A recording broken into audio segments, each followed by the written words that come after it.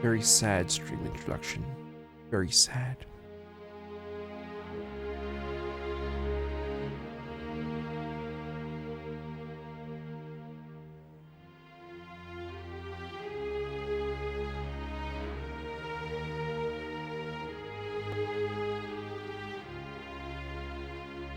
Hi Mel. Hi Mel. Hi Mel. Hi Mel. Hi Mel. Hi Mel. I'm not sure if she can hear me. She's pretty far away.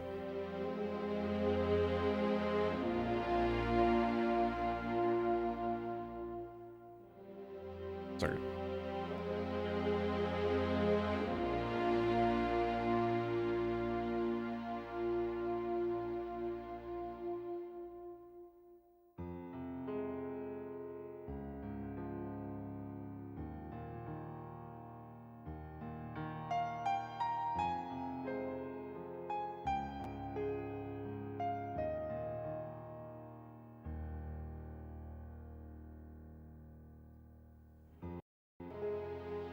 I'm getting pops recently in my audio, and that's making me a little bit scared. Do you hear a little sometimes? Do you hear a little? I'm not talking about when the audio completely stopped. I'm talking about like before the audio completely stopped. Did you hear a little in the right ear, specifically right ear? Just then? Okay, never mind. Because I'm not talking about this. Like sometimes I hear a. And I'm gonna be hyper vigilant about it. And that's weird for just to be happening like just because. And if my audio interface is dying, I'm gonna shit 8 bricks. And I hear already, it's not PFT, it's TTK. It's like that. Are you done? Are you done voting?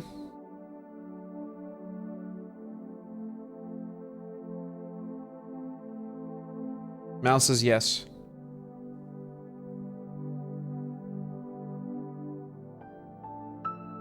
Crab Cabbage said yes. Nullify said yes. Red Cloud said yes.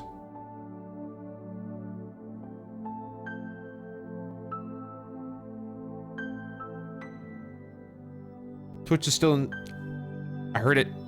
Did you hear it? Just then?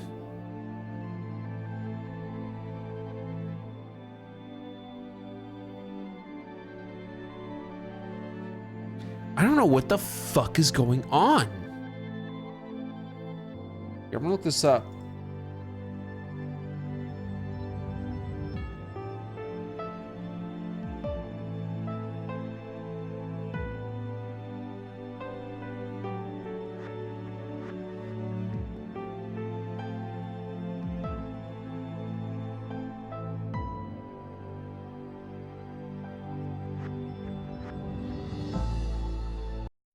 I'll do that.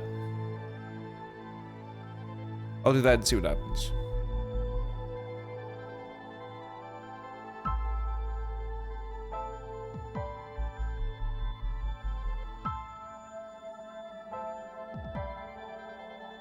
Boil your audio interface.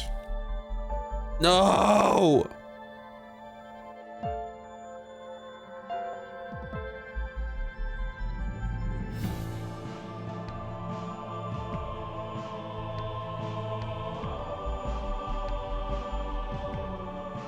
We don't even know. Okay, I'll let you guys vote for 30 more seconds, but we don't even need a follow-up vote.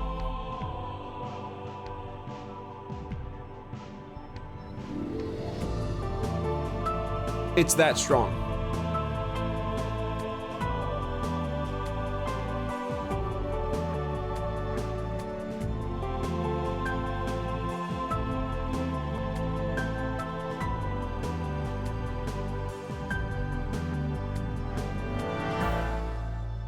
Five seconds. And voting's done. Who wants to take a big wild guess? What won? A big wild guess. Was chat annoying yesterday? No.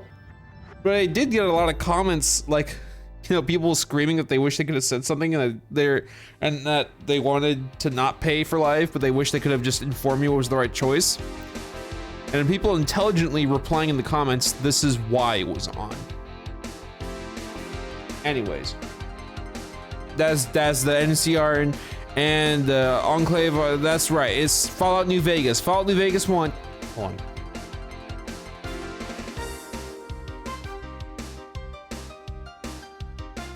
Pretty clear winner. Very clear winner.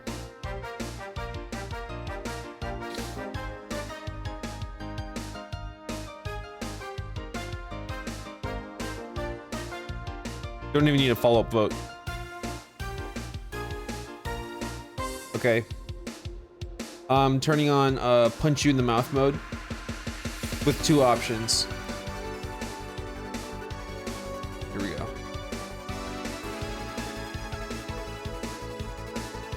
If you have been subscribed for a month, we'll see if this works. Subscribe for 1 month or a member. We'll see. We'll see. We'll see. That way we'll see. But if it's too bad, you're too bad.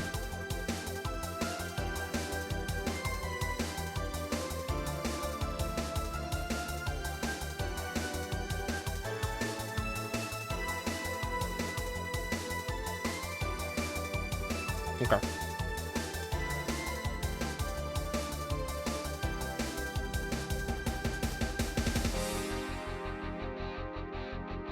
Ooh, the song has a little bad boy energy. Whoa. Whoa.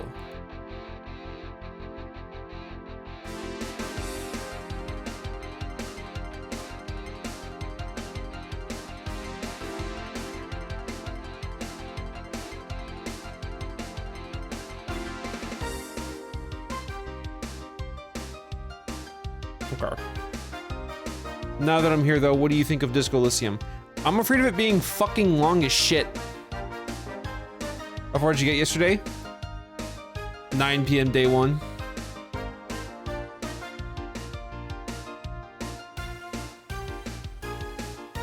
Okay.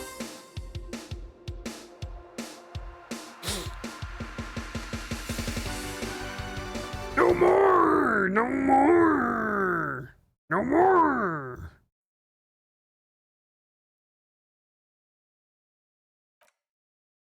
My first playthrough took 30 hours. Games for long people.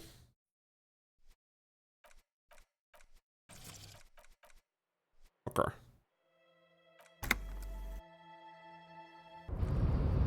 I have you on full blast.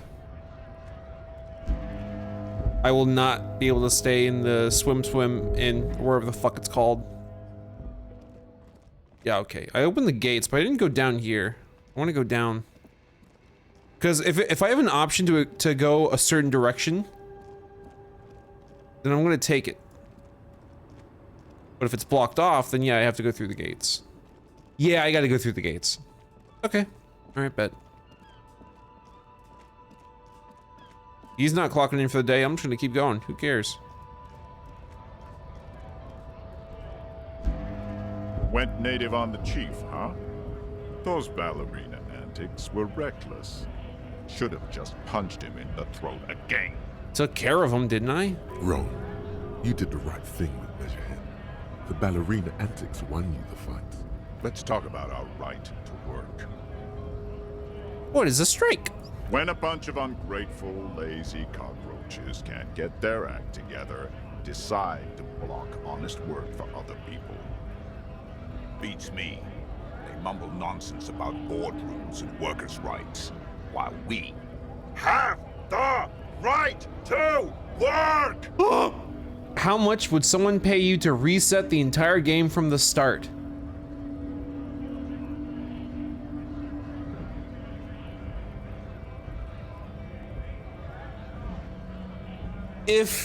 Okay, fucking, I don't want to, but if I had to restart the entire game from the start, I guess I would go full intellectual and it would be $1 grand.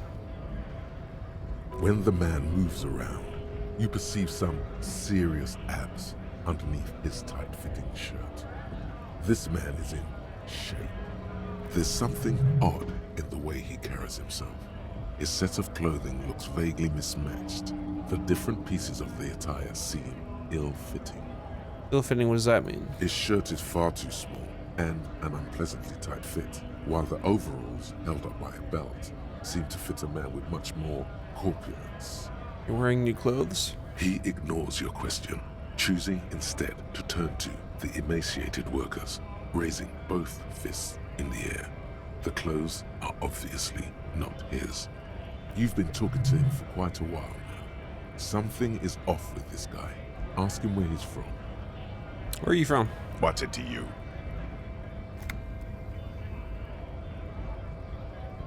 They look real familiar for a second there. No, don't think we've met before. I came to help out the people.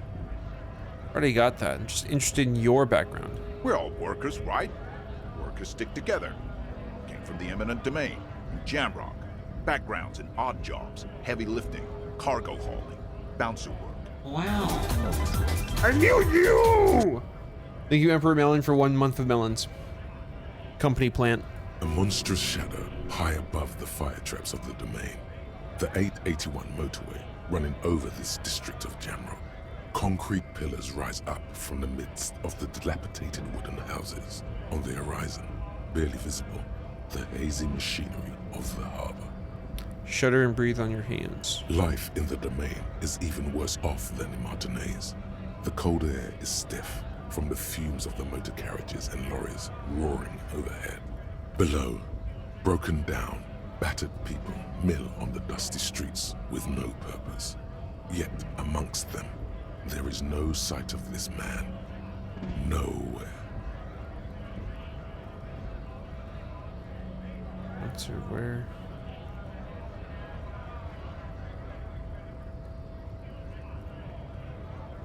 Okay. You're not from the domain. Yeah? What makes you say that? No one there knows you. They know me. That's bullshit. Turns his attention back to the gates. Bye-bye! Right.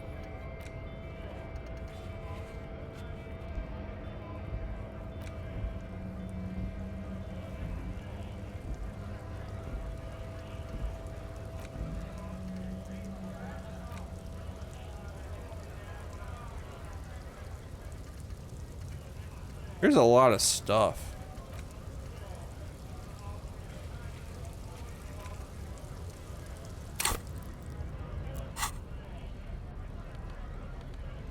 Okay. Hooray.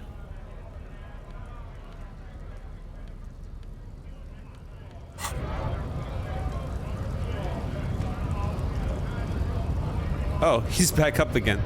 Hold on. Wonder if I can kill him. Oh, I told you to go home. I got stuck to this guy.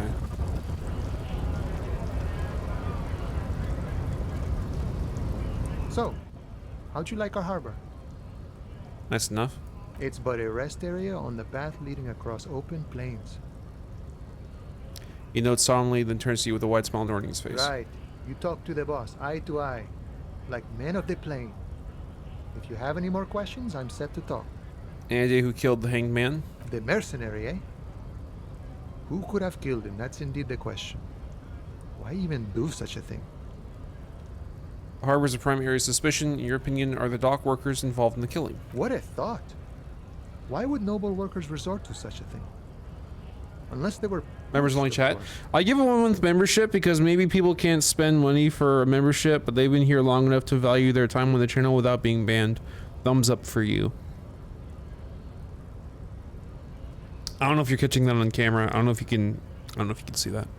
Your dead guy was an enemy combatant. What does that mean? He was an agent of the opposition, attempting to undermine our honorable efforts. Did you kill him? I ain't the murdering type, but that's just me. Large organizations like our union have all sorts of men, with all sorts of skills. He means a more violent faction could easily take care of such a thing. Thank you. That one script for $1.66. Understood. This has been of limited use. Still, thank you. No problem. I wish the best to you in your search. Sure, I'm glad it's not my search. Okay. When that become a thing, fuck me, man. I've asked multiple people they want it removed, and they always say no. I don't know why people like being hurt. What was that? Merchant. If you would like that donation turned off, type 1 now. I gotta take my pants off before I face off against this guy. 1 second. Oh, pants are just bad for you.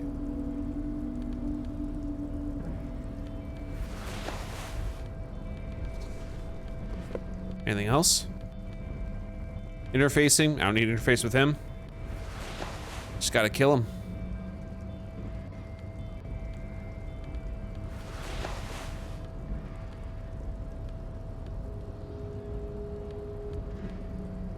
Let's take care of business. Maybe have a weapon out.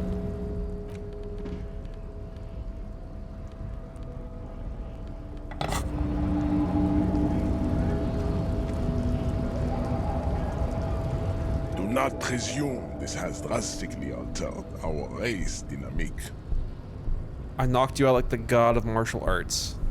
True. I said nothing about our personal dynamic. That has altered. A little. Do anything about this mug? He does not so much as glance at the object.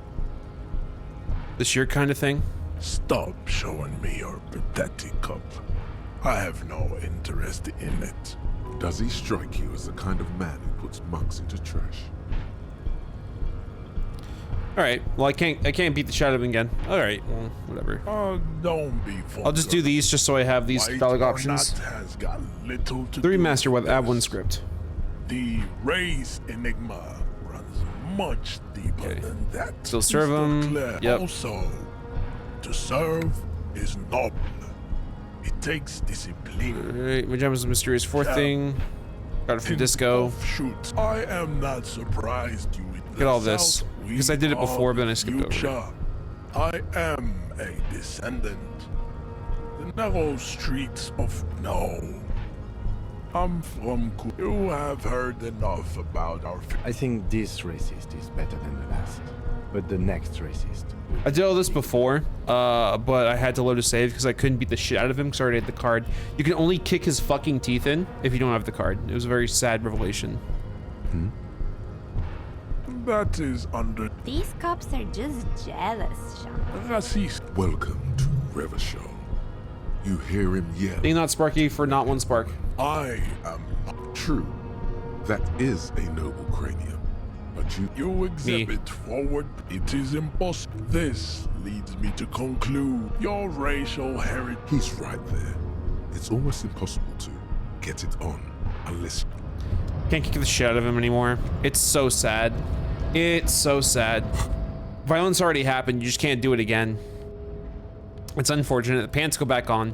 I'm so sorry, guys. The pants have to go back on. It's just what it is.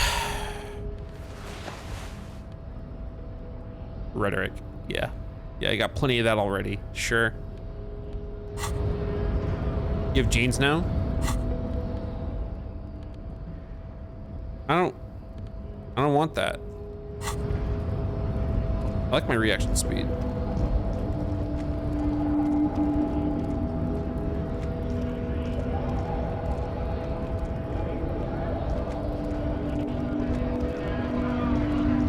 So, how do I cut through since I have the card now?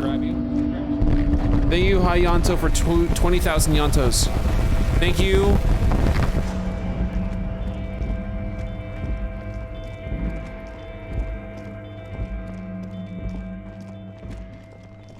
You mind if I...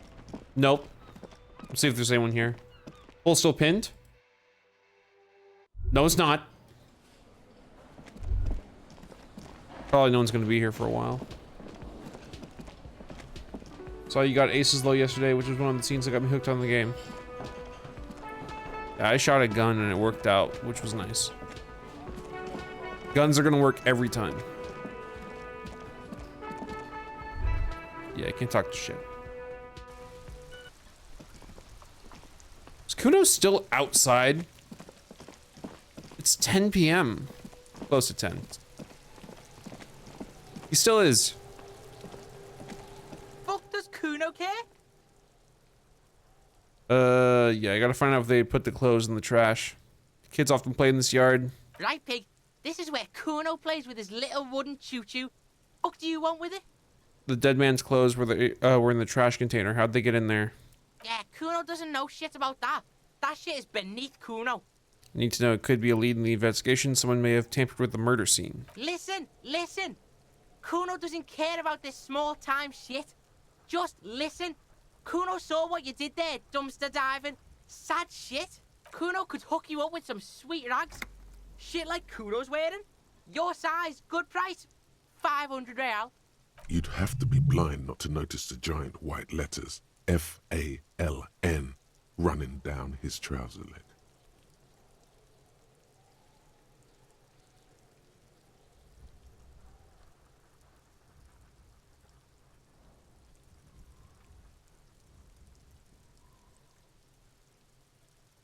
What do I want to use?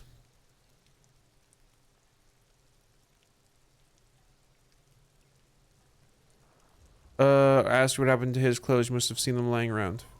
What's so great about these pants? Pig, these are found modulars. Liquid fit, performance crotch, urban survival shit. Made in Mirova by scientists.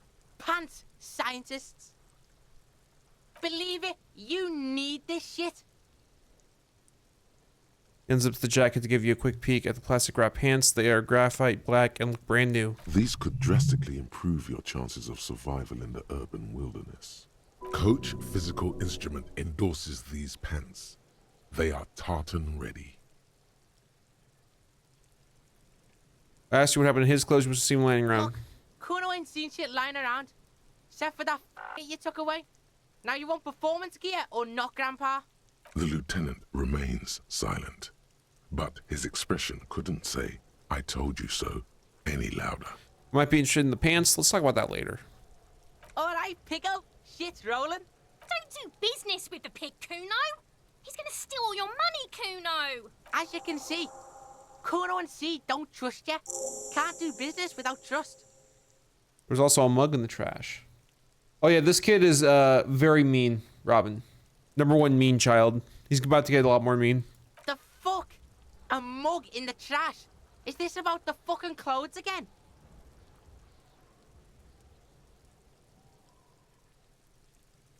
Yes, does this racist mug have anything to do with it?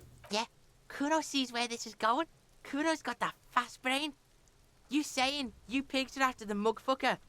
Cause he's the clothes fucker? I can't hear you, Kuno. Speak louder, Kuno. That's exactly what I'm saying, Kuno. Someone has tampered with the crime scene and cleaned up some of the evidence. Smile. Shit, that's tense. Someone's going to the beat-down basement, huh? Mug guy gonna get tied to the radiator. The kid may have something there. He's already come up with an interrogation technique too. Kuno doesn't know who put that shit in there. And if he did, he wouldn't squeal. But if you find out, maybe you can... Stop turning into a pig, Kuno. They're trying to get you hooked on the snitching. Get away from my Kuno. Yeah? Get your bacon shit away. Kuno doesn't like to be seen with the popo. Get your shit done and out of Kuno's face. Bye-bye. Yeah, whatever. Kuno doesn't give a shit. Bye-bye. Kuno doesn't fucking care. Bye-bye. I've already tried for anyone that's going to ask. You can't shoot Kuno. They have like an impervious shield on them, and when you try to shoot them, it bullet bounces off and hits you in the head. So I think some members can't chat currently, even though they're a member too. Really? Because of subscriber mode? Really? That is some dumb hierarchy shit on YouTube's side. That is so dumb. That is so stupid. Oh my god. Okay, so if you've been subscribed for a month, you can type. But if you're a member, you can't type if you haven't been subscribed for a month. Wow.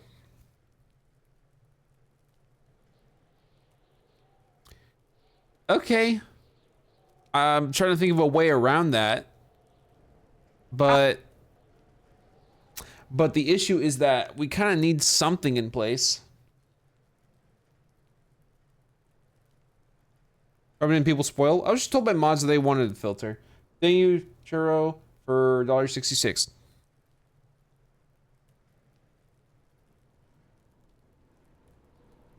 Yeah. They told me they've been a subscriber for 4 years. Oh, okay. If they have issues on their side, then that means I don't feel bad ever again. All right, what else can I do here?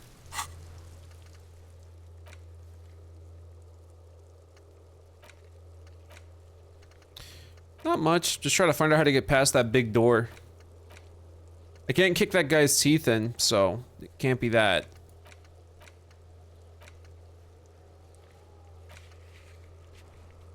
You tried knocking down the— no way, the door doesn't have a physics check. It's just gonna hurt you. Just do members again, man. Ah! That make you feel bad? Hmm? It's locked for the day.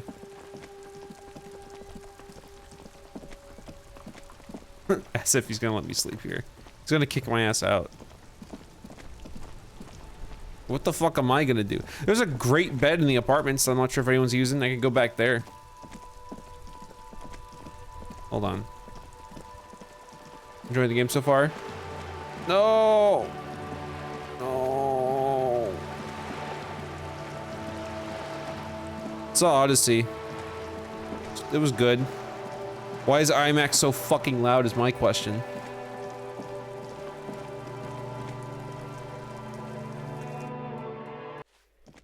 Goodbye, music. See, now here's the thing. If there's no one here... There's no one here. I could sleep here. Whoever lives here... maybe they're dead. This is a perfectly fine bed. I'm not seeing anybody here. Too loud for you, Grandpa? It would be the reverse, Toa, but nice try.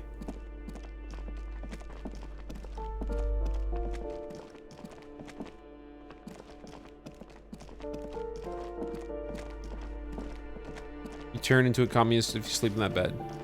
You're an alcoholic, not a squatter. I don't have a place to sleep unless they don't kick me out. You know, I have not tried just going there and seeing what happens. Fuck it, why not?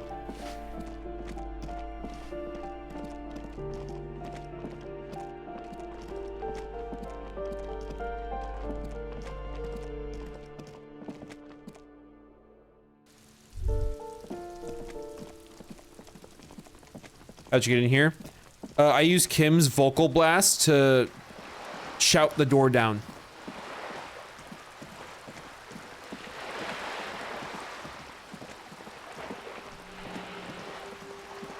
Riz up the manager. I'm gonna show you my stats. What do you think?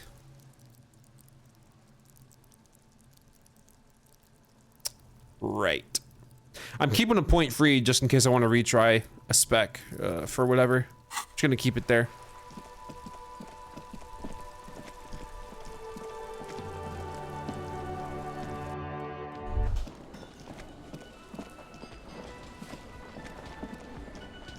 I'm gonna talk to the store. You see a heavy steel door with a... Nope. Okay, there's no check on it. You just get hurt trying to push it.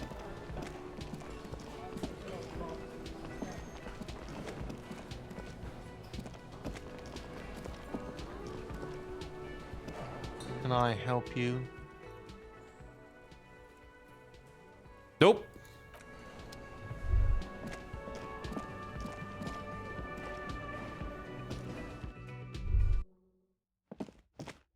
The door is closed. No.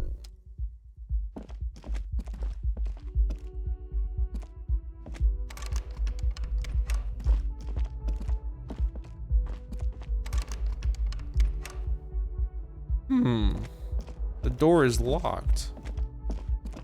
I do have a crowbar. That should open the door.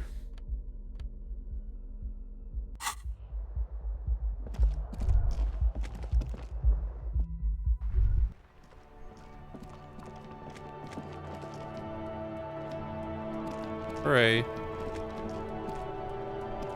Why is he holding a flashlight in a well-lit place? To show off the ray tracing. Any bits on who the killer might be? A few. But right now, they're just completely arbitrary guesses.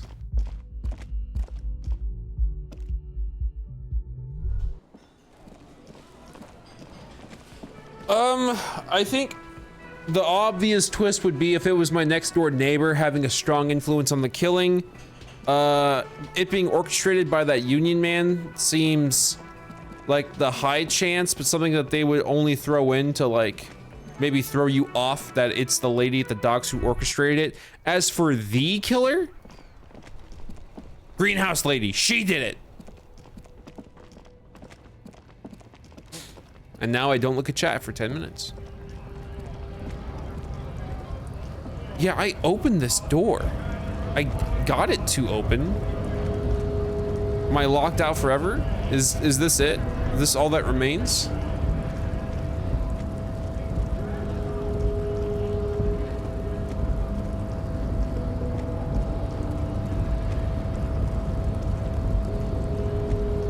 You got the door and the stairs to open. I mean, this has been open the whole time. What door? Already did smoke, you missed it. You can't do it again. It was locked before? Bro, I went through it on the VOD like 4 times. Button opens it. I can't reach the button. Who are you? An imposing combination of a punch clock and a payphone is looking down at you from the wall. A note on the side says, "Tokens unavailable due to strike. Use change." I don't have a need. The file cabinet stands steady as ever, and the unlocked drawer slides out to greet you. That's not happening. That's not happening. Okay. The drawer slides shut.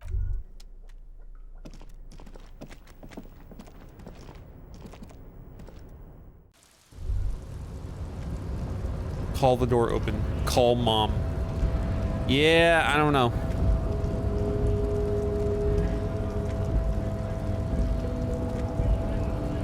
I did get the union card. Like, I talked to him. I got the union card. I'm so sure I talked to him. I don't know why in this save I wouldn't have talked to him. I'll talk to him again. See what happens. Smash Kim? No? Why?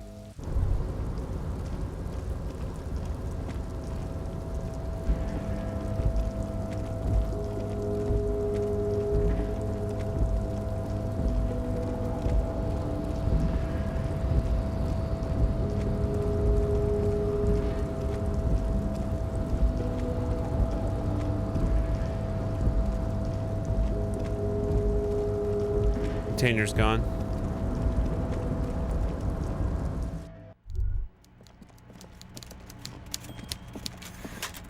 Shoot him. Mr. Dubois, a pleasure as always. You don't have to sit down. See, this already time, talked to him. Since you've already sat on that chair. I've already talked to him. My dear Harry, there are literally... I rarely do, Harry. I have... See you soon, Debardeur. Just kidding, but not too much. Yeah, I don't know what to do then. I don't know how to get past that door. Check quests. Well, my next quest is talk to a guy at 9 p.m. But not this 9 p.m., the next 9 p.m.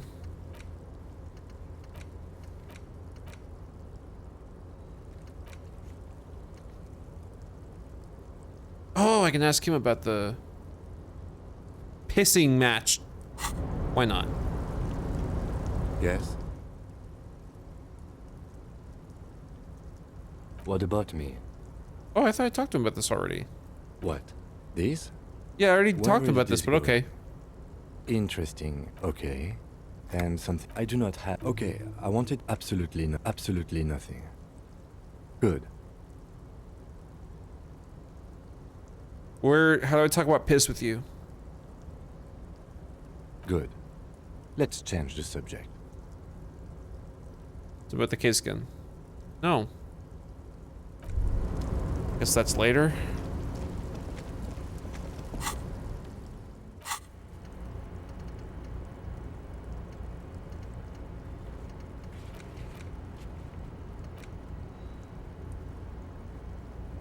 Okay, I could go back to her if she's still on that boat for some reason.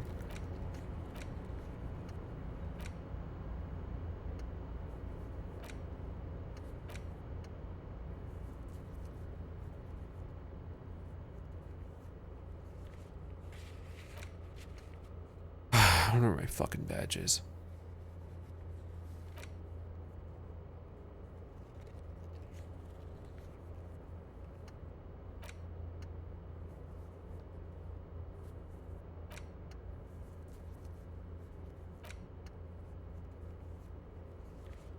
Okay. Talk to my car.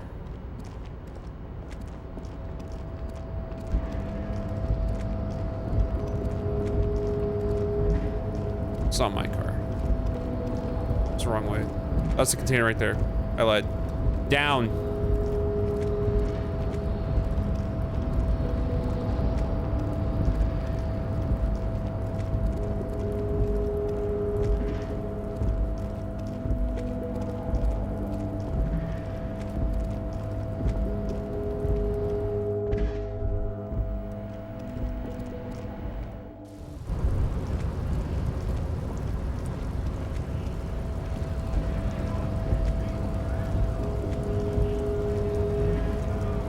Game's being weird. Please go down. There you go.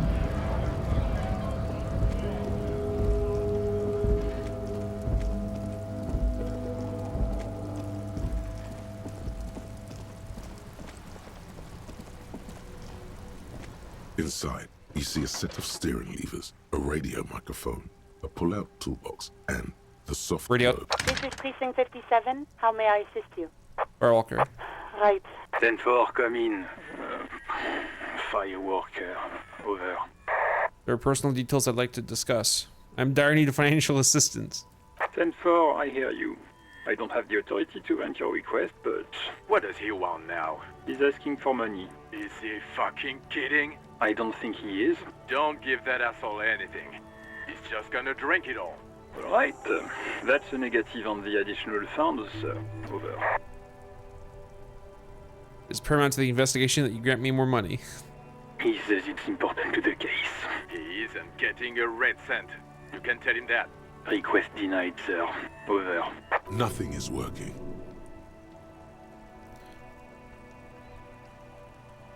I'm begging here. I don't have a place to sleep tonight. He says he's in trouble. Doesn't have a place to sleep. Well, I guess he'd better crack the case before sundown then. Vigmar said...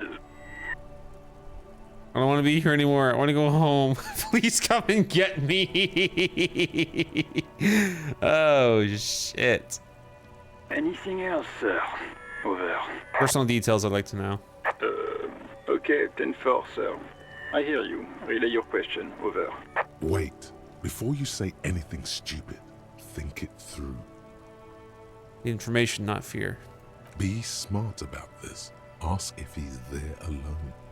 10-4, sir. I'm not hearing your question. Are you alone in the room? I need some confidential information about myself. That's a negative, sir. I got a 10-12 here. Over.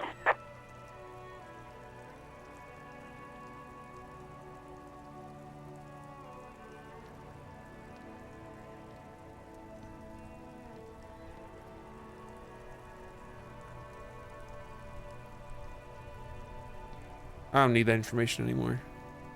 Unless it gives me XP.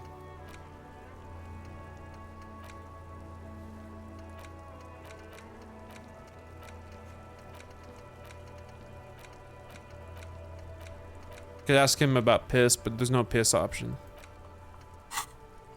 Nah, fuck it, give me this. What? What is it? He's still on the line? He wants to verify the information on his badge. But of course, it says Dick Mullen, High General of the Revacholian Cavalry Force. Tell him to stop wasting time. What do you need, sir? Over. Okay, bye. Understood, sir. Over.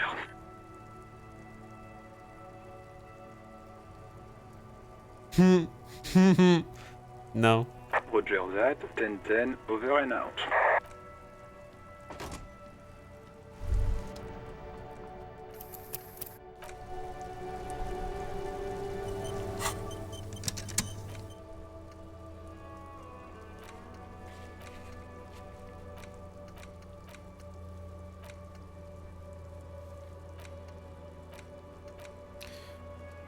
Try talking to Joyce again.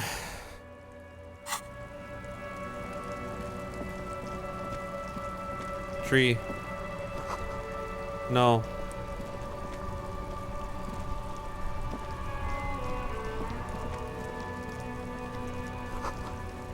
Tracks. Okay.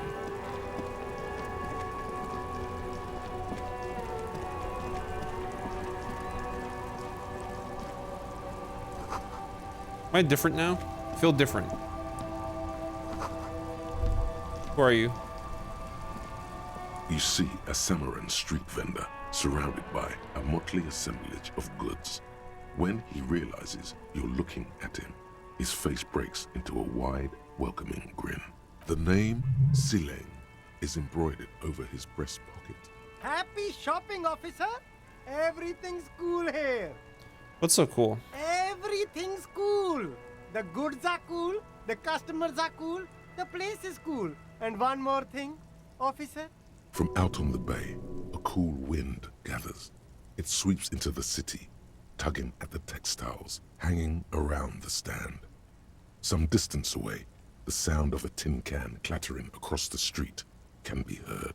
You're very cool. Bang, bang, bang, bang! He makes both hands into finger pistols and fires a few finger bullets into the air. You feel a twitch in your index fingers. There's a finger shootout brewing. Whip him out. Good. Don't shoot, officer. Have we got an arrest here or just a shakedown? A shakedown. A shakedown. Good one, officer. You're a funny guy. Now, what can I do for you? Just kidding. I'm really here to shake you down for some answers to official police questions. Then fire away, officer. Thought gained. Finger pistol. I'm still thinking, right? Yeah, I'm still thinking currently. I'm in the process of thinking. That point can go into research, so I think faster. Is there a thing for thinking faster? I don't know. I think I just think at a normal pace.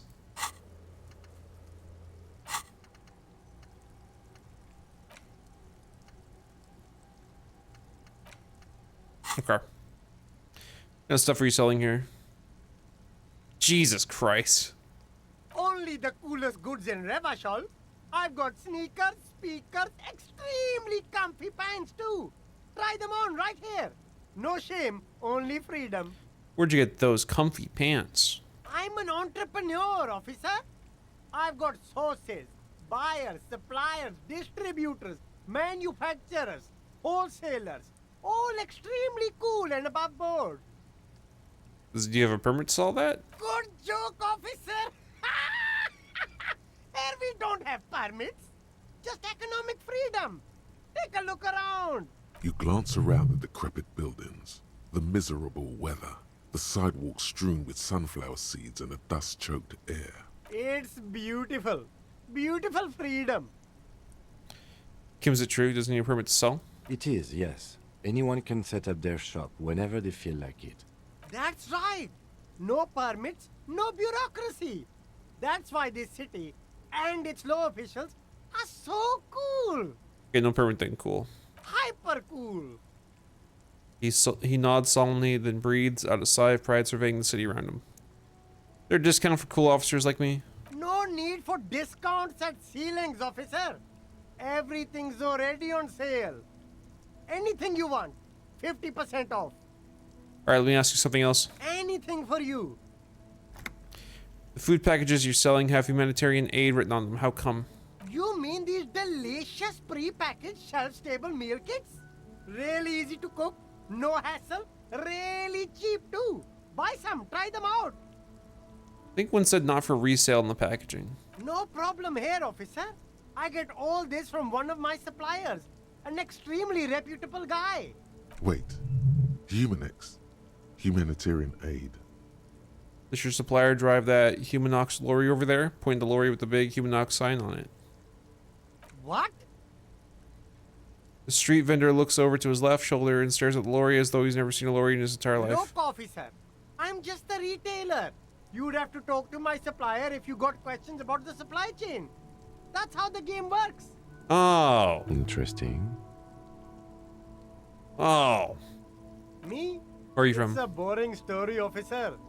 Who cares about the past? I'm all business now. All Revachol. But you're not a local, are you? Very sharp, officer. I'm Serais, from the Sigai province of the Serais Empire. The apricot suzerainty, you know? Yum, apricots are delicious. Why is it called that? Lots of apricots there. The apricot suzerainty is what the Sigai archipelago is commonly known as in Revachol. It's a bit of a fraught term, I'm sure you understand. No, apricots come from Sigai. My grandma used to grow them. But Sigai is a shithole. That's why I came to Revachol. Here's much better for an independent entrepreneur. Less laws. Speaking of, why not support an independent local entrepreneur? I send half my profits back to my grandma in Sigai. Just wait, I'm gonna give you some money. Rhetoric. Challenging.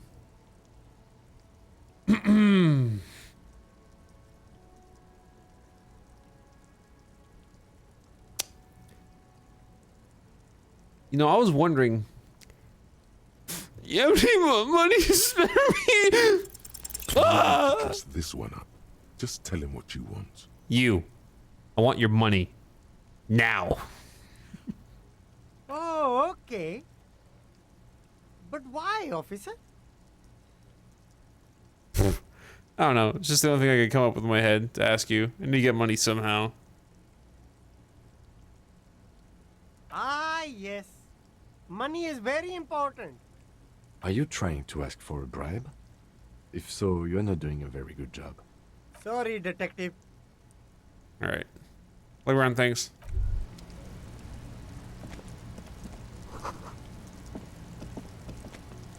This man has talk bubble. We should think about calling it a day, maybe. The nights are still miserably cold this time of year. I haven't paid the cafeteria manager for the damages yet. We should take care of that, then. I don't have the money. Let's talk to him anyway. An officer of the RCM shouldn't be sleeping in the street. We'll figure something out. This is gonna go well. Hey, if I can't talk to him, I'll at least fucking threaten the shit out of him, I suppose. That's fair. That's totally fair. That's a fair thing to do.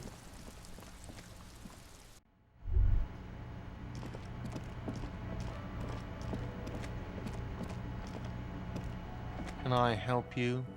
With that money I owe. Yes. Have you got it? I was wondering if we could come to some sort of arrangement for tonight. Does that arrangement include you paying me what we already agreed you owe me? Found the cause of that chat issue, by the way. YouTube auto unsubbed the Emperor Melon from you recently.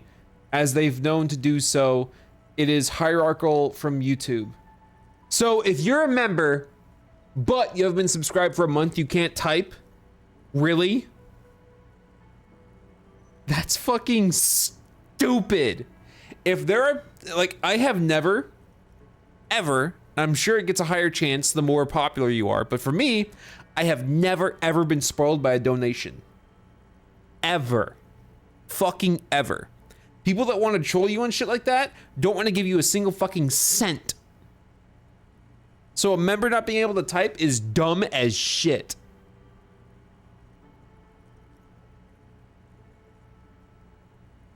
Kim is about to say something. Let him. Okay.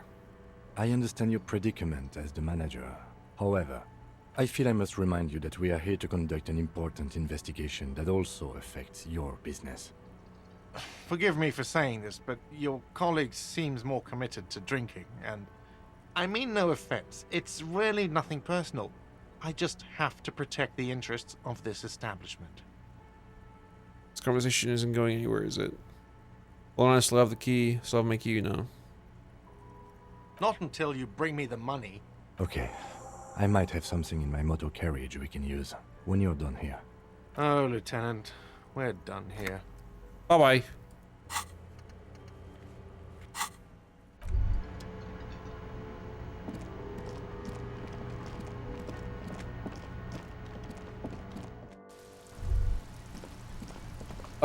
How's the game been when it comes to respecting your freedom of choice? I'm seeing the cracks here and there. Sometimes I can see when the game shows its hand and I'm like, I know what flag caused that to happen. Otherwise, it's cool being able to click on shit. A radio microphone. I have something here we could sell. Look in the back, in the suspect transport enclosure. Transport enclosure? Regular people just call it the cage. Look. The cage at the back of the motor carriage looks rather uncomfortable. 4 shiny hubcaps are stacked against the seat. Their silver edges sparkle in the dark. I confiscated these 4 a little while back. We can take them to the pawn shop down by the Martinez Canal. Is it something with the pawn shop? Yes, there's one 100 meters south of here. I think it's called Roy's Nest or something. If I'm not mistaken, it should be open late. Items that can be pawned at Bird's Nest Roy's appear in your inventory under the Items tab. You can pawn these items when talking to Roy. Oh. What are those things? There are spinner hubcaps, frivolous things you put on your wheels. When the wheels come to a stop, the caps keep on spinning. There's no real use for them, it's just for vanity. Honestly, that sounds like an amazing physics demonstration. What do you mean you confiscated them? A couple of weeks ago, I stopped a young man for going slower than the speed of traffic. Turns out he was some coalition official's son and high. I get it, would have confiscated them too. They're mesmerizing. That they are. I was going to take them into evidence, but they weren't necessary for conviction. He never asked for them back. Did you want these spinners on your machine? No, that would be silly. I don't know why I kept them. It doesn't matter. I couldn't put them on this MC anyway. A cup with spinners. That would be outrageous. Yes, outrageously cool. He flashes a smile, barely visible in the dark. I'm sorry that you have to sell them because of me. As I said, they are useless anyway. I should have remembered I have these earlier.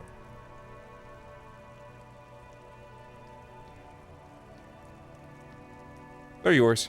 All right, let's not take them now. Then come back once we realize we have to. Have this conversation again, and then take them.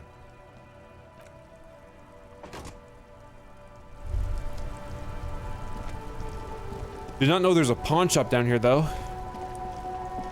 Are you the pawn shop? Is this a pawn shop? You're a door. Garbage bin.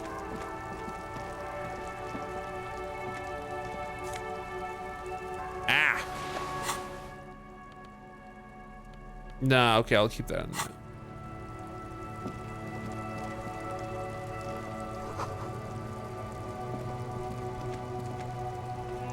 A couple of indicator lights are missing from this control panel.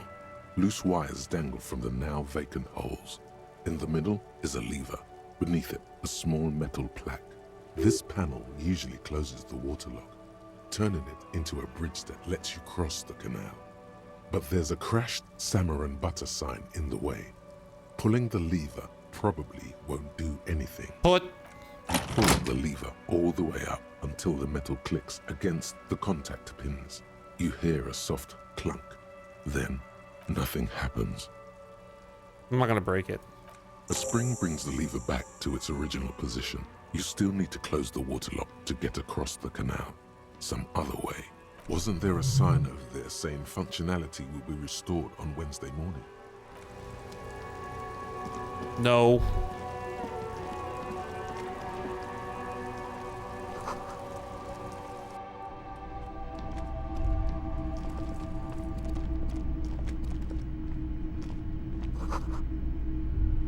A typical Martinez streetlight sits among assorted floor and table lamps. Nah, you gotta just talk to this guy. You're the guy.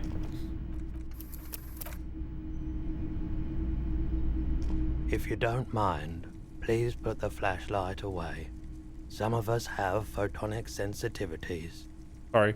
I do appreciate it. How do I? Okay.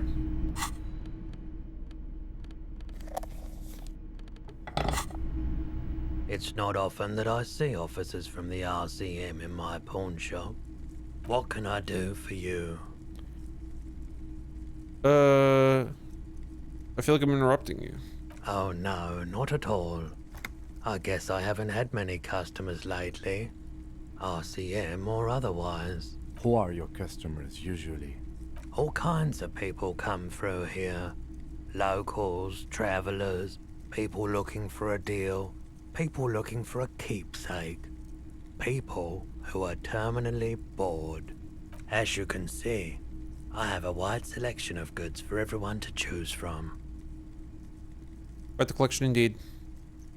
It keeps me entertained. The tension is drawn once more to the play of light and shadow on the walls behind you. He's well composed, but underneath it you sense psychedelic processes bubbling. Some kind of drug, maybe. Entertained. He might be high. If he is, on what? Is Roy high, and if yes, then what is he on? Okay. What? He definitely is high. Whatever it is, you've probably done it, and many other things besides. But you can't cut through the jumble of sensations to get to the answer.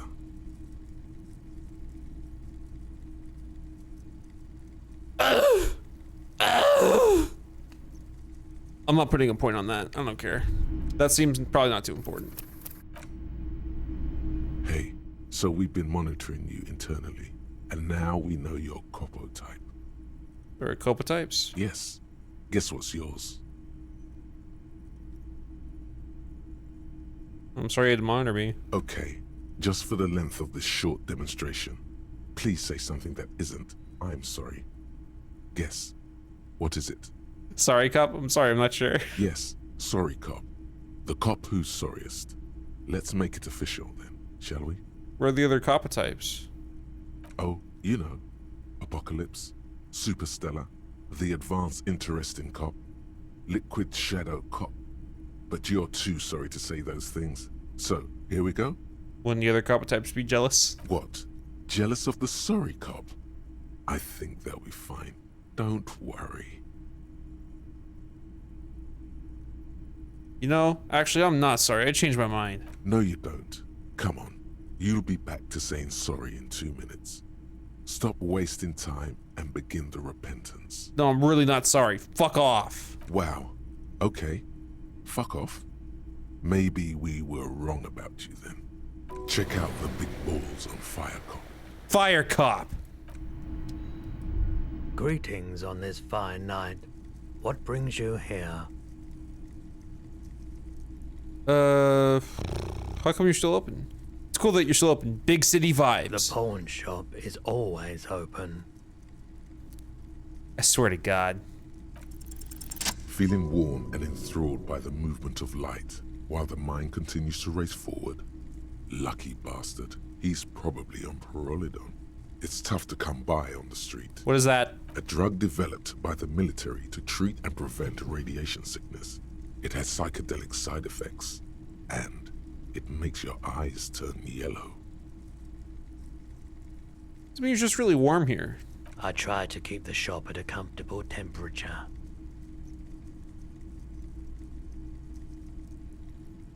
No judgment, just curious.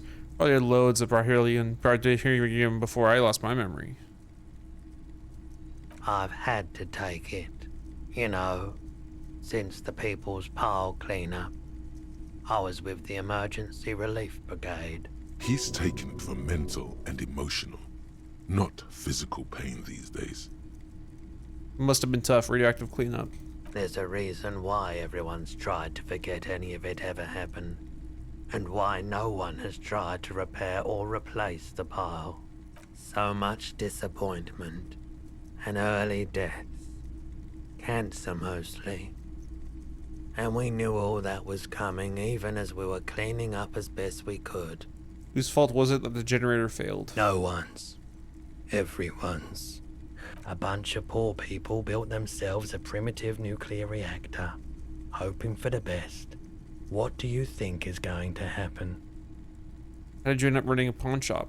The cleanup happened 15 years ago. I was young then. Later, my second aunt died. Left me this shack and all the assorted junk in it. So I came to Martinez. People told me don't go there. It's a shithole. I said, people, we just had a nuclear pile meltdown. I'm gonna get as far away from Forburg as I can. Still in the same city, but... I don't want to push too hard. Thank you for telling me. I like the theory more than the story. Outward movement, not vortices. Yeah, you gotta get in on those vortices, my man. Yeah, is there something that like, this smile... Let me have a look. I'll check my pockets. Anything else you're thinking of selling? Fucking nothing. Summer clothes. I'm not purchasing any more clothing at the moment. Okay, I guess I have fucking nothing to sell. Another time, perhaps. Maybe later investigation. I doubt it, but I can try and answer any questions you may have. Know anything about the recent hanging? I do my best to keep my distance from all manner of butchery. Bad for business. Bad for everyone.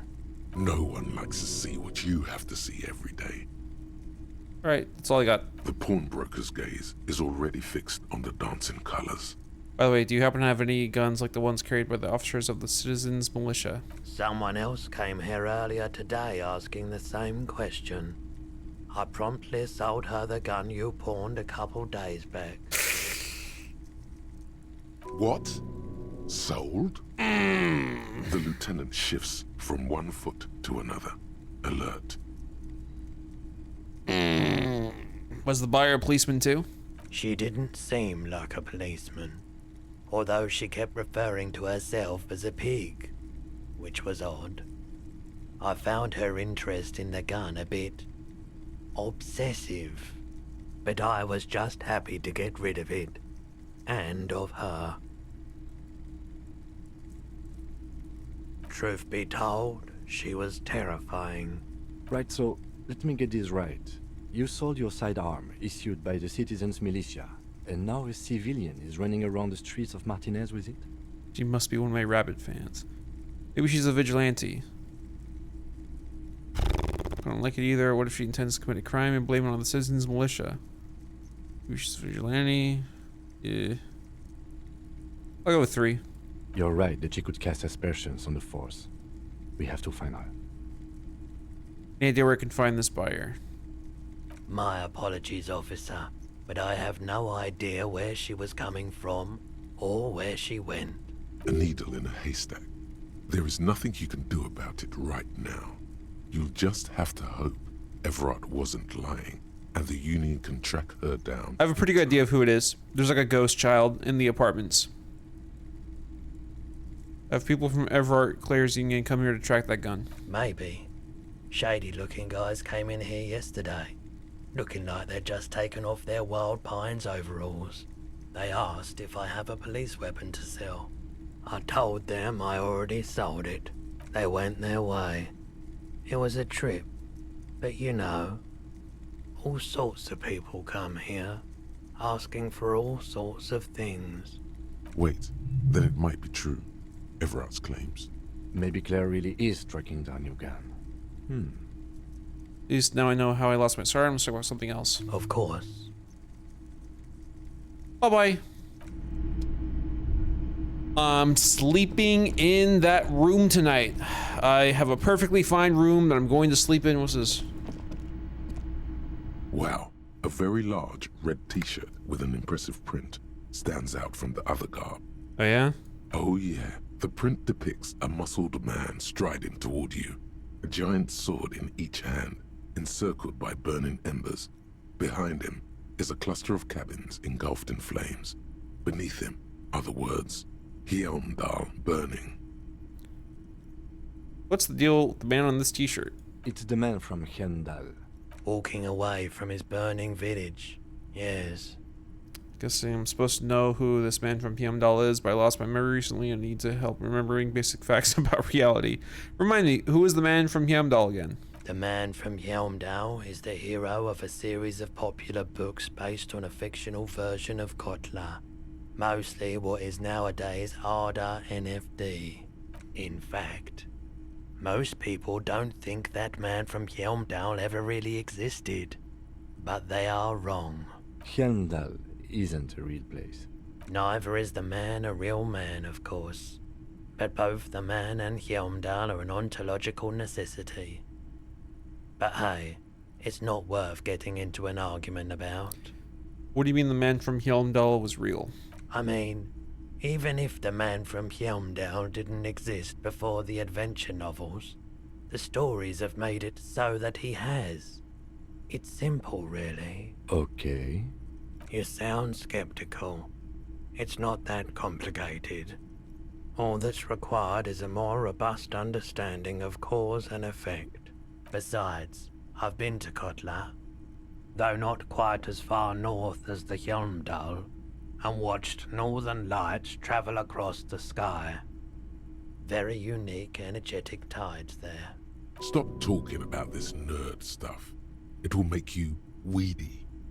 Buy the damn shirt already. It's powerful. How much are you selling this t-shirt for? 2 real. That's dirt cheap. Cool, think about it. You should. Yo! Yo! What? I got dick all authority already. Give me that shirt. Welcome to Hjelmdal, officer. All right. Bro, if I'm sleeping outside, I don't want no one to fuck with me. Hell yeah.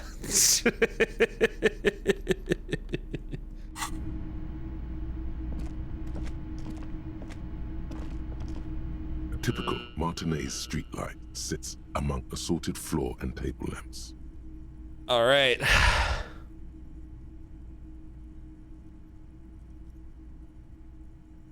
The streetlight. Where'd you get this? How much for this streetlight? 700 real. A bargain, I dare say. A bargain? No, it's not. He's trying to sweet-talk you into buying trash.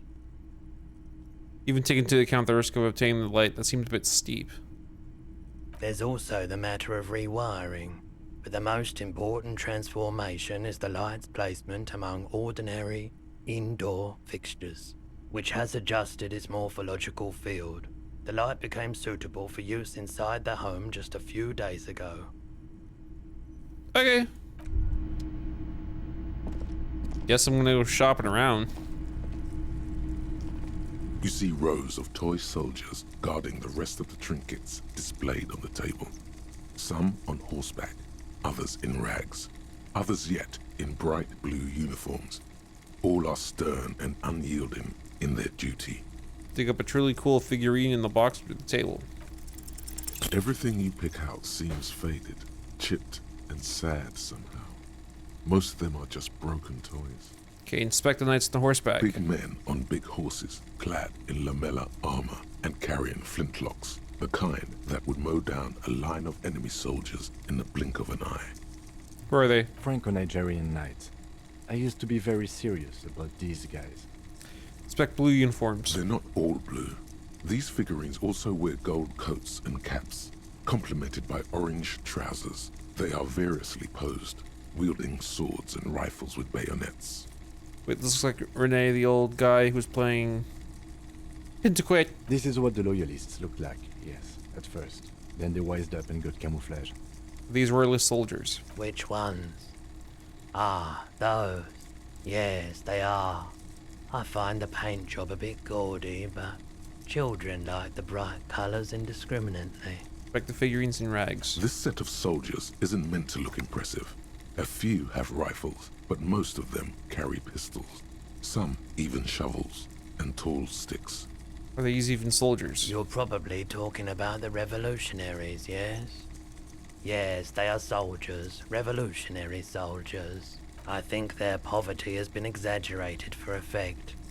When you place them next to the royalists, it doesn't seem like they could possibly win.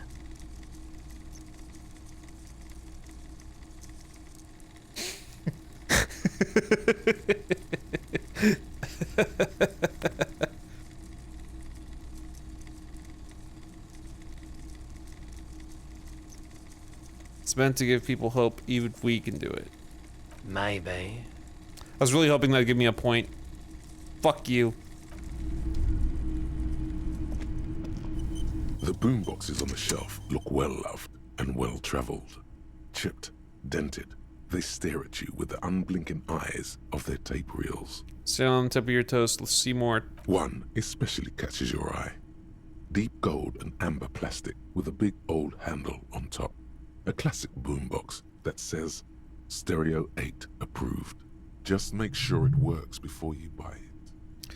Upkeep the Stereo 8 approved machine here. Is the Harman Welsh W2, made in Vespa, designed in Seoul, plays all reel-to-reel formats, 2mm, 8mm, 12mm. It's even got a little radio in there. It'll set you back 12 real. You sure this is all in working order? Absolutely. I've tested each one myself with recordings of speech. Found sounds and music from a variety of genres. It's right there. Even and I got the money for it. I don't really like music. What I really want to know is, could this device come in handy when my police work smile? If police work means playing tapes, sure. You can use it for that. Or any other time you'd need to play a tape.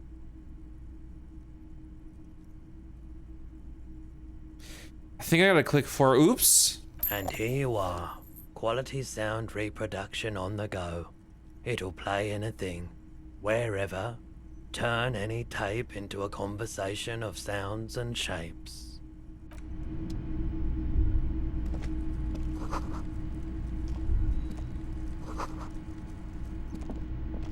Alright, bet. Cool. If only this tape had something in it. Nah, I'm not gonna pawn off Kim's stuff. This is my problem.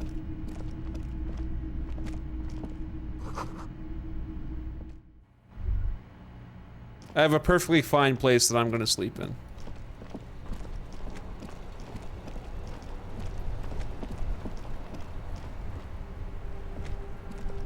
Yes? Okay, no.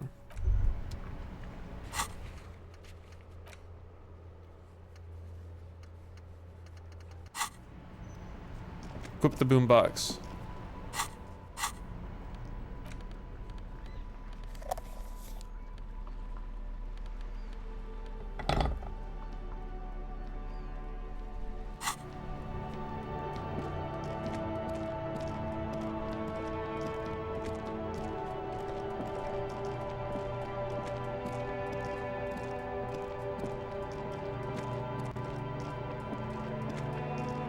Good.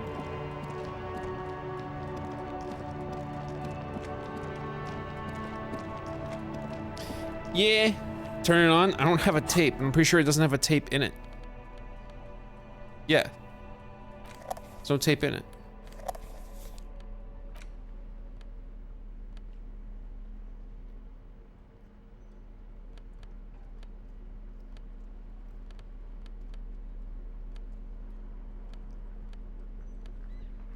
Okay.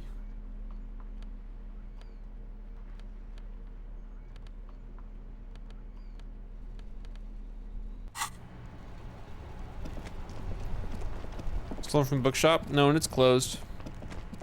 Not exactly a stealthy guy. Well, maybe I could be if I took my pants off. It's always an interesting subject. I can be stealthy, but it means I have to take my pants off. Also, it's locked up.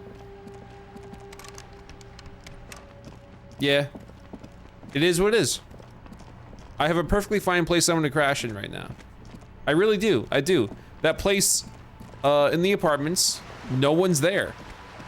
And it's 10 p.m. and no one's there. I'm crashing there tonight.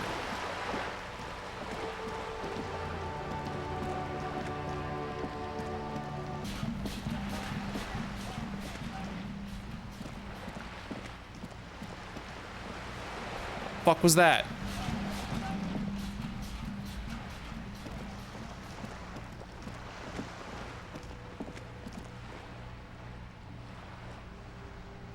Huh. Radio. What's going on with that radio?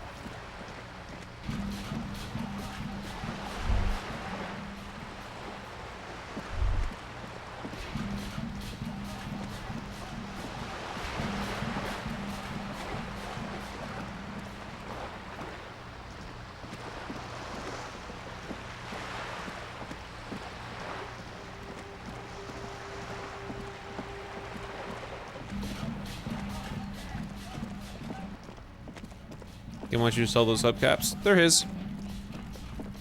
They're his, they're not mine.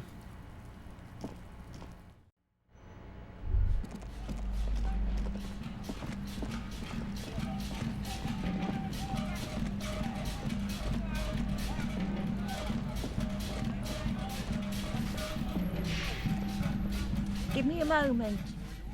Thought you know where the music was coming from.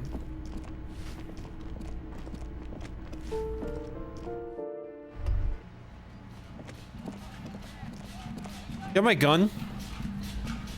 Hello again, officers. Have you come to admire my mural?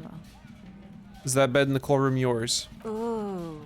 Not only have you found my address, you've discovered my biggest secret. I'm a coal miner. She does have eyes that seem to be smeared with coal. It's not the nicest place, but I guess we'll have to do. It doesn't have to do anything at all. Nothing does. Like me. Right now, I'm doing nothing at all. Really, you're a miner? Yes. I keep hoping a shaft will collapse on me. But somehow, it never happens. Okay. Shoot, Piggy. It's what you do, isn't it? Keep looking off to the side. What are you looking at? The lieutenant is desperately searching for another handkerchief. Huh? What? She turns her head to face the coast and nods disdainfully towards Joyce performing maintenance on her boat. Hatred? Disgust? It's difficult to tell which of the two is more present in her girlish features. The woman on the boat does not notice her staring. That is on her. Someone's got to keep an eye on her. You mean Joyce? On a first-name basis with her, are we? Piggy's moving up in the world. What's Azan? It's where they grow whores like her, and they're whoremen. Why all the negativity? Have you got a crush on her? Aching for an opportunity to defend her honor. You took my gun. Bye-bye.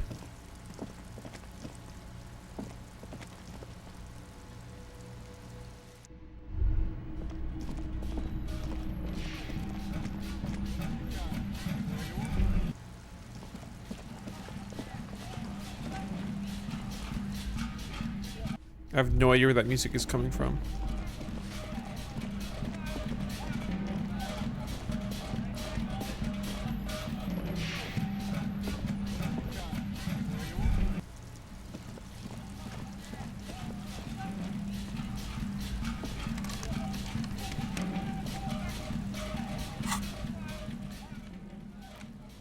Anyways.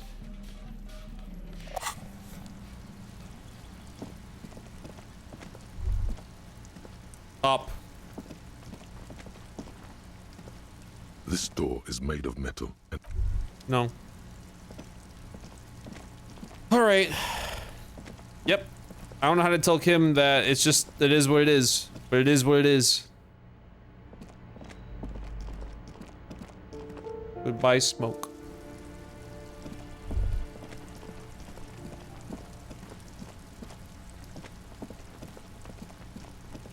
What happened to the gun? I pawned it off a couple days ago.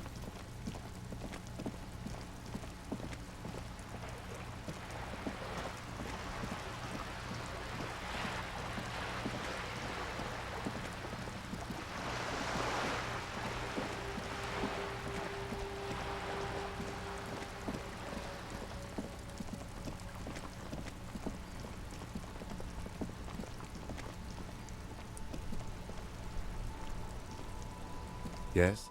I don't know why I can't talk about, like, just... Like, no. Like, it can't happen.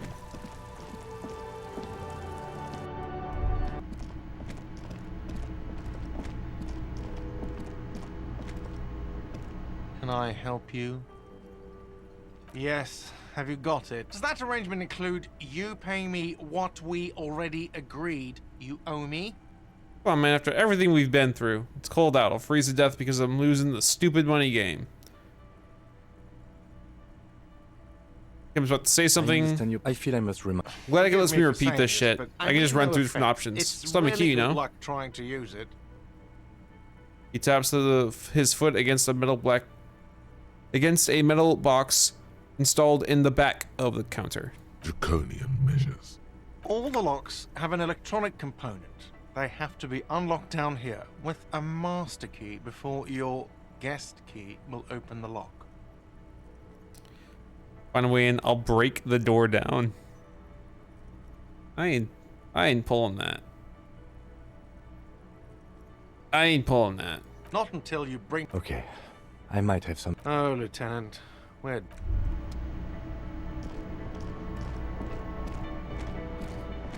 Kim likes those. Kim likes those. I don't want to take them from Kim. This is what it is. This is what it is, and I wish I could tell him, all right.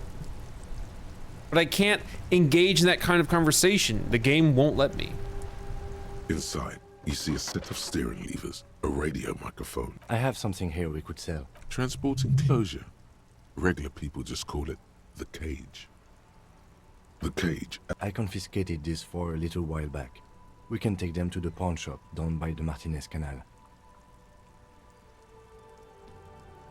Can't you buy them back? It's a pawn shop. I just hate it. I hate it. He's holding on to them and they're his. Ugh. No, that would be silly. I just... He flashes a smile, barely visible in the dark. As I said, they're useless anyway. I should have remembered I have these earlier. Nope. All right, let's not take them now. Then... Yep. You just wait until the day fully completes? Yeah, I guess I will. Because those are his.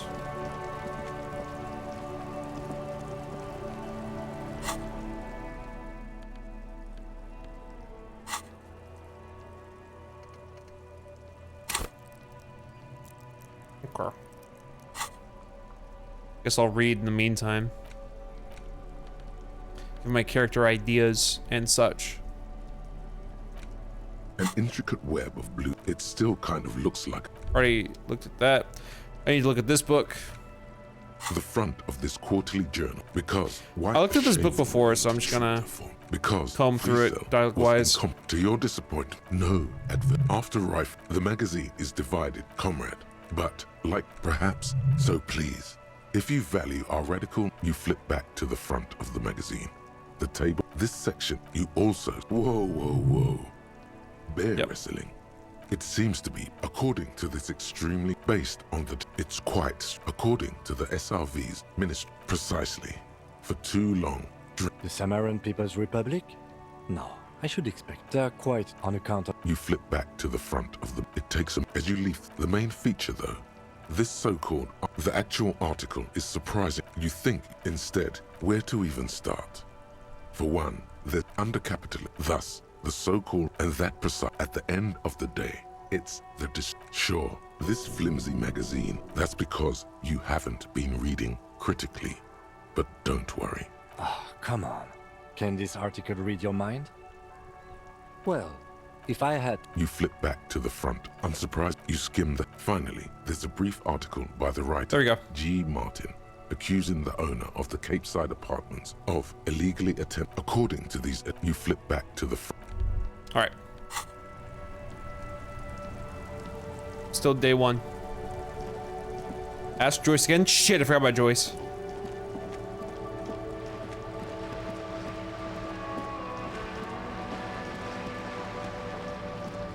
Supposed to talk to her anyways.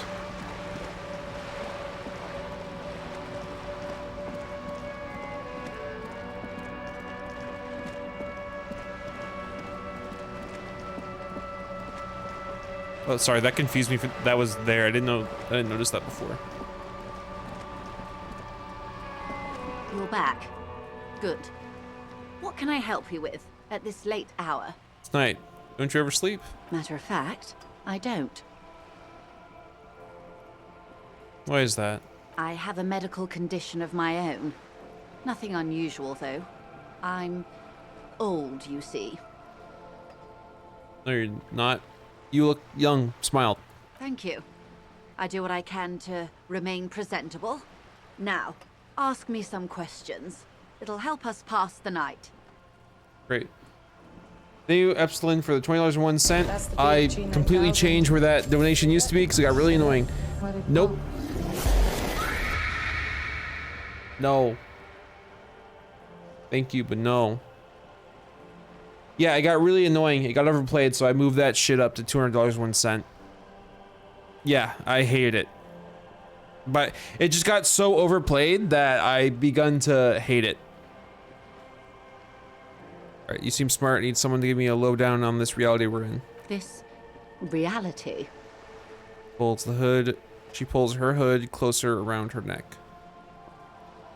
It's related to that medical episode. I have trouble remembering even the most basic terms of reality. No time to explain. Just give me the lowdown. No, but please. A little context. We're not in such I can't remember shit. Ah, yes. The episode. Sounds like an acute case of encephalopathy, now that I think of it. He puts down her thermal cup and looks at you. Don't be phased, madame. He functions perfectly well.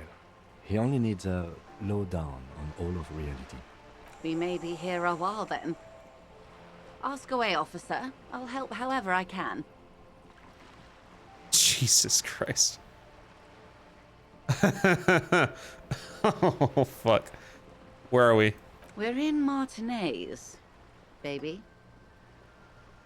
Baby. A casual term of endearment popular among the 50-plus crowd. It's a disco holdover, pay it no heed. Thank you, see, Dee. I'm a disco holdover myself. Aren't we all? And what is Martinez? Martinez is a district of Revachol. A very small district tucked away near the industrial harbour, north of the 881 and Jamrock. Disco jump scare. Fuck, it finally scared me. Dropped my sandwich. It'll always be funny. Fuck, I actually flinched. Alright, with that, I can give you a poll if you do or don't want the donation. Stop the jump scares. Stop them. Keep them. There. You would be excused for not knowing about it. Unimportant, they say. Forgotten, even. Shelled to smithereens during the Revolution. It has its charms, just not this time of year. Okay, I'm gonna... yeah, tell me more about Martinez. I'm not a good ambassador. I've only been here once before, as a teenager. Not a lot has changed. There are ruins, a terminal, fishing boats, reeds, boys with boxy shoulders. This place used to be a province, a workers' resort before the city swallowed it and the artillery did its work. The reeds are the real star of the show here now. The further down the coast, the wilder it gets. Mention a sea. What sea is this? It's not really a sea, it's the Bay of Revachol. And the bay feeds into the ocean. We're near the ocean? Yes. We're on an island in an ocean, the world's largest body of water, the Insulindic. What's the name of this island? Caillou. Imagine a pebble. A smoothed over pebble amidst a great blue sea, misshapen, cracked. The cracks are the River Esperance. We're in the delta of this river on the 6th branch, the Martinez distributary. Okay, that's Martinez. What's Revachol? Tell me more about... Tell me about another, perhaps even more fundamental aspect of reality. Let's do the floor. Revachol? Revachol is what you call a city. What kind of city is Revachol? The great kind. What makes Revachol great? History detective. They built this city to resolve history. Our part in it, at least. Our centuries. Who built the city? The nations of the Occident, or migrant workers from Seminine and Ile Marat. depending on your creed. When was Revachol built? In the DeLorean century. 380 years ago. And why will it resolve history? They say it's where the terrible questions of our time will be answered. The tensions are highest, the fault lines deepest. By that I mean conflicts. Ideological conflicts. The stuff of men. Why here? We are standing on a fertile, self-sufficient island able to sustain up to 200 million people. In the middle of the Insulindic Ocean. The world's connective tissue. It's where the money is. So we're in an unimportant part of an important place. I think it's fair to say so. Martinez is about... She points across the water where the skyscrapers rise. A sparkle of lights on the nighttime horizon, reflected in the dark sea. 22 kilometers from the center of the world. That soldering iron is the bank of the world building. The bottom floors are Insiacom. Coalition government, Insulindian Mission Command. Look to the sea. Silence. She lowers her hand. The water, the light. It's as though you're seeing it for the first time. There is no recognition. Only the immensity of the sea and the cold radiating from it. Where are we? We are where we are. I have no truer answer to give, unfortunately. More thoughts. He watches you closely as you scan the horizon. This is one thought you need to complete. Where are you? Was there something else you wanted to know? I remember something about a lowdown. This has been informative. Thank you, ma'am. I'm sure my memory-impaired partner has many more questions to ask, about even more fundamental aspects of reality. Might I suggest not asking them all right now? Monsieur will be here later too, and tomorrow. Isn't that true, ma'am? Absolutely. My commitment here is long-term. Won't I be lazy if I don't do it all now? Oh, of course not. You are already diligent for getting this far, and diligent boys remember where they left off. Indeed. I'm always at your service. Mm-hmm. Mm-hmm. Mm-hmm. So, what is... It remains a mystery what you mean by this something close. This isn't about you. It's about reality. What is this? Spread your hands. What times are these?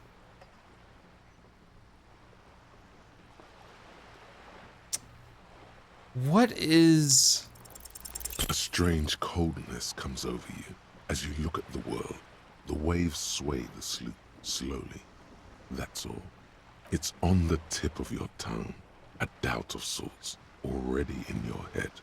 But it's not fully formed yet. You have to wait and return to this later. Once the jamais vu thought is complete. That's all for now. Glad to have been of assistance.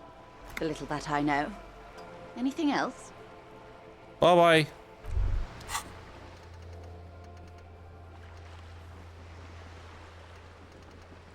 Great.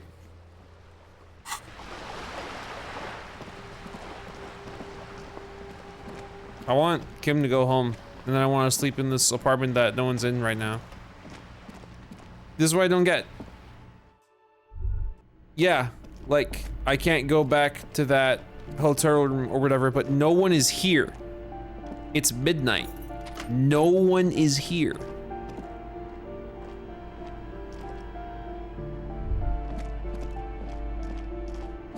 You can reroll to ask for money. Dude, it ain't happening. I don't even know what that means. It is an actual NPC's house, unfortunately. Fuck, you can only sleep in the apartment. What am I, stupid?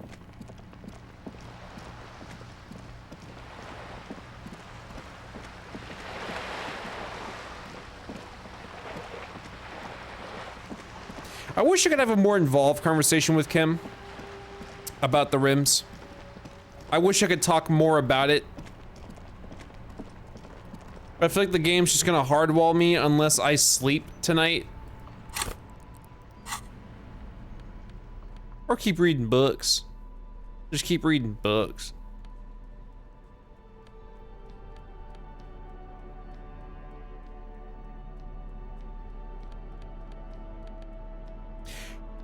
I don't know. My character doesn't have debuffs. There's no debuffs for like sleepy. I don't see anything like that. What's wrong with just not ever going to bed? My character doesn't have anything for that. There's nothing showing up here.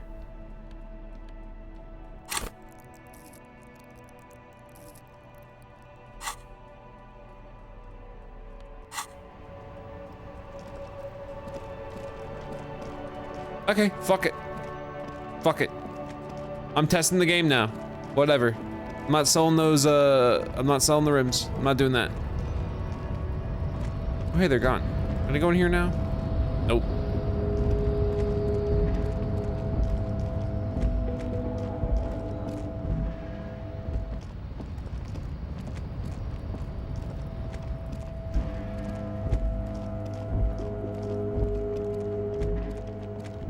Alright, let's get the bag out. I didn't even spot the pawn shop before, so I'm just gonna go here and steal some bottles. Say hooray.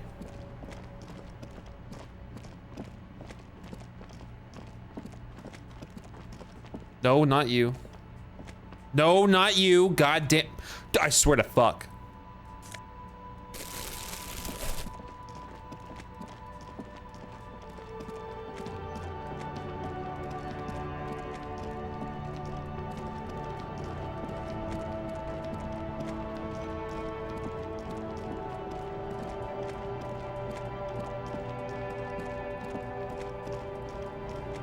Yeah, the shop's locked up.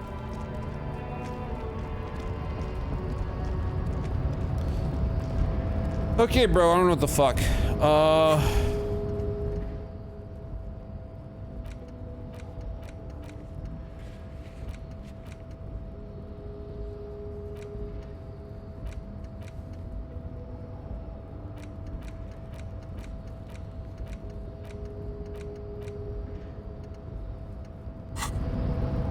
I can't get past here even though I pushed the button before. I pushed the button. I did.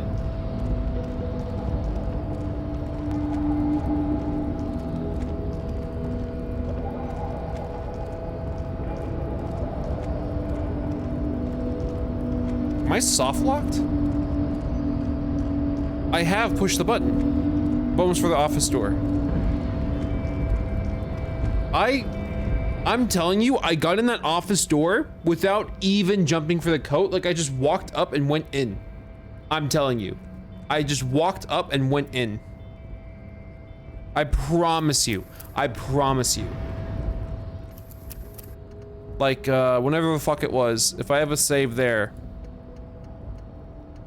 I guess I could go back to any save way back and I just... You kicked measure head. Oh, did I do that first?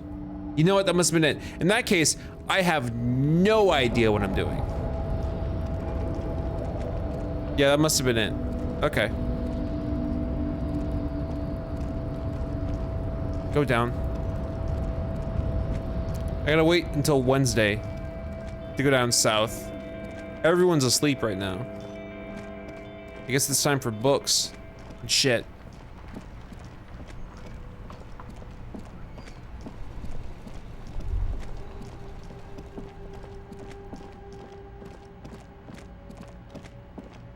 What is this? Okay.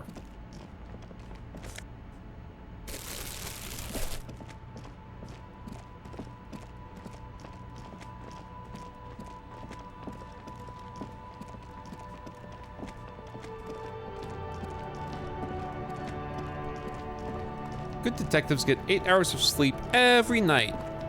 Hooray! Pretty sure I'm not a good one.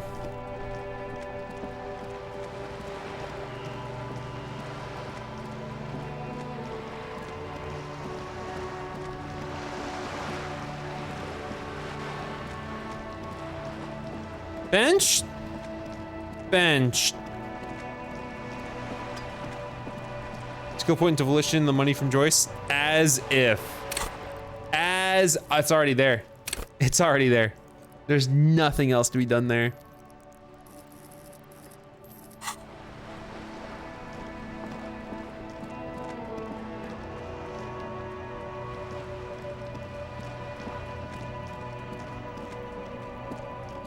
Hey, if the game isn't gonna progress forward, I could just keep reading books.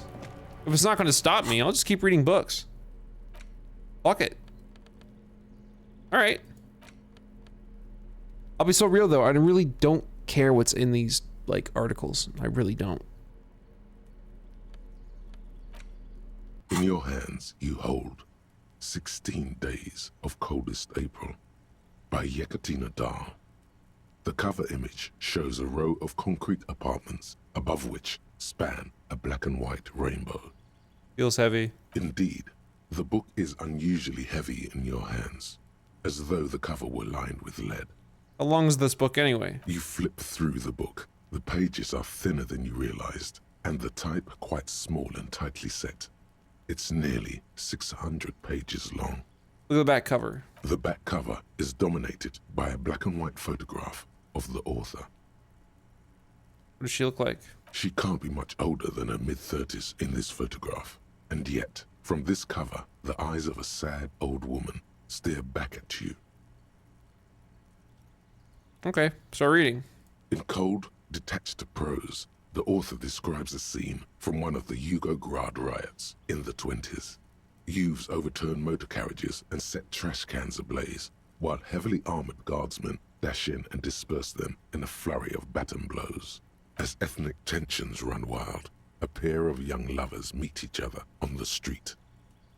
Somehow, in the middle of all the chaos, they manage to lock arms and look into each other's eyes. What happens next? It would physically hurt you to keep reading.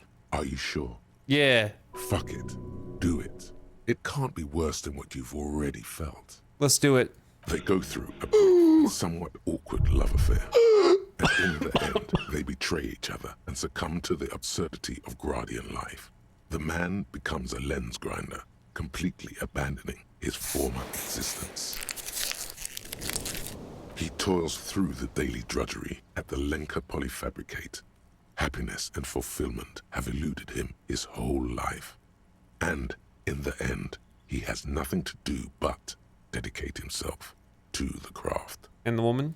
She spends the next several decades standing at a conveyor in a Sosnovyj fish processing plant. The smell of fish guts slowly seeps into her hair and skin, as every single one of her dreams dies, one by one. The memory of their short time spent together tortures the former lovers ceaselessly until the end of their days. Years pass in solitude, their bodies growing ever more decrepit. This is terrible. As life leaves their remains between the soil sheets, their final thoughts are filled with regret. Good stuff. I fucking loved this. That's not what it says. Man, the devs should really patch this. When do you think the devs are gonna fix this? When do you think the devs are gonna come back and fix some of this text?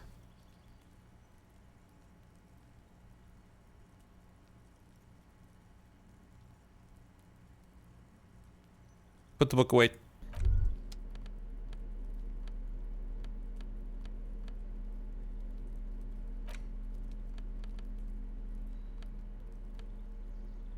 Okay. More time has passed.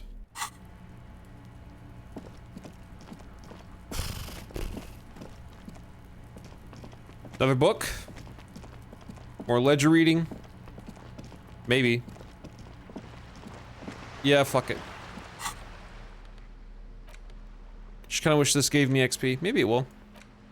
It's the ledger you found in the trash. Yeah. Oh, and the cool piece of toilet paper is stuck to the back.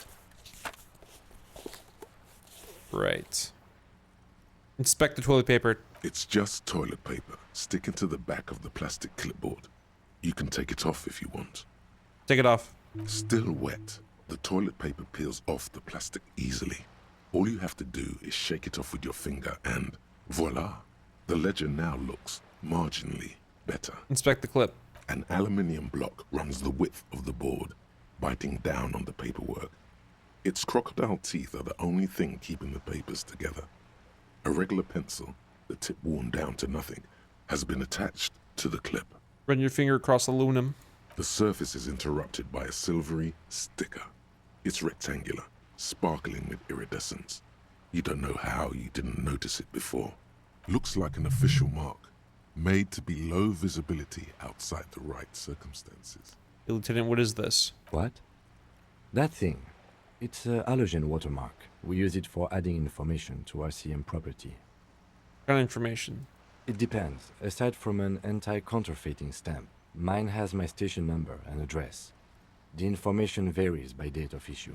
Your kill count. Yours will surely have your kill count. How can I read it? Any capable light with the right wavelength will do. Like, for example? All RCM vehicles have headlights designed to reveal halogen watermarks. Mine too. This means you can read the watermarks if you just turn the lights on. Thank you. Okay. While a bunch of sodden papers sag from the clipboard in your hand, it's a sorry sight. Okay.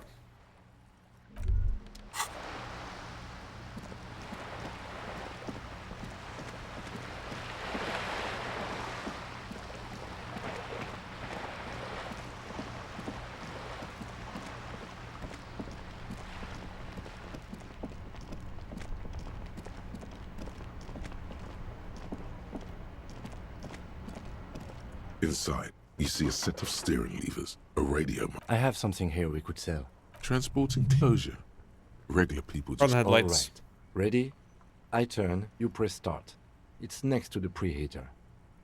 The dashboard lights up with orange glow. The rounds per minute gauge jumps, and the engine of the Caprice Canadian comes to life with a whiny growl, like a leopard waking from its sleep, yawning and roaring at the same time.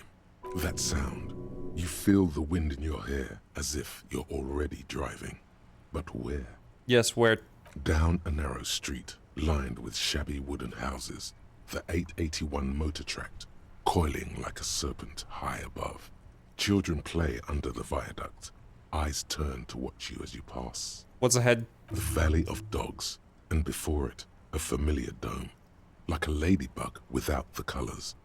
The building has a designated parking place for your carriage. This is Precinct 41, as close as you have to home now. It's far away. Headlights. The lights unfold with a little click, casting electrical light onto the ground. Yep. There you go. I'll turn them off from the remote once you're done. We just need to stand in front of the machine now.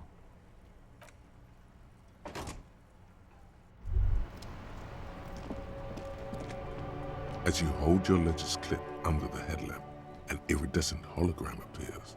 A street grid and the veins of a great river. A familiar sensation washes over you. There she is. Revachol West. There's a note of pride in the lieutenant's voice. Around the borders of the watermark are dozens, no, hundreds of micro-perforations. Look at the shimmering street grid. The rectangular watermark is overlaid with the logo of the RCM, and yet the major arteries of Revachol are all recognizable. They shimmer in the Kanema's headlights. Wait, look around you. You catch a faint glimmer from a broken beer bottle in the distance. Sounds. Two men engaged in a drunken argument, followed by the closing of some distant window. In the middle of a broken plaza, illuminated in a cone of light, two men, one slim, the other sturdy. They are on the city stage, but only one of them knows his lines. Ah, Martinez at night. Where are we on this? Let me see. Takes the ledger for a moment and inspects it. Right here. He says he's his finger near the top of the map on a segment of coast jutting out into the great ocean. I'm sure I've seen worse. Seems nice. No, it does not. Okay. There are many of them, and they are divided into 3 separate rows. Tally. The first row has 18 dots. Next one. The next is the longest.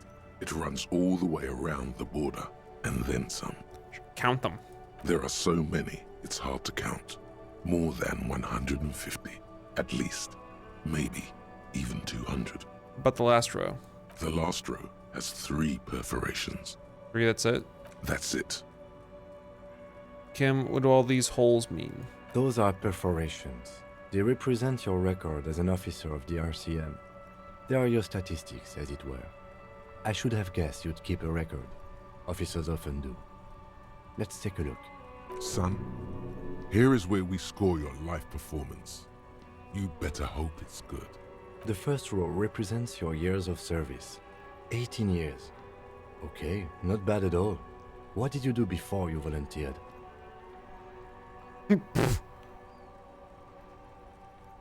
See.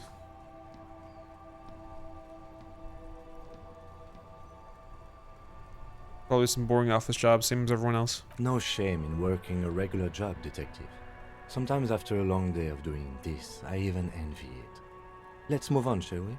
This next row, the one that wraps all the way around, is your number of closed cases. Closed is good. It means finished. You've got, let's see, wow, more than 200. Is it a lot? It's quite a lot, even for someone who's been on the force for nearly 2 decades.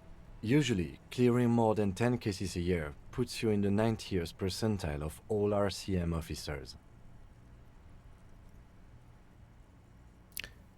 That used to be good. That's some solace, I guess. What's the last number? Right. Those are your confirmed kills. You've got precisely 3 perforations there. Confirmed kills. That sounds pretty evil. A drink would soften that feeling. So I'm a killer. That's right. A killer of humans. For an RCM officer, especially Precinct 41, which is in the Jamrock quarter, it's rather tame. I mean that in a good way. There are certain officers who treat their kills like some kind of ghoulish game. If they do happen to solve a case, it's usually by accident. It's obvious the lieutenant doesn't think very highly of these officers. But it seems as though you are, or at least were, one of the good ones. So we have that to be thankful for. He's sincerely glad you're not a scary predator. Not to say relieved you're competent. How do you handle the strain? Everyone has their own method of coping. Some more effective or self-destructive than others. Gives you a meaningful look. Personally, I find it helps to keep up a few hobbies. Like tip-top racing? Par exemple.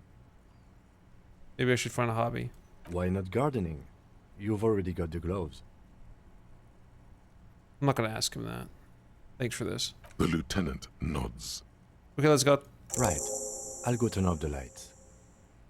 You can now see your statistics on your journal page, to the right of the task description. Oh!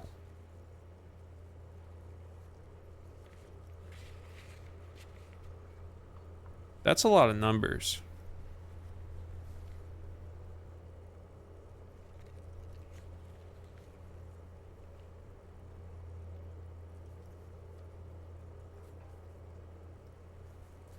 Okay.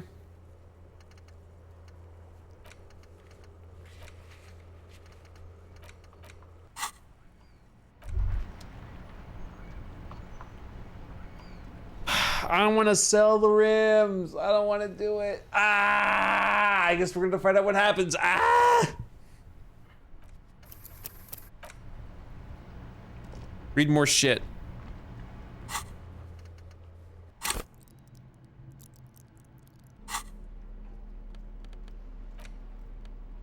It's the ledger you found in the trash. A cabbage of papers hanging from the board, with the permeables drawer inside. It's barely held together by a clip, then made complete by the faint smell of urinal cleaner. Browse the yellow papers. In the back, you see thin, translucent copier paper. Some neon yellow, some bright red, all covered in boxes, like marching armies. These look like official forms, waiting to be filled out. What type of forms were there? 3. The topmost are misconduct fines. The middle ones are station calls. And the bottommost are field autopsy forms. Oops. Each is easy enough to make sense of. Misconduct fine. A monetary penalization ranging from 20 to 250 real. Severe cases allow for 1,000 real, but that requires special paperwork. The details of issuing these fines are spread out over the rest of the fields. Station call. These are quite sinister in tone. They give a date and time for the person to appear at the specified precinct police station. Below the call are the criminal charges you risk by not appearing. All in a print so small it could be considered downright cute. Field autopsy. A dozen pages of thin copy paper, bright red in color. You see the parameters of a deceased human form waiting to be filled in. Age, sex, condition of internal organs, color of the irises, predation marks, condition of sexual organs. Okay. Yes, all that remains now is to fill those forms and hand them to people. Fines for wrongdoers, interview requests for bad guys, and field autopsies to dead guys. The rest of the stinking cellulose is much worse for wear. Being sandwiched between the board and the rest of the paperwork must have spared the fragile copier paper. Clipboard. It's made of dark blue plastic, hard enough to beat someone to submission with. The edges are rounded, however. The U4 size board feels thick and heavy in your hand. Light shimmers on its wet surface. On the back you see the embossed letters, RCM. Shake the ledger. Something rattles inside, ever so lightly. Is there a hidden compartment? And something small inside, light, made of paper or cardboard, or dried flowers perhaps. Peek inside. The plastic shimmers like lapis lazuli, but it is not see-through. You cannot see to its center. There's pain in there, if you want some. That much you know. How would I open it? With your hands. U4-sized pages hang from the clip, screwed to the top of the board. Long way home smile. Open it! Is not what you end up doing. You squeeze the plastic to slide it open, but nothing happens. Then you bend it some, then crack it. The goddamn thing is stuck. A hot flash of rage comes over you. For a moment there, before it recedes, you feel as though you might just squeeze a tear of anger out of your duct. Makes you wonder, why? The ledger quivers in your hand. As it shakes, the pages rustle. This pathetic mess suddenly afraid of you for some reason. Okay. What was it that I needed? No, I already have these on for interfacing. Interfacing. Does anything hurt interfacing? Nope. Tough shit.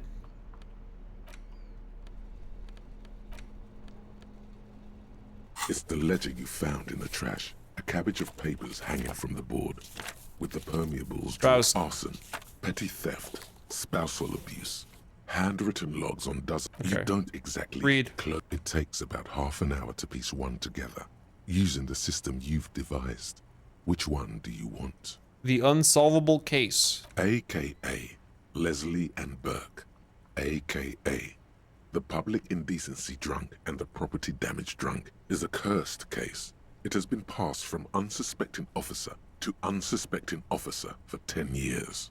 On January 29, the unsolvable case made its way to you. Why you accepted it, it is unclear. Every officer, and indeed most civilians in Jamrock, know it's unsolvable. You were so drunk, you didn't remember what it was when you signed on. That, or you were high. Leslie will always take his pants off when he's drunk. Burke will always trash everything. It's just what they do. It is their nature. You cannot change the nature of a man, and you can't lock them away because public indecency and small-scale property damage are not punishable by incarceration. The only way for Leslie to stop flashing his genitals to bypassers and for Burke to stop dismantling signage and rear-view mirrors would be for them to stop drinking alcohol, which, in their 40s or 50s, it's hard to tell because of their distorted features, is a medical improbability on par with you ceasing to produce the expression. Proceed. Threatening fines, dragging them to the station, locking them up in the hellholes they live in, locking them up in the station, hypnotherapy, even trying to get the local gang of Zemyaki to take them out. The Zemyaki gave them ethanol so Burke and Leslie would expose and rampage even harder. You tried it all, and still the complaints wouldn't stop, as they hadn't stopped for 10 years. It's plain to see from the files that you, Satellite Officer JV, and Special Consultant TH had more important cases to attend to. You uncover cross-reference to several ongoing investigations, each brought to a standstill every time you drive down Main Street. Because there they are, on the corner of Perdition. And what is Leslie doing? I don't remember. Can you tell me again? Don't make a sound. Let's see here. Yeah. Good. You're learning. If the files are to be trusted, that's all there is to it. That and Burke breaking things, and the fact that they're both drunk. But then again, so are you. The case becomes considerably less comic one day when Burke takes a swing at your ledger. He must have it confused with the property he likes to damage. But the joke's on him. You're drunk out of your mind on potent Pilsner. You slam the hardened plastic board in his face. Then you proceed to beat him unconscious with it. In the process, the ledger sustains damage. The compartment within, reserved for permeable documents, is jammed shut. You stop your assault on the now unconscious Burke to open it, but are unable to do so. The officer began to cry, reports Leslie, who at this point is tending to Burke. Kill them. They broke it. He came at us, and at us. I think he was trying to kill Burko. While trying to kill Burko, you slowly come around. The permeables compartment is open. You've smashed it open on poor Burko's kneecaps. The good news is, Burke can't walk anymore. Can't get out of his apartment, an invalid. With Burke to tend to, Leslie cuts back on the indecent exposure. Maybe he flashes his genitals to Burke. Who knows? But both drunks are off the street. The complaints stop. The unsolvable case is solved. Which is also why the officer responsible narrowly escapes a disciplinary hearing. The end. Do you want to read another one? Hooray. I mean, hey, if the day's just gonna reset, it's probably gonna set me to a fixed time, so why not go through all these just so I get the XP? Fuck it. It would be very interesting to read about these, wouldn't it? I mean, there seems to be a square-shaped entry wound in the victim's forehead. She's been sitting there for weeks, on her rocking chair, with a square hole in her skull, staring at the wall, her mouth agape. But? That's all you got. From the half hour you spent piecing it together, all you know is the entry wound was square-shaped. You never found the bullet. And then another body showed up, also with a square hole in his forehead. Toxicology showed the entry wound was laced with an incredibly potent psychoactive substance called HUV4 nil. No street name. Sequence killer. Who knows? Those pages are missing. What next? The couch in an unexpected location. Some assholes brought their couch outside and hung out on it. In the middle of the street, on the roof, on the hillside by the motorway. You know, at an unexpected location. They were young, and they thought they looked cool on it. They looked really cool, like a rock band. Yes, as you said here, insufferable rock and roll assholes. Young people are the worst. So anyway, you got a complaint about the damn sofa, or couch, or whatever it was. They were leaving it out in all these unexpected and whimsical locations. They took it to where they also took photos of themselves on it, and smoked cigarettes, and drank coffee because they felt it's intellectual. Cigarette butts, coffee cups, stupid couch. You had to clean it all up, and you did. So congratulations to you. Case solved. Did I ever catch those guys? No, You didn't have time for that. These notes show that you have what is called a real goddamn job. You don't have time to be chasing down the couch assholes. You have a real job to do. What next? Yeah, the time's capped. I can just keep reading shit then. Fuck it. I can just, like, grind XP out of this. Murder. Tum Tum Tum at the hookah parlor was a case originally assigned to an officer called Joseph Mills, who is now dead, of circumstances completely unconnected to murder at the hookah parlor. Ow. Beaten to death by a throng of Villalobos gang members when him and his partner J.M., only initials mentioned, answered a call one night. It's a sad story, and it isn't really represented in your case files. Stop stalling and get to the murder at the hookah parlor. Okay. Joseph Mills was on this case that he just couldn't solve. Was doing it solo. Said it was a real nutcracker, a real brain twister. Was on it for, like, a month. The captain got impatient. Shit or get off the pot, Mills. Mills didn't get off the pot. Not yet. He kept at it for a couple of weeks more, racking his brains, running with every theory, as outlandish as they seemed. Still couldn't solve the murder at the hookah parlor. Tough case, he said. Toughest he's ever had. Was Joseph Mills a good cop? No, he was awful. Awful sense of humor, too. The worst jokes you've ever heard. Really rapey. Still, he'd been on it for months now. Said it was the final case. Said it was uncrackable. That murderer vanished into thin air. That goddamn hookah parlor was all he talked about. Go on. Okay, so the case is handed to you because Mills isn't getting anywhere, and you look into it. Here's the setup. A young man is found dead in a hookah parlor. You know, those places where you go and smoke bubblegum-flavored vapor all day. Really stupid. Yeah. So anyway, young man in his 20s found with his skull busted open, right on the floor of the hookah parlor, in the middle of the day. No one else is in there. Only client that day. In perfect health, too. Some kind of movie producer. No one enters. No one exits. He's just sucking on his watermelon hookah all morning, all noon, like he usually does. He's a regular. No calls, nothing. Just sucking on the hookah until 15:45. Then bam, he's dead on the floor with his skull busted open, blood everywhere. What happened? How can it be? Mills has no idea. Invisible assassin, movie deal gone sour. Girl at the counter did it. Nothing fits. Eerie. Man just dropped dead. So you go to the parlor. You see cushions around the table.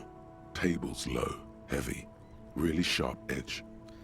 Sucked hookah, stood up, passed out, hit his head on the table, and died. See? You can't even read the thing without solving it. Yeah, it was that. Turns out hookah does do something. It turns off your brain's oxygen supply, and you don't notice it until you get up to go to the bathroom. What was the 6 hours? Smoking hookah. Didn't you hear? I don't know. Trying to come up with a movie script, maybe. Anyway, that was murder at the hookah parlor. Joseph Mills wasn't a good detective, and about 30 minutes has passed piecing it together. Next. No. Not much has changed in the meanwhile. A bunch of sodden papers still sags from the clipboard. Open it. Just relax. The two sides of the board are slightly misaligned, like a drawer that's come off the slides. All you need to do is bend the plastic on your knee, slowly. The slides snap back into place. It should be possible to just, you know. All right, open it. Without resistance or sound, the two panels move against each other. The compartment is now open. What's inside? 2 ticket stubs and a handmade postcard. Pick up the ticket stubs.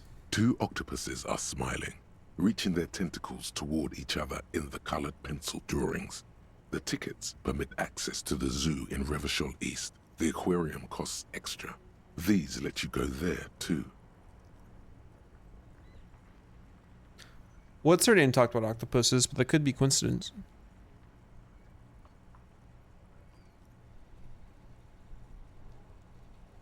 Let's do number 2. Thin wax paper has been glued to a piece of cardboard. Sounds like leaves rustling when you pick it up. You see violet flowers, floral patterns, patches of glue. Smell. It smells of chewing gum. Apricot flavored. A touch of cinnamon. The end of summer. You think the label says tutti frutti. Open. Familiar handwriting lines the inside of the card. Looped, round letters in a woman's hand. A young woman in her 20s. There is care, effort, and a smile. You think. Although that is not something you can read from someone's handwriting. Harry, it begins. You're already reading. I wanted to write you a letter so you can read it when you wake up. Maybe it will make you happy. Throw it away, please.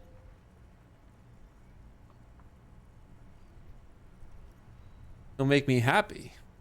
A merciful wind blows in from the Bay of Revachol, dusting the ground at your feet and raising newspapers far away. You feel the card slipping into it. Let go. What was that? Frisson covers your entire body. A feeling of cold, a persistent chill. The voice has been pretty on point this entire time. Okay. No, don't throw away the baggie. There's dust on the drug baggie. It's not good, but at least it's some kind of way to be together. No. Just like that, the wind picks it from your fingers. Cold, they let go. The wax paper rustles, a whisper light and low. Then a sudden gust raises the postcard to the drizzle-gray sky above, away from you. A small piece of paper dances above Martinez, above slow waves crashing the shore, and the war-torn houses, and the new bâtiments nouveaux alike. Above you, looking up to the gray sky with your hair greasy and wet, and above the distant streets and the 881, even above the old fish market and the church. Its material existence is lost. This great city will pocket it for you, for your own sake. Forget about it. Synapses can be rerouted. The mind takes a new shape. The wind carries the keepsake away from you.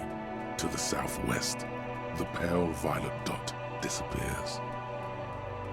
What was in there? No, you should not have thought back at it. Now some of it is on your mind again. I have a choice to figure out what it was.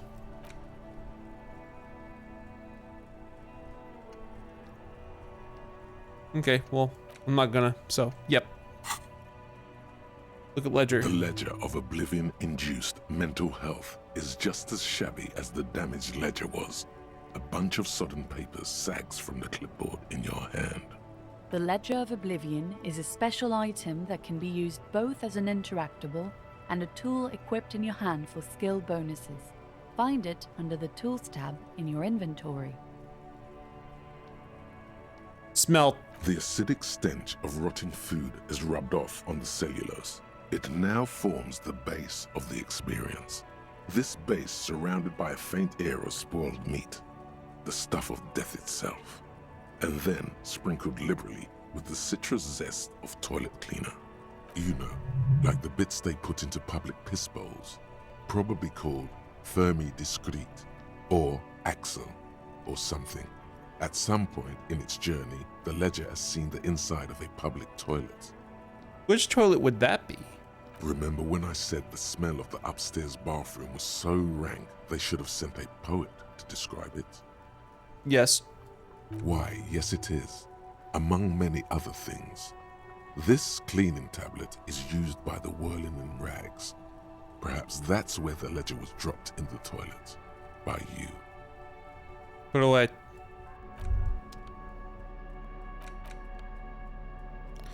Gives me points.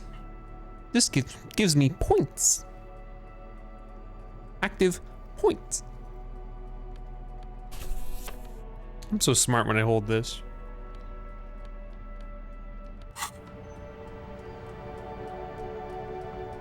Well, time stopped.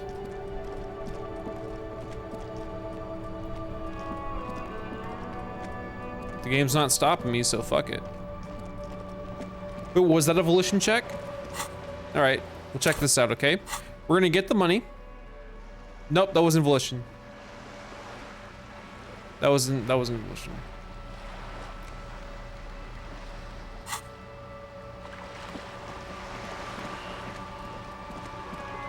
Get my badge? Hell no. I thought it'd be in the coat. It wasn't in the coat.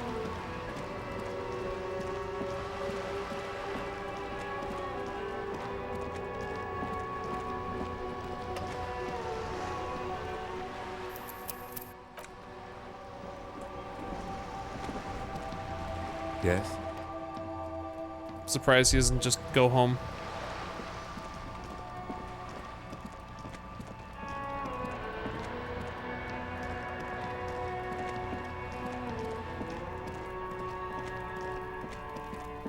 You guys are still out here?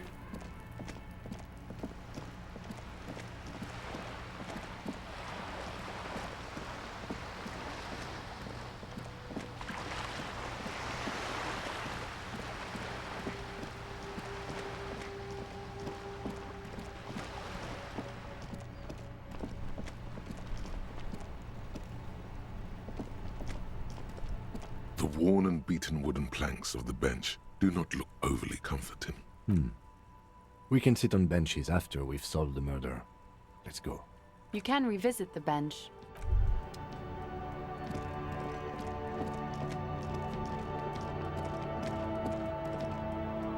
Everyone's saying dumpster sleep, but I've frozen time entirely. That means I can do whatever I want. An old call box with a matrix of push buttons lists all the companies in the East Delta Commerce Center.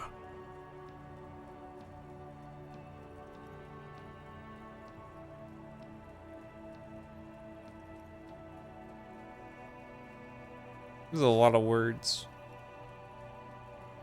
This button looks new, but someone has removed the name card. Nothing happens when you try to ring it. Huh. This button looks new. It's probably not connected yet. An off-key melody starts playing after you ring the doorbell. Then a woman picks up the receiver. Kuno, please stop calling here. Grown-ups don't have time for your stupid games. Please open the door. I'm trying to get in. This is the police. Please open the door. Sorry, I was just trying random doorbells. I didn't have anything important. Oh, I'm sorry, officer. I thought you were... Spot of static that overrides her words. But the doorbell is broken, and the bookstore shouldn't even be on the list anymore. So I can't help you. Please don't call here again. Thanks. A single beep indicates that the line has gone dead. You ring the doorbell, but no one answers. Just seeing the words Andro Orlando gets your hackles up. Its very existence is a threat to your masculinity, to say nothing of your hair. Okay. All you hear is static, but no one answers the call. You ring the doorbell, but nothing happens.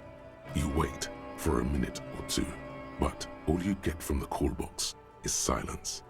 No one answers the call. Looks like someone has melted half the plastic off with a lighter. The doorbell doesn't work anymore. You hear static from the intercom speaker. It sounds as if someone has picked up the receiver but isn't saying anything. You can almost hear them breathe. Hello, is anyone there? Yes, hello. This is Tricentennial Electric. This woman's voice crackling and fragile through the static. Have you come to place an order?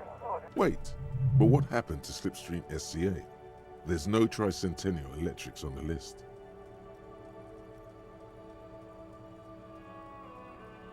Yes, I've come to place an order. My God. The lieutenant exchanges a look with you. Sorry? It's you. My God. I didn't think I would hear your voice. It's a woman, and she knows you. Your heart beats faster. She must be mistaking you for someone else.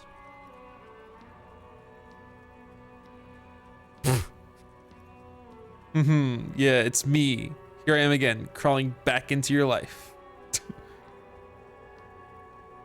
Stupid ass. Who are you? Where are you? Michelle, just please.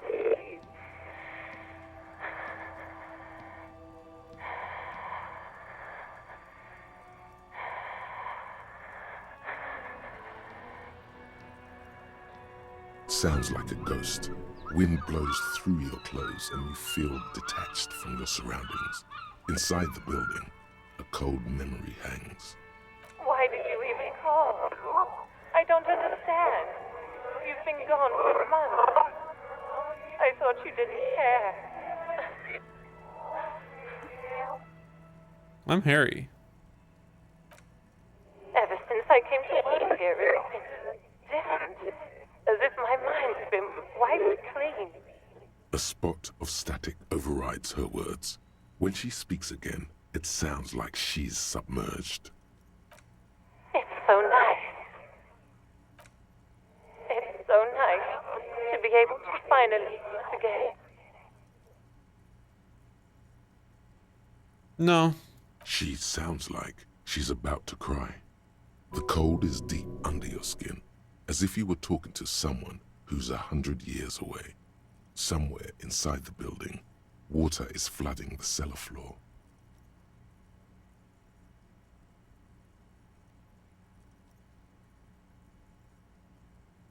Hello? Don't cry. She doesn't answer.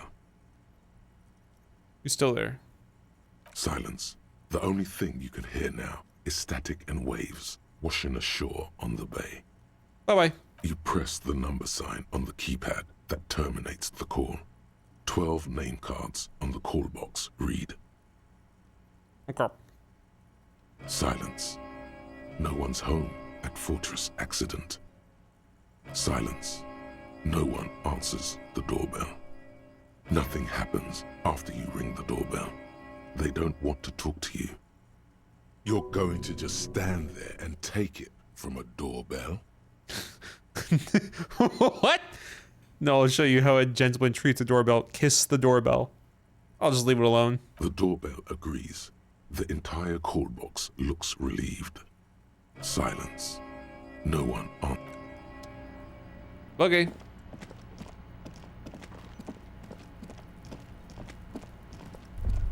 I haven't noticed that before. All right.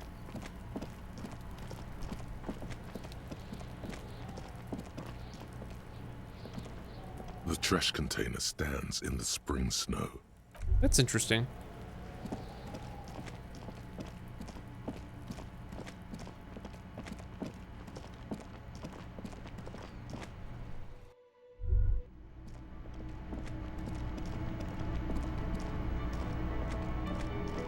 Still people here at 2 a.m. Nuts.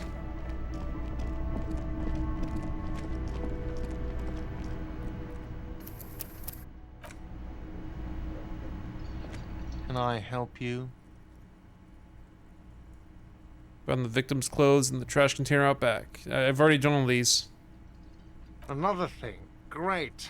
I love those. I saw a sign that said I couldn't go into the kitchen. Why can't I go into the kitchen? What are you, a cook now?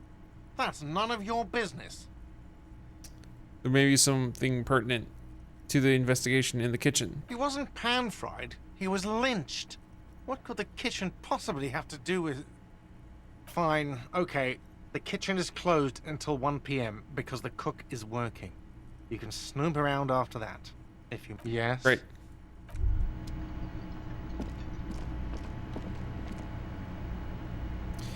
Well, I feel like the game is literally saying, hey, you have to do this. Because right now, there is nothing else I can do. Like, there's nothing else that can be done at this moment other than bother the shit out of people. Kim's not going away. The game's not saying you have to do something. Like, or you'll die. Look at the notes again.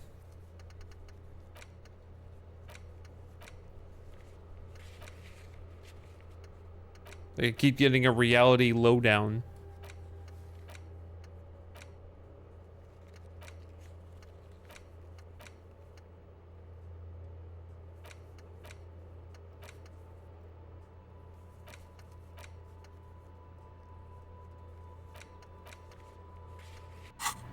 Wish I bought that map.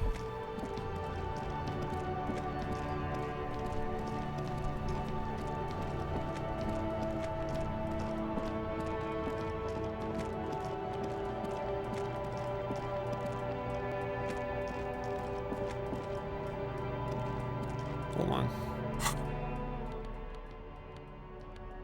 Hell yeah. Never mind.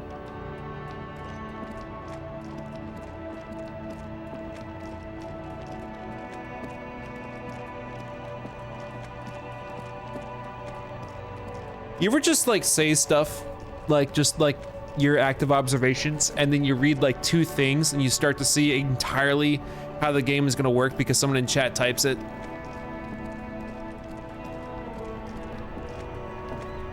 Oh, hey.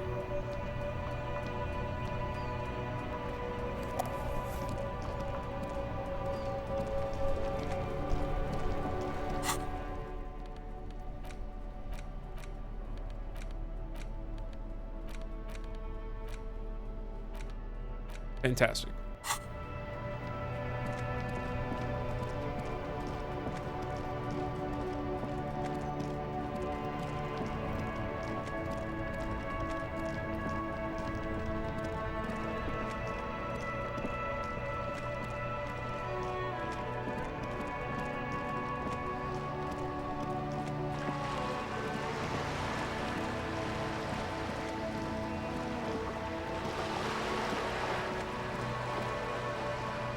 Can't think anymore, right? Yeah, I'm frozen in time.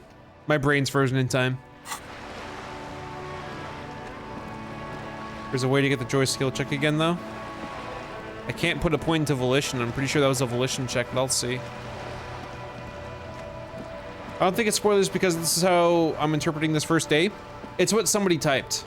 The game makes it clear you can only get on corruption or humiliation, which now tells me that this game has a binary viewpoint on how I'm going to solve cases, either by begging for help or by taking bribes from people.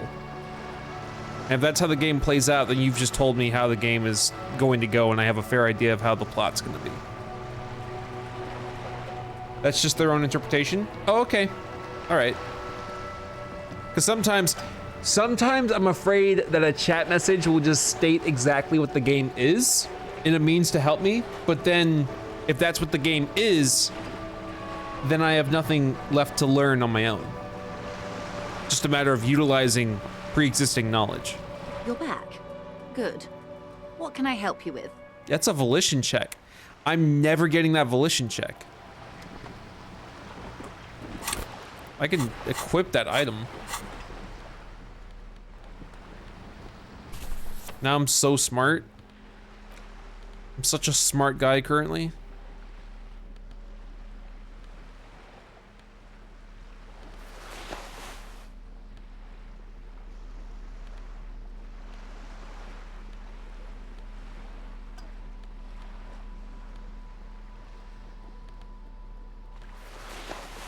Sure. The pockets of these new jeans are perfect for sticking your hand into. Makes you look cool, calm, and collected. As your hand enters the pocket, your fingers brush against something, soft, yet crinkly. Hey, it's a chewing gum wrapper. It reminds you of the fruity juice of apricots. You should inspect it closer if you have time.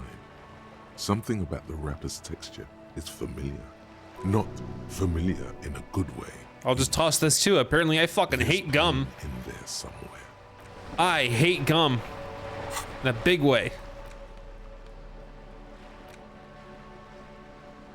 There it is again. The scent of apricots with a touch of cinnamon. Smells like the end of some distant summer. The surface of another planet or some ancient temple. Nope. I am susceptible to mimetic hazards. I am an incredibly broken person. May I have some money? You're back. Good. What can I help you with? Yeah, I'm never getting this check. That's not happening.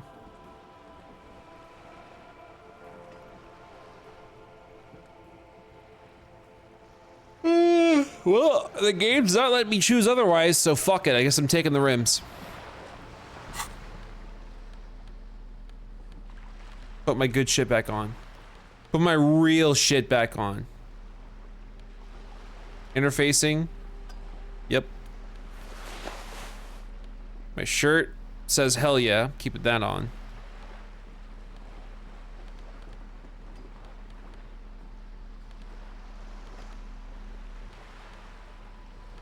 Guess it doesn't matter too much.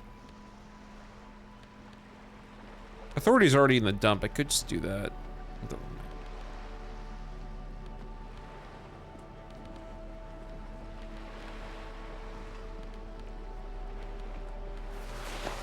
Okay.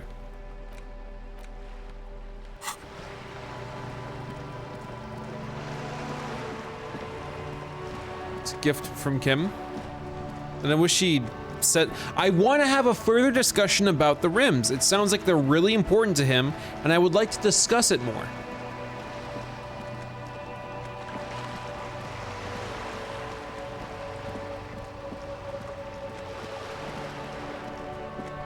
This is like, that moment in Baldur's Gate 3, where I specifically ran into a funnel, and I saw the game as it wants me to be, and I thought, well, that's a shame. Like, I saw that funnel. I see the funnel right now.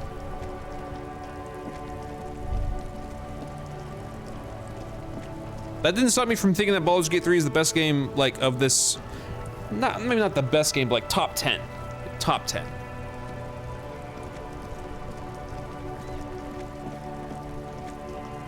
Still.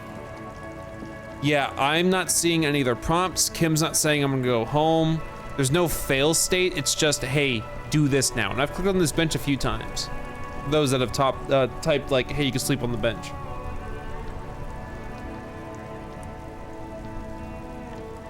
I think you're overthinking the gravity of selling the spinning rims that Kim forgot until he had recently. I think I have to re-engage the dialogue line because the logic might be broken right now. I see a set of steering levers, a radio microphone. I have something here we could sell. Okay, no, it's transport enclosure. The cage at the back of... I confiscated this for a little while back. We can take... There are spinner hubcaps. Honestly, that sounds like an amazing... A couple of weeks ago, I stopped a young man for going... That they are.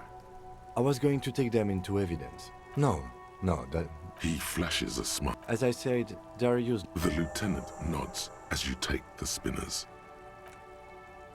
Okay. Go to your thought cabinet and check Caustic Echo. What the fuck does that mean?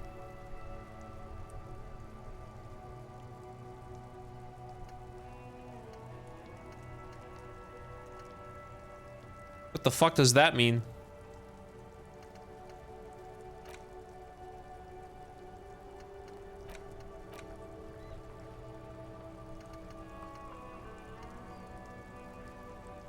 It's the name of a thought. This. Yeah, I can't do anything because I'm still stuck internalizing a thought and time is frozen.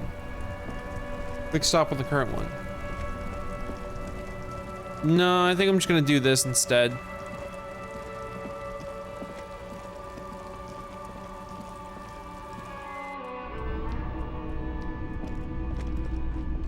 Officer, the flashlight, sorry. please. Sorry.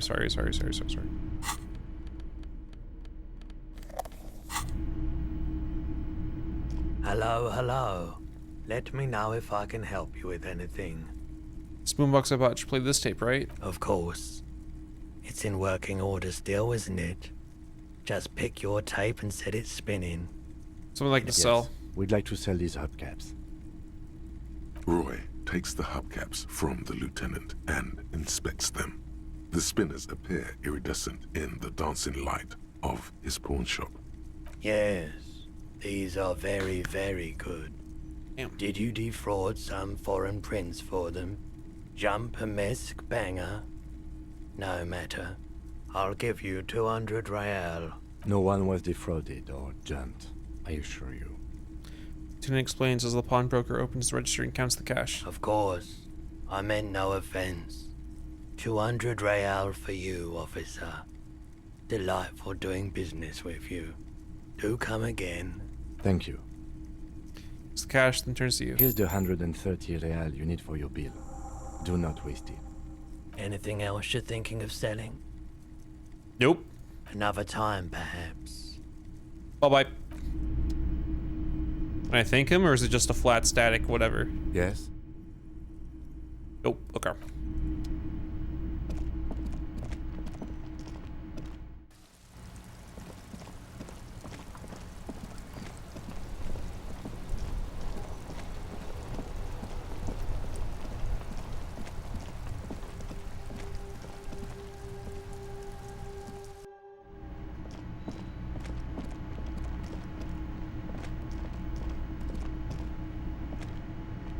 Can I help you? Money. Yes. Have you got it? Yep. Well? What? Here it is. Sorry for the trouble. Great.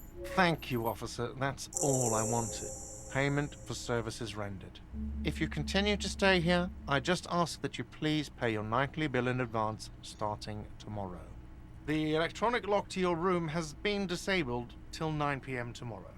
Please pay for each night in advance starting tomorrow. 20 real per night. Okay. I'll take a room here too. Of course. Always happy to have officers from the RCM as guests. Anything else I can do for you? But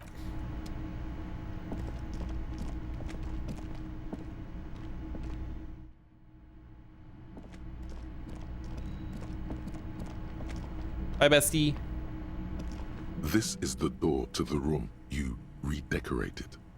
Bye-bye. Just a moment. We should talk about our progress on the investigation. Let's go out to the balcony. Okay.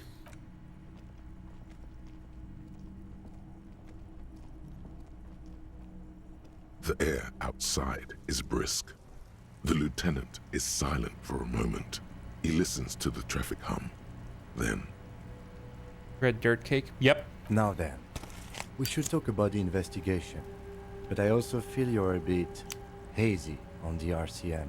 Our role here, our rights, our jurisdiction, basically. Just look into the night. The dying lights of the city shimmer below. Slowly, like luminous clouds, they pass on his lenses. The lieutenant looks at his slim cigarette, contemplating the next drag. They really don't like us here. And the mouth on that kid, Kuno. It's different in Jamrock and the GRIH. Why are they like this? It's our fault for leaving this place to the dogs, to the Union, to the company, not daring to come here more often. This place has fallen between the cracks, the jurisdictions of our two precincts. The Jamrock and the GRIH. We run this city. West of the river is RCM land. Looks at the dark silhouette of the equestrian monument cutting into the night sky. It's incredibly hard. Human beings are... But we are in control, and it's worth it. The organization works. Our systems work. If they didn't, the city would disintegrate. Our investigation will help improve the situation here, at least do some good. Me too. But I wouldn't count on any drastic changes in our lifetimes. He is very tired, but the dark circles under his eyes make him look younger, not older. What do you think today went? Well, we inspected the victim's body, so that's good. It was not easily approachable in that state, but we did it. Our inspection could have been more thorough, as it always can, but we have some leads we can follow up on. Then you shot the body down, which was quite a shot. I was inspired by your confidence in Mika. I admit I wasn't sure whether I should give you the gun, but I'm glad I did. Your shot enabled us to perform a field autopsy on the victim. We found some things we can really work with. I still feel like we missed something, but it's up to the boys in processing now. We did perform a thorough search of the crime scene. That's great. Now, as for interviews, my list of people to talk to here in Martinez, I mean.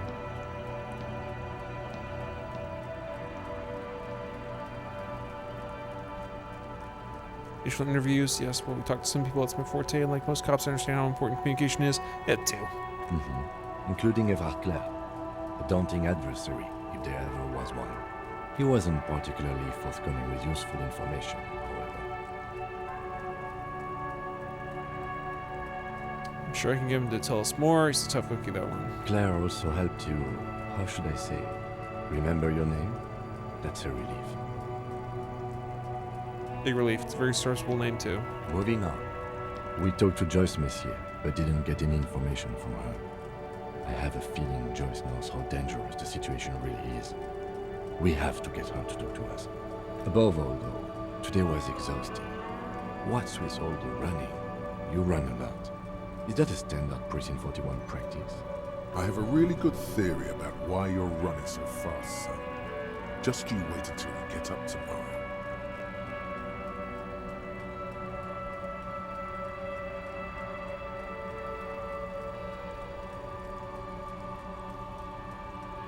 I don't like to waste time, you know. My mind moves fast, the rest has to try and keep up. It's impressive, especially for a man your age. And in those hills. It's thoughtfully tapping his finger on the cigarette. Nice shoes, by the way. I like the green. Goes with the orange. Thank you for the compliment. We could manage it even in wooden clogs. There are uncanny running reservoirs in this body. God knows why. Didn't know you smoked. I have a cigarette every night when I go over my notes. It's something of a ritual. Oh man, he looks so devastatingly cool with that cigarette. How did you get so cool, Kim? You mean this? This isn't cool. It's an unnecessary trial of will and unhealthy.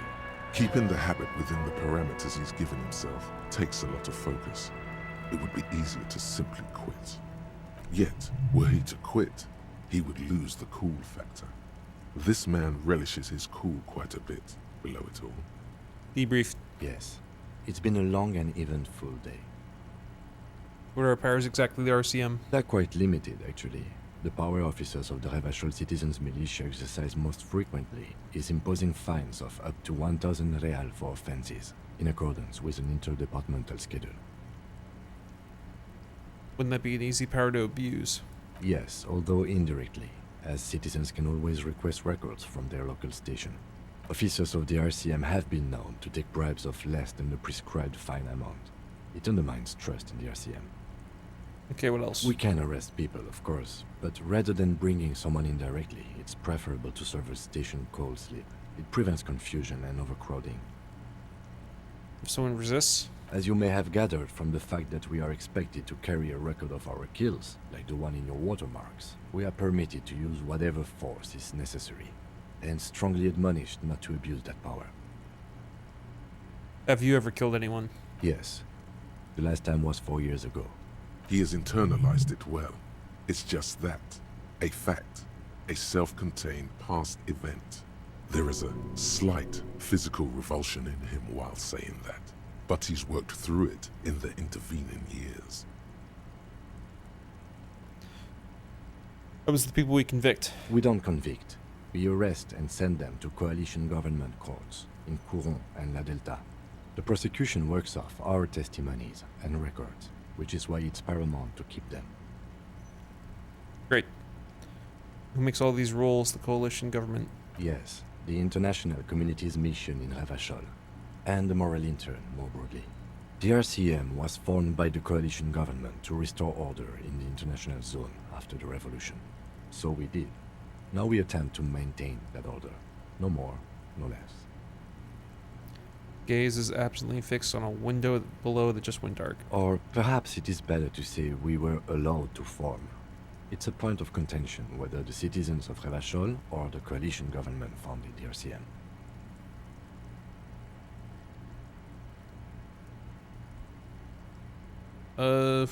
Since it was a revolution, let's say it was citizens. Be sentimental if you like. Either way, the moral intern leases us the right to keep the peace in this city, and they will take it away if we misuse it. The moral intern, what is it? The Moralist International are the world's largest political organization. You know who they are. They have been running this place after the revolution failed.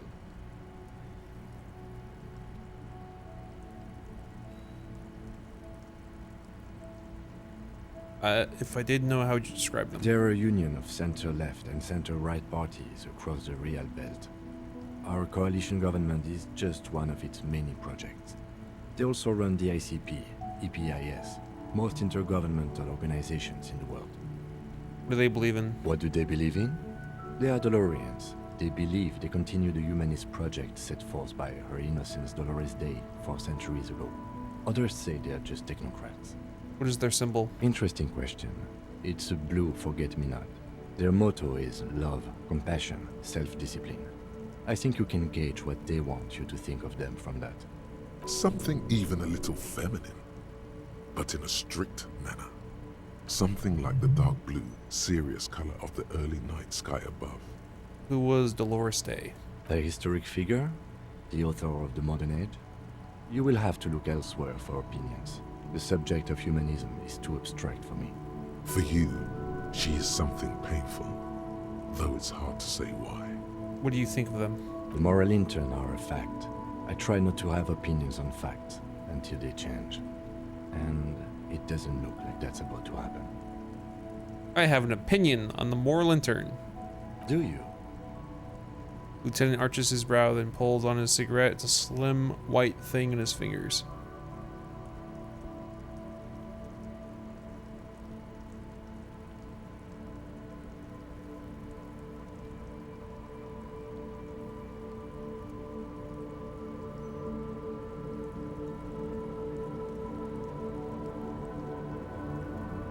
Things are bad out here. Points to the city. We need them here, giving us the right to police Revachol.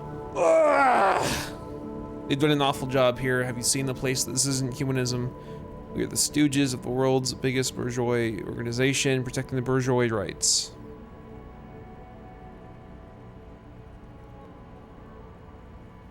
Well, they've left this place to abandon. It's pretty run down. From what I can see, it seems like a 2 option. We are in what is called the twilight of international law. The laws we claim to enforce come from the MI. Without them, we are simply vigilantes. Yeah, vigilante sounds bad. Sadly, it is what we already are to the people of Martinez. Most of them, at least, especially the Union. Vigilantes. I expect our job here to prove quite challenging. He looks at the roundabout. The lights of the orphan district are reflected in his glasses.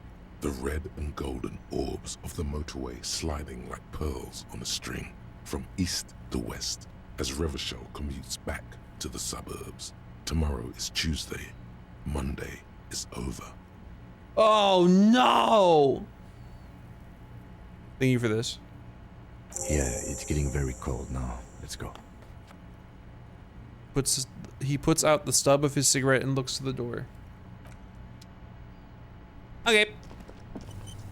Oh, help. Hard save.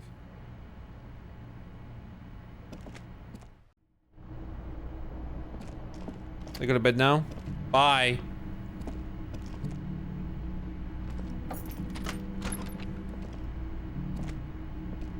Yes? Okay.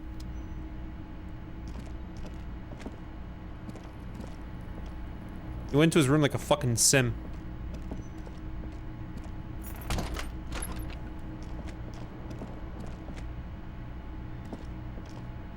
The window stands broken in its frame. Cold wind blows in. Thoughts on the game so far? This definitely doesn't seem like something you would normally play. I like getting the XP. It makes my brain go, hooray! And I like going around and beating the shit out of people. So whenever I can do both of those things, I'm okay. You see some lights shimmering outside, but it's difficult to make out the outlines of the buildings below. Dark phantoms with many tiny eyes, chaotically arranged and not looking at you. I agree, Derry Pope. It was stupidly fucking loud. And I already internalized what Meat typed, so... oh well. Oh well. See, you don't gotta make me promises about the game that I'm not fucking asking for. You really don't. You don't gotta tell me that X character is gonna lighten up, don't worry. Oh well. That plots out a path of how this is gonna go narratively.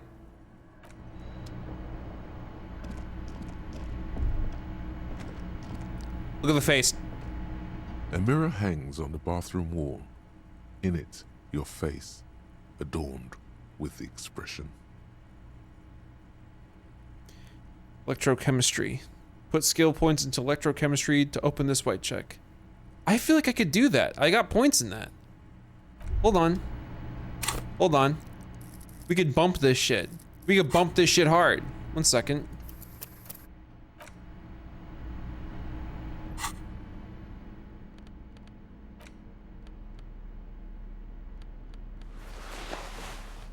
Let's rock this shit. Hold up.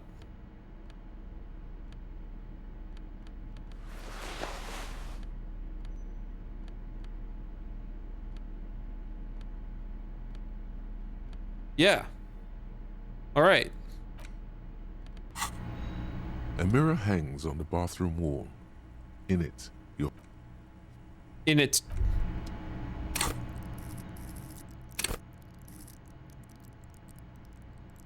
Go to Party Planet.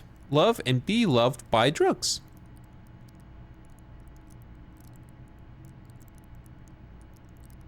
It feels like such a waste to put a point into that. Such a waste. Mirror hangs on the bathroom wall. In it, your face, adorned with the expression. Why not?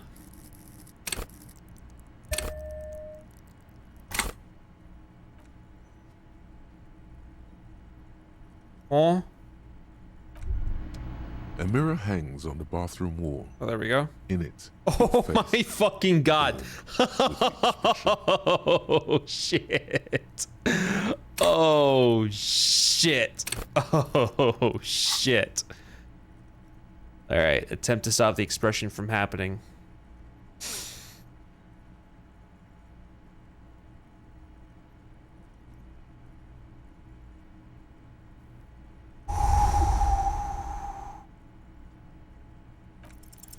Still not happening. It won't come off that easy.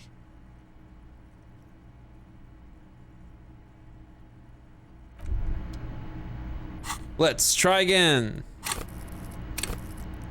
Such a waste. Such a waste. Do I have a light in this room?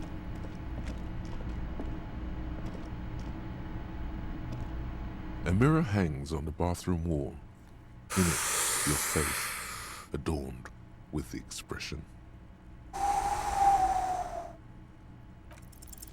Still. Fuck you! It won't come off that easy.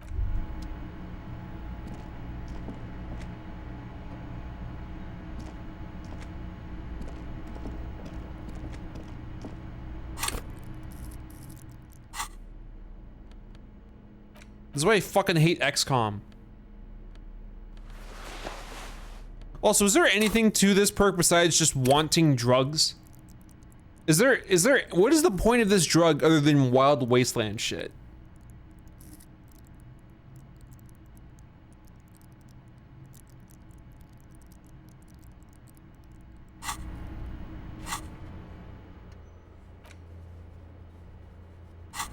Read info tab at top right.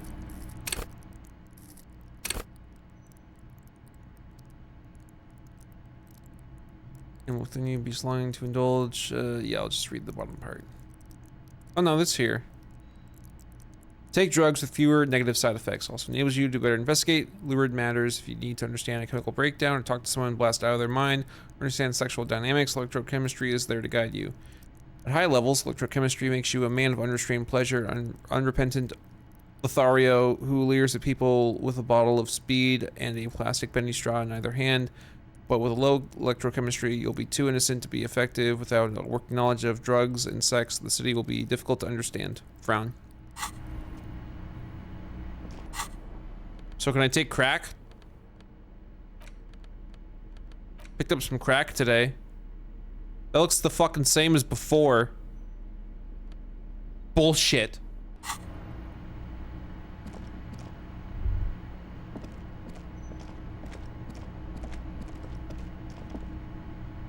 Go ahead and pick that up. Or don't pick that up. Cosmetic bottle. Okay. It's still reeling. All right. The bed is cold and not particularly inviting, but it's yours. The sheets look awful. Crawling. The sheets feel at once coarse and clammy against your skin. The bed sags beneath your weight as you stretch out and finally close your eyes. And then sleep.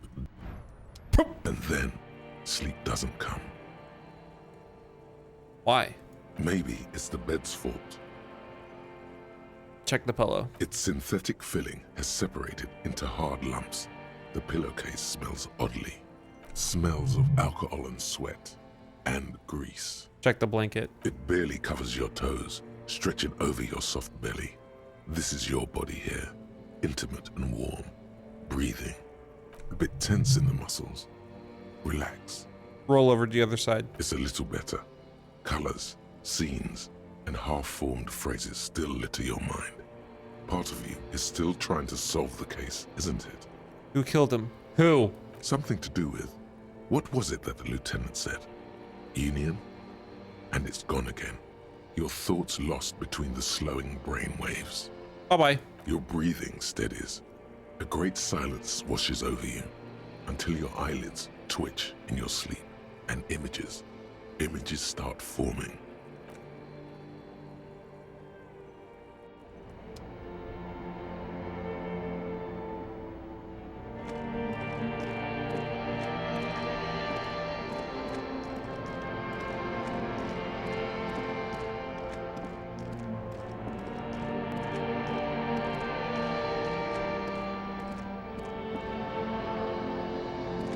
Do you remember the scent of your childhood?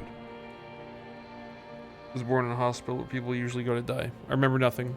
Do you remember your wife's hand on your face?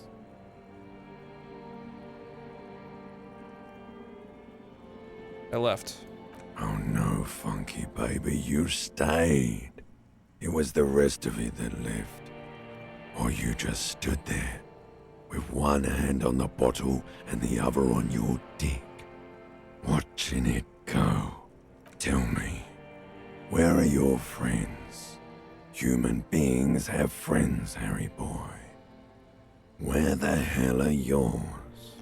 I can get it all back. No, it's gone.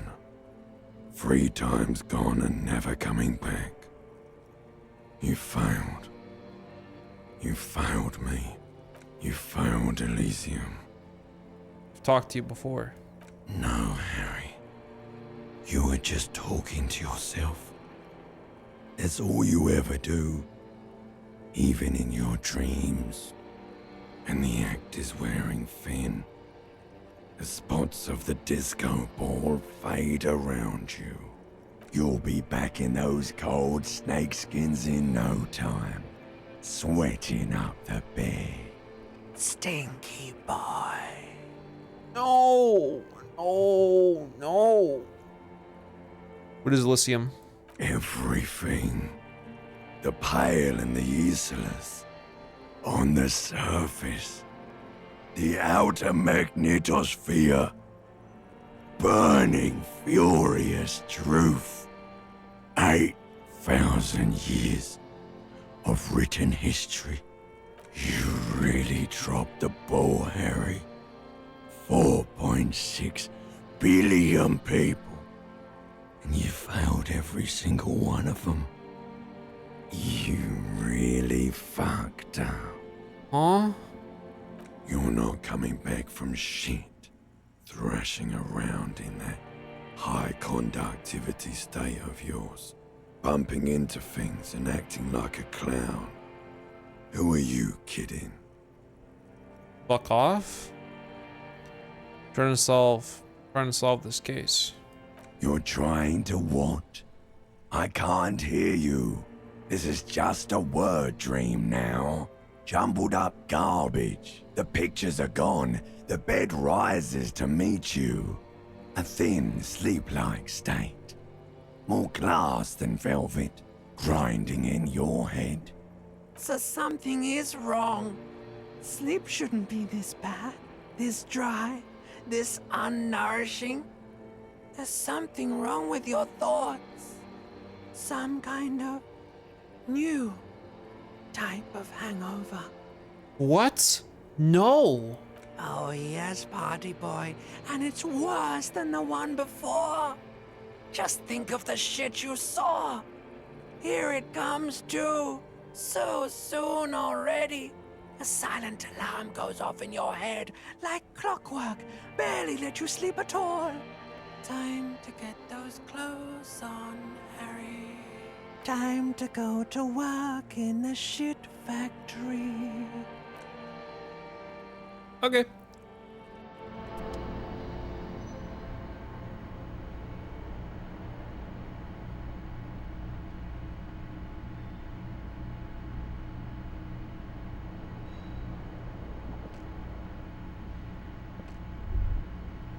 Good going, buddy.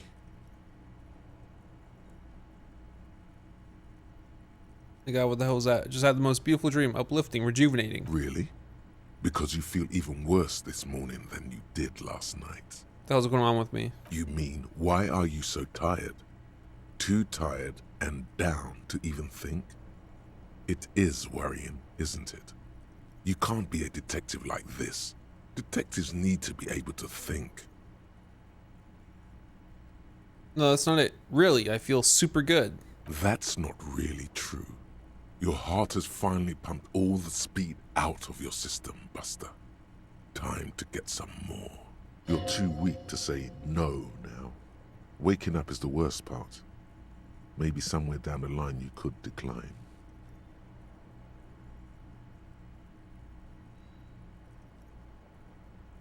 What is speed? Speed is a potent central nervous system stimulant.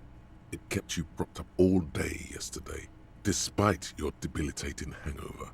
How else did you think you even got up from this floor? It's power, man. It's professionalism. It makes you feel like you're young again and ready to detect. Ready to go to war against the world. No. Are you sure? Ready to live as this pathetic shell of yourself for days? Basically, a week. Let's be honest, 2 weeks. Maybe 3. You won't make it. Half the town will be dead by then. You will be fired. Weren't you already trying to discuss to me why nothing matters and I fucked it all up and how it's all worthless and everyone's gonna die? So what, everyone's gonna double die now? What does it matter? Making me these false promises when you already see myself going into a ditch by the end of it. Why add extra sprinkles on top? I don't give a fuck.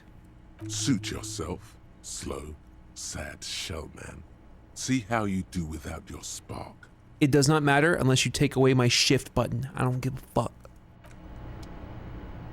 Doesn't matter. Don't care. Don't care. A mirror hangs on the bathroom wall. In it, your face, adorned with the expression. All right, I have stuff for interfacing, so hold up. We're just gonna try and roll, see what happens. What is a good interfacing thing to do? What makes me the #1 interfacing guy? How do people interface?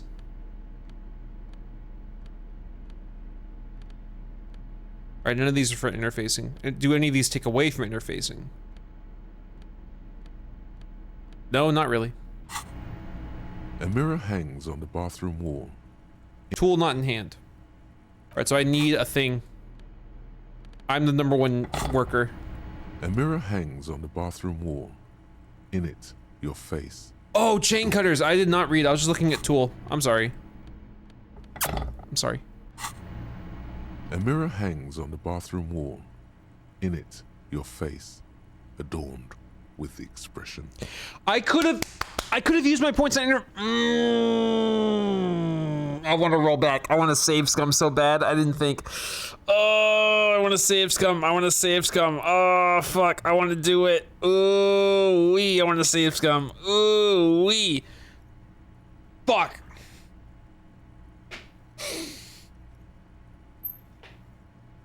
Ugh. Okay. Fix it. The chain cutter. Oh my god, can you do anything? Force it into place. Well, you know one thing for sure. You've probably never been a plumber. Just nothing. Nothing. Fucking nothing. That's why I fucking hate XCOM. Like the rest of you, it comes from a bad place. Great, whatever. I don't care.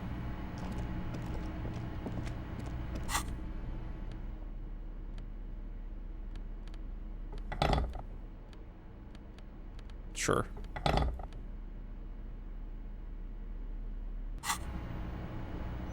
Grant yourself one reload, just get past it.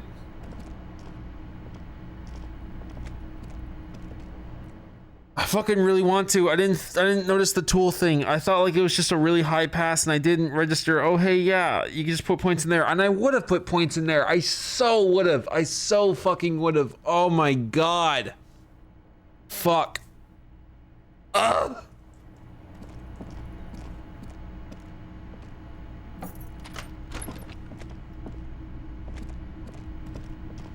Thinking back for a tool you would have used is fine.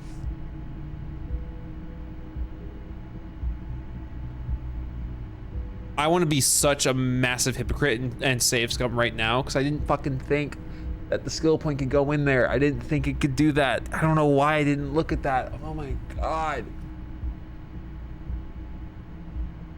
I think it's worth a reload. I just hate that I put it in shit like that I don't care about. I don't care that he's a druggie. I don't give a fuck.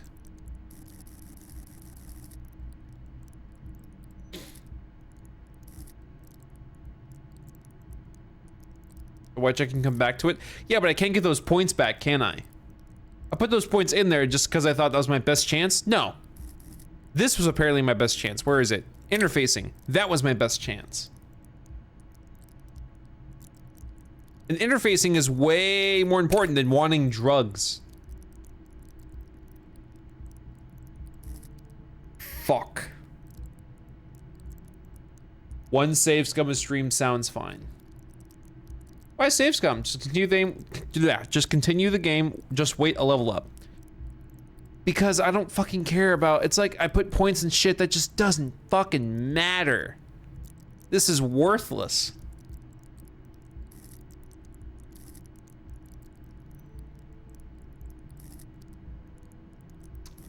Sucks. Oh well. Sucks to suck.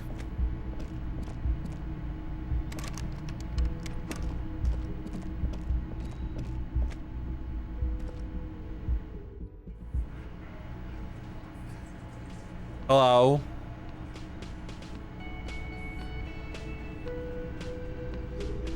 They're playing your song.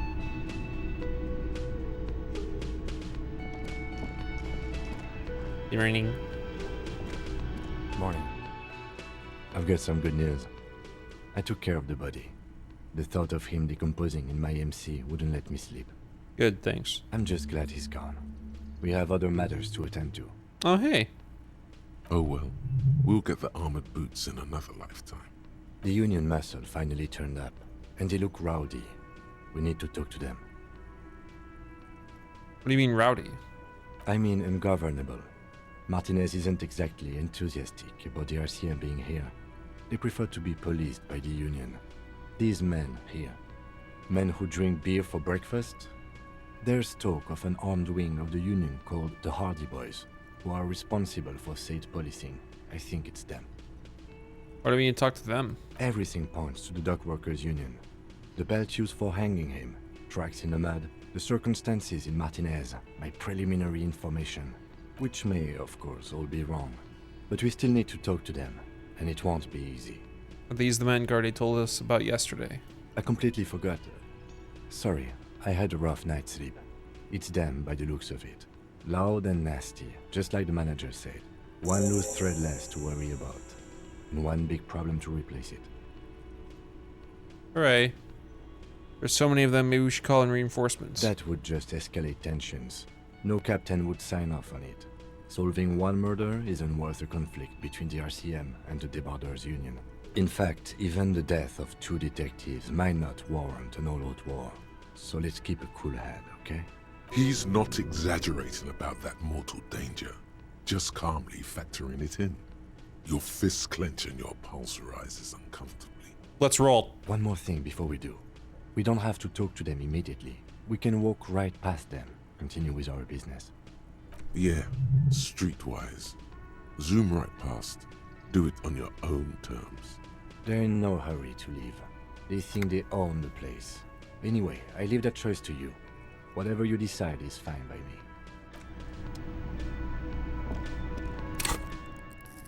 I need to fix my sink. That's what I'm deciding. I gotta fix my sink.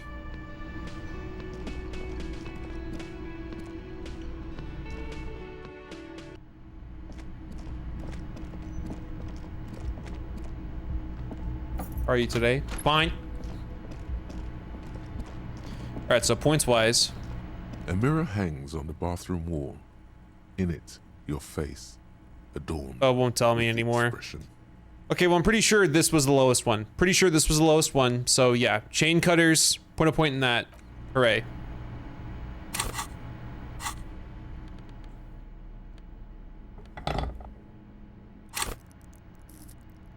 That was interfacing, right? Just triple check. A mirror hangs on the bathroom wall. Yes.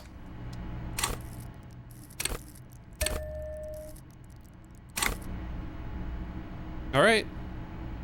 A mirror hangs on the bathroom wall.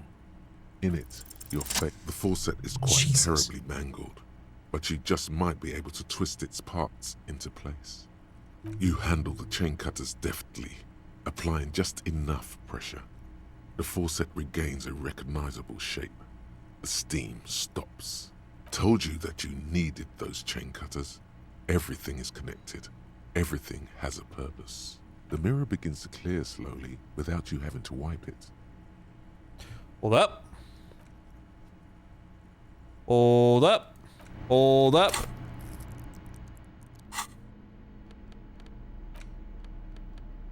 Chemistry. Wait, does it already have that? It already does, okay. Anything else?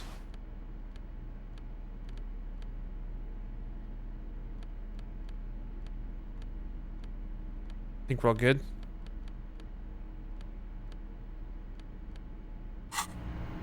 A mirror hangs on the bathroom wall. It's barely covered in steam anymore. It's your face. Stop the expression. Adorned with. It's like something snaps in you. A nerve ending. A thought. A sadness. Your face in the mirror is suddenly clean of the layer that had distorted it for God knows how long. Just like that, it's over. The running gag that your life had become. A sad old man looks back at you. Great. A mirror hangs on the bathroom wall. It's barely... The 15th Indo tribe. Because there was. The 15th Indo tribe was comprised of 8 kids from Forberg and North Jamrock, running from wild dogs in the valley, hiding scents under rocks, and stealing clothes off clotheslines, and sometimes even the copper wiring of phone lines. You may have been one of them. This must be a childhood memory. The 15th Indo tribe was your Indo tribe, set to rule in Cylinder. The rest of the kids are dead now. Car accidents and drug overdoses. Only you remain. 10 cents for every green orb clicked. Damn! I wish I didn't click anything then. Shit.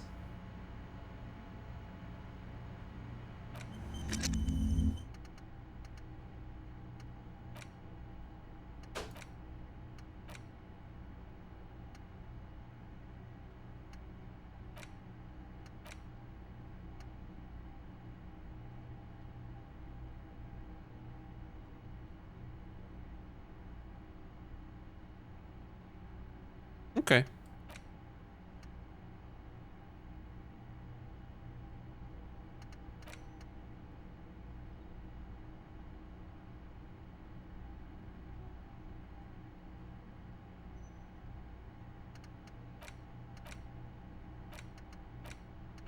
Unlock. Unlock slot requirement. I don't know. Bye-bye. Bye-bye.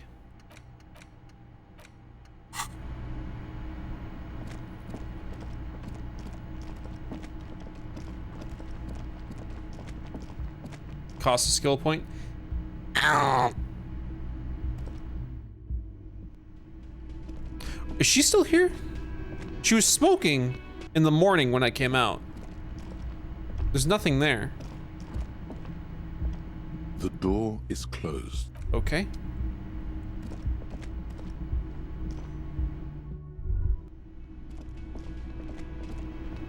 Want to switch up my aesthetic right now?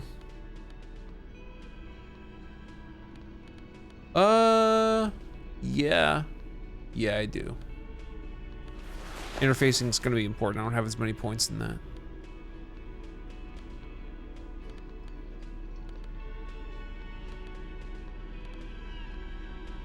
Yeah.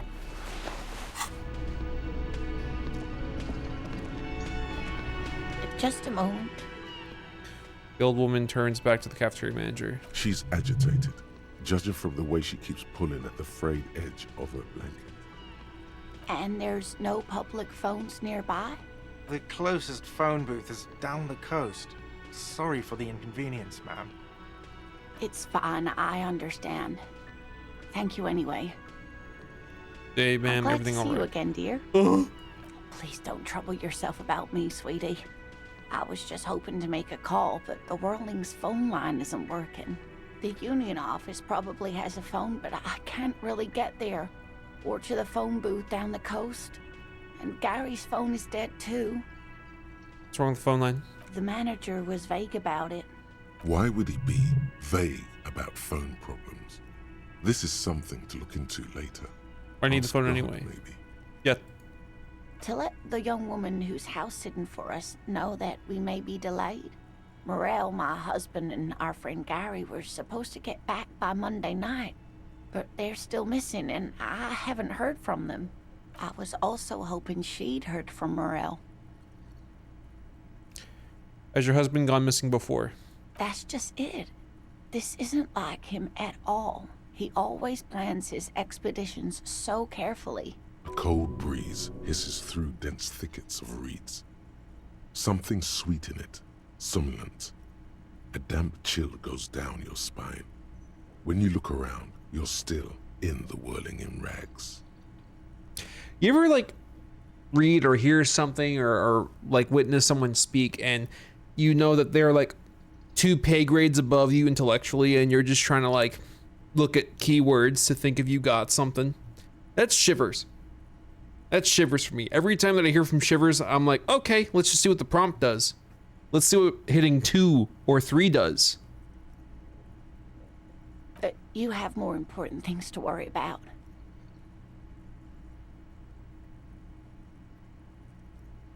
What's this expedition your husband was on? Just some field work, sweetie.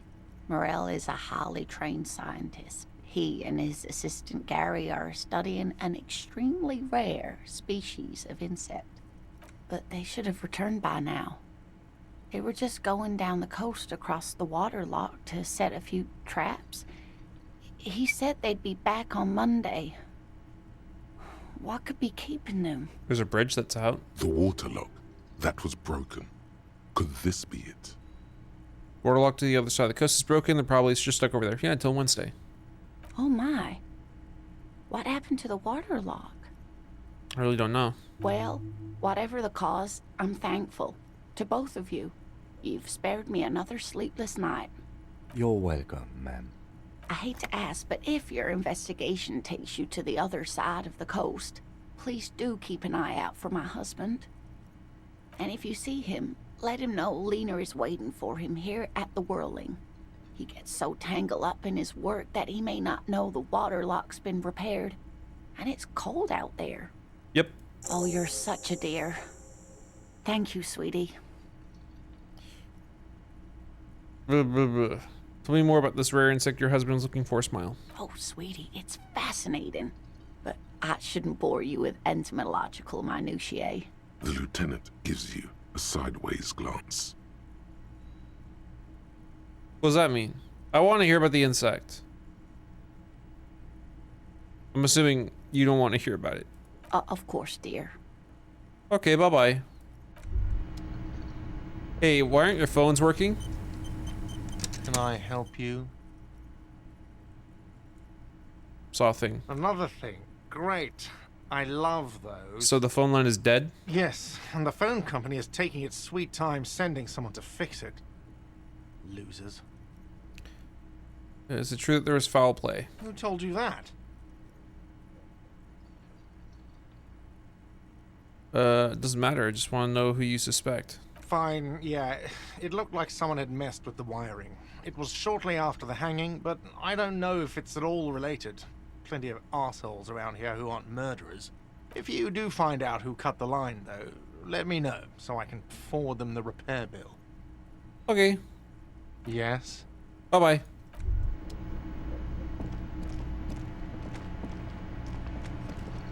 $0.10.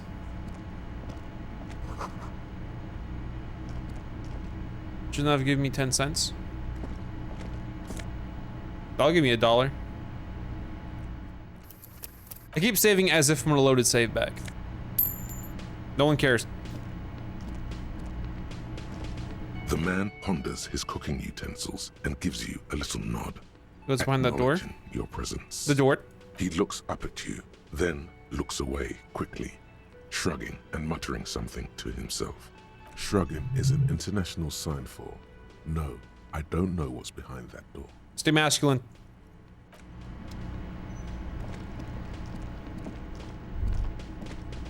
Hello. Let me handle this. Woman says to the crowd in the mess hall before turning to you. You seem a little different today. Less hospitable. You are far from home, Lieutenant.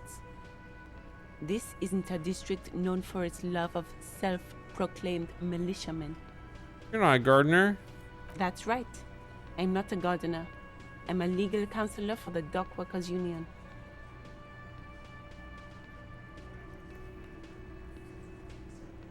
Oh.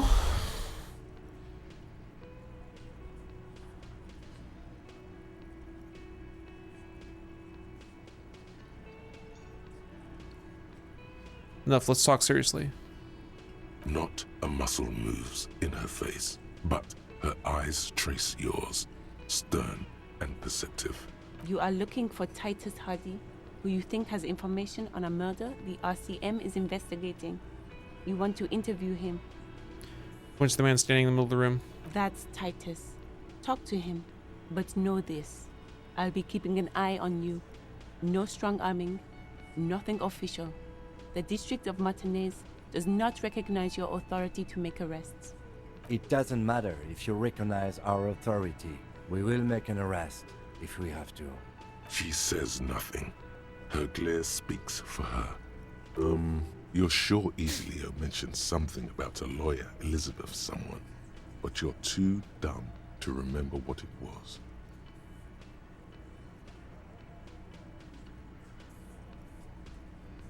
Fuck. I should talk to Titus then. What's your role in all this? Like I already told you, I'm a legal counselor. Do you have hearing problems? What if I want to talk to you, not Titus? What you want is of no significance, officer. Don't test your authority. In Martinez, you are no one. Why are you so aggressive? Aggressive? You make your living enforcing violence. These people are just dock workers. So you were spying on us, and now you represent murder suspects. Just dock workers. Listen, you moral intern lackeys. You're a mob, enforcing the unlawful privatization of Revachol. 20 fat men in the Occident are stealing it all, and you're their bodyguards. Fuck yeah. Tall, broad-shouldered man takes a sip of his beer. So ask what you came to ask, or get back to your commanders.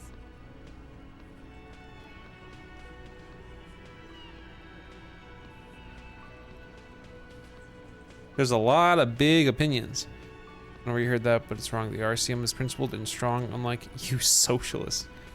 I like that. Good start. Let's take it a step further. Armed uprising. What are the union's plans? I wish I knew if it was like a sarcastic thing or if he was just like being kind of brain dead. Let's do this.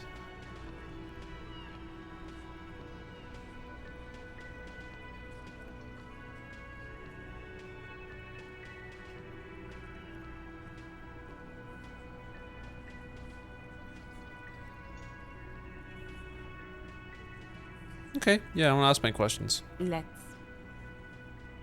Bye. Assume Harry has no concept of sarcasm. Yeah, I've kind of figured that.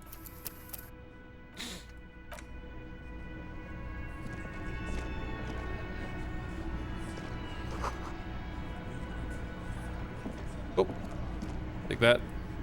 Thanks. Take that 10 cents from the wall. Great. Take the 10 cents from the window. Great. God, I wish I had that thing way before I did all this. Is there anyone that I should talk to before I talk to this guy?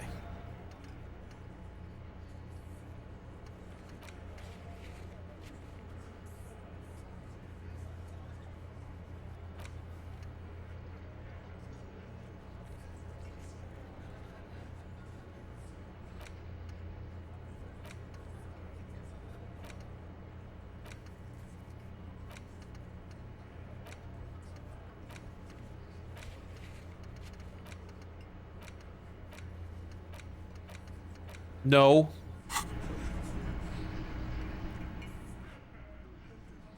These are buttons.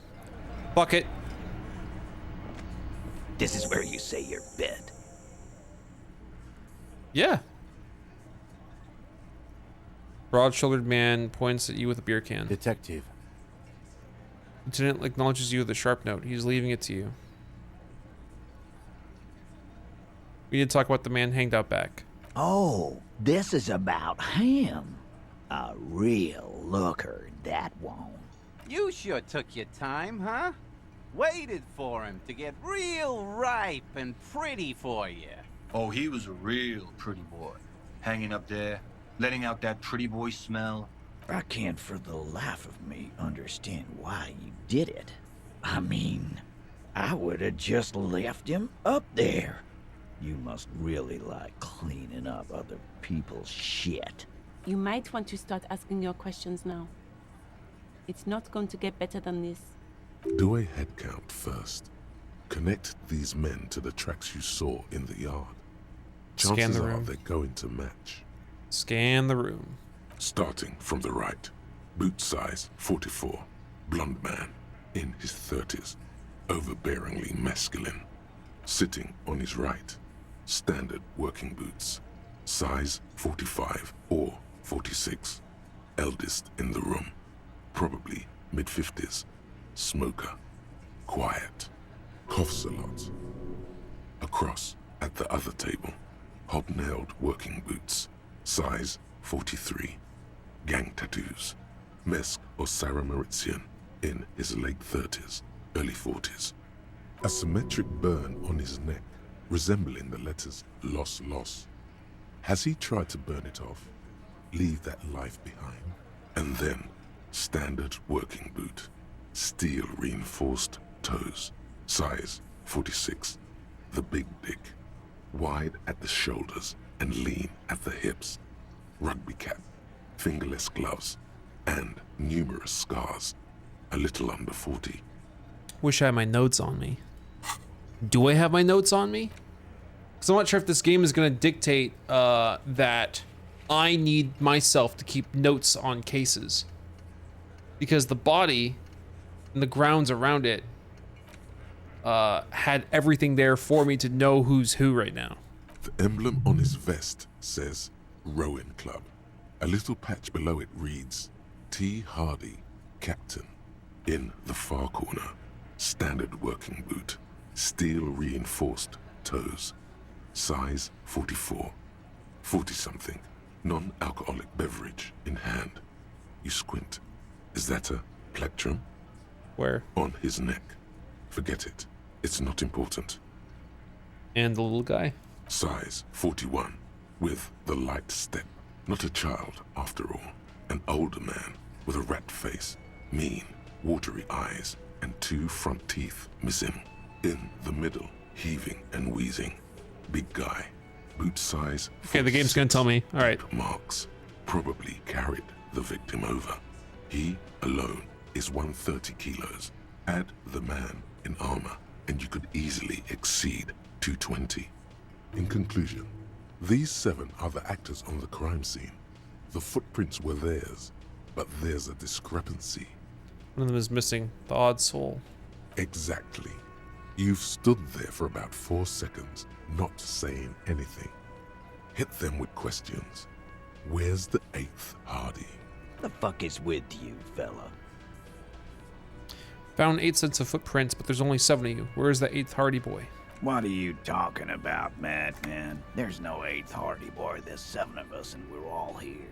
Or what? You want to be the 8th Hardy boy? We ain't hiring. Actually, boss, we've been talking and we think she could maybe... She? So there's an 8th Hardy, and it's a Hardy girl? Who might it be? Elizabeth? The gardener? Shut the fuck up, Glenn! I do talking here. Now what the fuck do you want, cop? So let me get this straight. There is an 8th Hardy boy. It's a she, and you don't like us talking about her? That's right. We're not talking about this. This is a private Hardy Boys matter. Nothing to do with your shit. And he points to the lieutenant. You're not cops here. Don't go digging around if you don't want a bullet in the back of your head. I'm watching you. Good. We are all watching each other. Officer, your question. There's no point in pushing it further, he thinks. This is already a victory. We'll learn more about this 8th Hardy sooner or later. See, the impression that I'm getting from this game, the reason why I skip certain options, is because it feels like I can damage a case, damage chances when I ask dumb shit. When I state dumb shit. Ugh. So, why would I bother asking something like, did you kill him?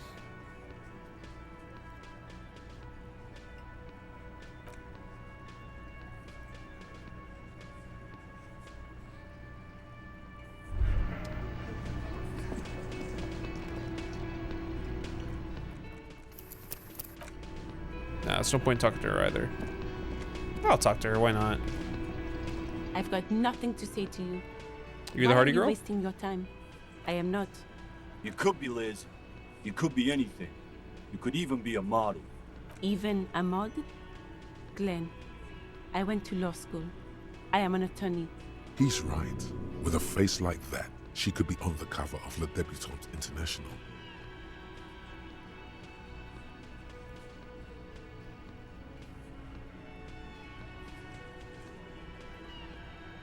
I don't know how to play into that. He's right, no, you're very pretty. The cold look in her eyes speaks louder than words. She is not amused. Okay, bye. Got 5 points for staying dumb shit.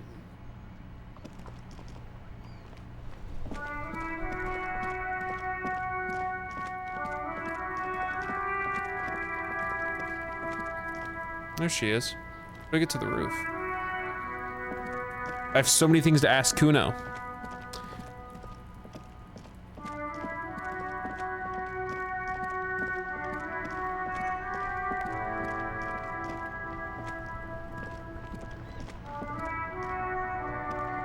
Now it's turning into a kind of a snow limbo, man.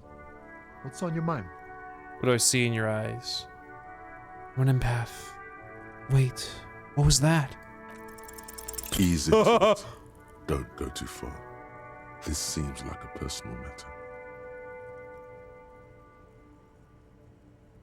You tell me you spill the beans. What's troubling you?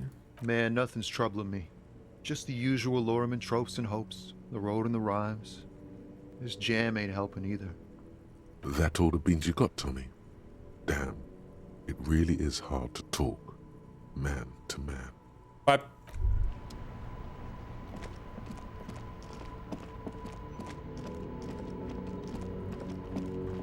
I like when the shadows move all of a sudden and scare me.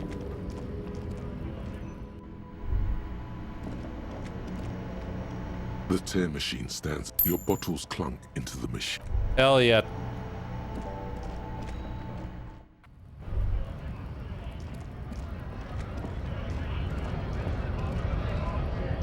Hello. Right to work. Right. Okay.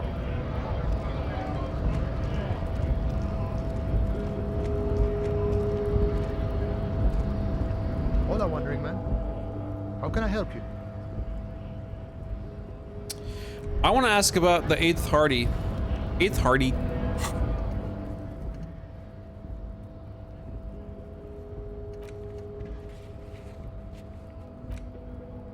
Fuck it, I'll ask the dumb question. Why not? What's he gonna do? Say that he did it? He might actually.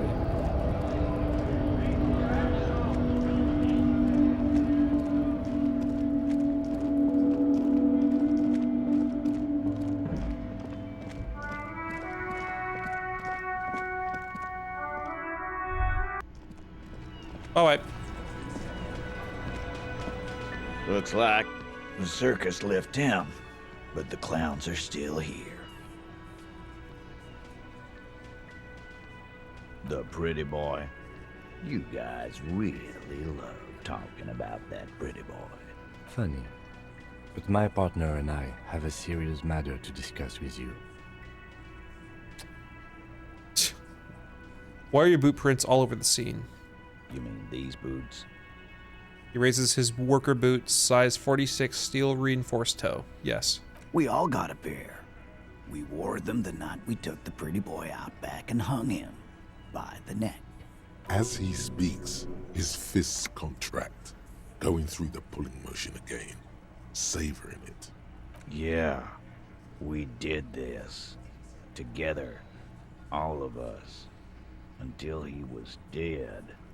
That's why our prints are all over the scene. There's a catch hidden somewhere. He didn't confess so that you could take them all away. It's too simple. But there's a catch. There is no catch.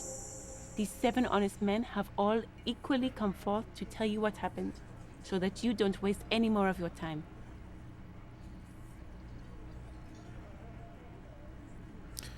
Murdered him just like that. No remorse. How many people have you sent to the Shays? Ever felt remorse for them? Or send them to Reunion to rot. For 20 years. For life. Okay. What we do is different. We enforce the law. You just kill people like it's nothing. But you see, a lawman, is something people agree upon. And here in Martinez, we agreed that this man had to die. Oh, you're all of Martinez. I forgot. You're the committee. Right. Forgot that part. We called the shots. Are you deaf?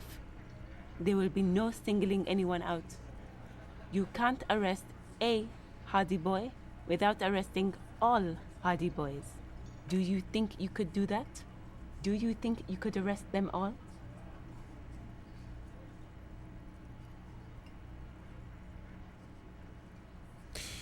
Yeah, I'm just gonna ignore her. Who calls the shots around here? Who do you fucking think does?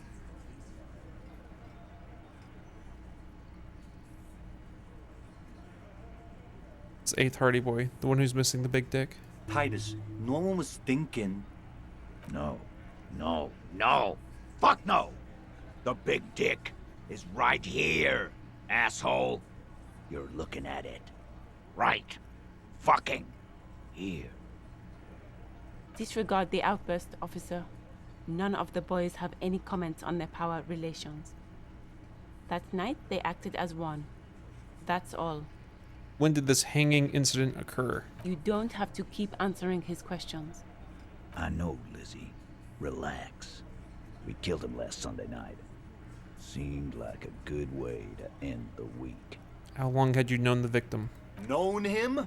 We don't associate with scum like that, asshole. Yeah! Who do you think we are? Quiet. He came around about 3 weeks ago when that Pines cow first sailed into town. Happy? By the Pines cow, you mean Joyce Messier? The representative for White Pines? The same company you're striking against? No. I mean the Pines cow. The stupid-ass cow they sent in to fuck us over. But you know what? Rubs his chin, pretending to roll it over. Why don't you ask her about the pretty boy? I'm sure she has interesting things to say when you ask her hard enough. That's enough insinuation for today, Titus. Officer, your interview is drawing to an end. Don't waste your last questions. How did you kill him? We hanged him up by his neck until he got real still. Wasn't that obvious, Copper? Didn't they teach you anything at the cop school, idiot? The autopsy showed there were no ligature marks. His hands were not tied. Can you explain that? The lieutenant goes in for the leg sweep. Titus does not see it coming. Look, I'm not gonna play 20 questions with you, Capo. I'll say it again. We killed him. Yeah, I knocked him out. Came up behind him and clubbed him in the back of the head. He went down like a sack of sand. That's right, lawman. And then we hanged the fuck. Things aren't quite right here. Are they?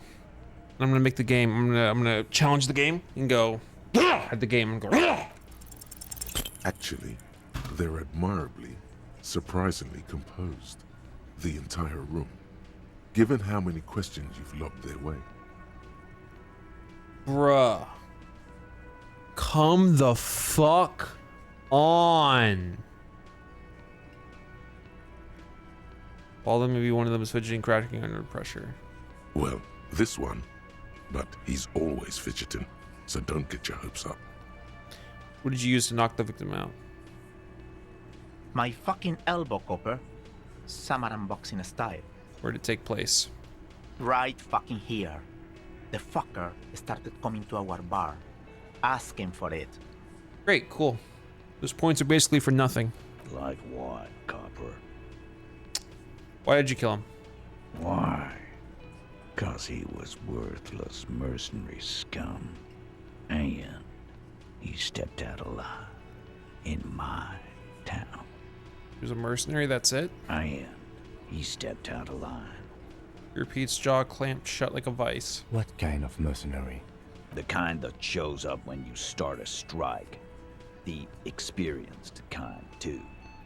Had Cohoy and Semenine written all over him. Ex-Oranese Special Forces. A live grenade. Right here in our bar. I can't prove it, but I know he was sent by the Wild Pines. They hired merc shit like that. Story of every strike from here to Samara. How do you even know he was in Special Forces? 'Cause one night, he walked straight up to the mic and said, "I'm Oranese goddamn Special Forces, and I'm gonna fuck you all." Really? Yeah, really. Had a gin and tonic up there, sang some Oranese paratrooper song, and said he's gonna fuck everyone. We couldn't believe it either, but he fucking did, right there. Like some kind of animal. Right. But what did he do that was actually wrong? Wrong? He harassed women, raped one, harassed workers, threatened to kill some as a warning. To kill us all if we don't open the gates, if we don't let the scabs in, if we don't bend over. And that was before he started coming here. Yeah, he said it was his favorite joint now. Started coming here every night. Drinking, grabbing girls. Grabbed one of ours mid-karaoke, right there on the stage. He grabbed someone? Lieutenant is trying to make sense of this flood of information. Yeah, this girl's on the mic. A beautiful girl, young. Gets into the second verse of Lover Lake. The fucker grabs her legs, starts screaming, "Show me your cunt! Why don't you show me your cunt?" Then, he gets knocked on the head with a wine bottle. Doesn't even fall down. Was this the same girl who was sexually assaulted, raped, you said? Aren't you fucking listening? My man is talking to you. He took care of it. They got the girl out before anything else could happen. Yeah, me and Eugene got her out. Aren't you fucking listening? Okay. Right, but who did he rape then? This is a serious allegation. No, you're not getting the name. That's a Martinez matter. And I'm not discussing it with you clowns. There's nothing you can do for now. He's stonewalling you. I just have skill points for fun. They're just for fun. They're just for fun. Just for show. So what are we going to do now? Nothing. Your investigation here is done. Leave Martinez, go back to your stations where you belong. I think we're going to stick around, thanks. Some things don't add up here, Titus. I've done this job for long enough to know that people don't just confess to first-degree murder. Even if it is a group responsibility. We're going to look into this. Good luck with that. You've heard everything a rent-a-cop is gonna hear from us. Real law officials. You're lucky you didn't get a beating. Authority. Godly 16. Very low. Establish authority. You got this? Really? Because things that were 70%, I've been failing all fucking stream. We ball. So easy. Take off the shirt. I think I have to take off the pants. Or is that a different set of clothes?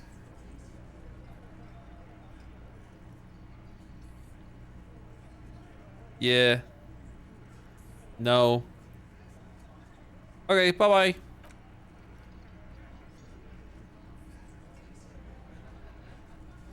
I can't believe the gardener was mean to me. Fuck. This is fucked up. Why'd she give me her gloves? Why did she let me investigate so freely? Why did she care about the hanging body? I'm gonna try and talk to her up there. I'm not sure how to get to her. There's a door. It's gotta be this building.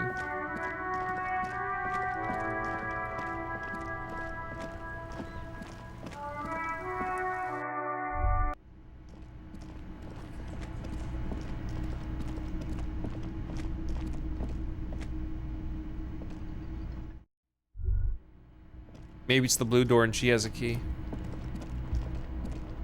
Could be.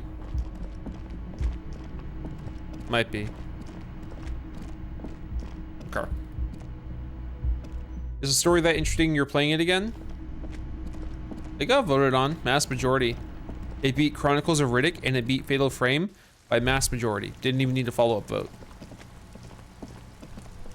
I'm just waiting until I get the FPS portion of the game. What's this?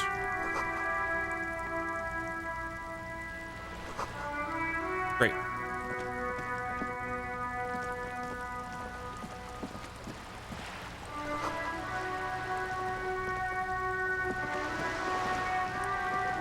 Just talk to people. Not those people. I guess there's not much else to talk about with them. Establish authority in the Hardy's boys' eyes. Brian the cryptozoologist. I don't even remember who Renee is. It's so real. No idea.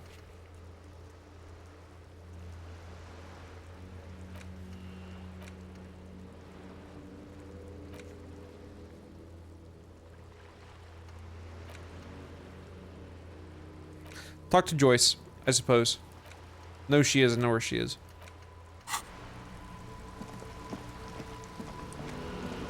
Old guy in blue and yellow suit. Old guy playing... Oh! I would not have ever come back here until I got the ball. I'm gonna be so fucking real with you. We're still waiting for a replacement for the bull you sent sinking. On your guard booth. Yes. The Debardeurs Union pays me to stand vigil during the night. Not out of any political allegiance, mind you. I'm an old man.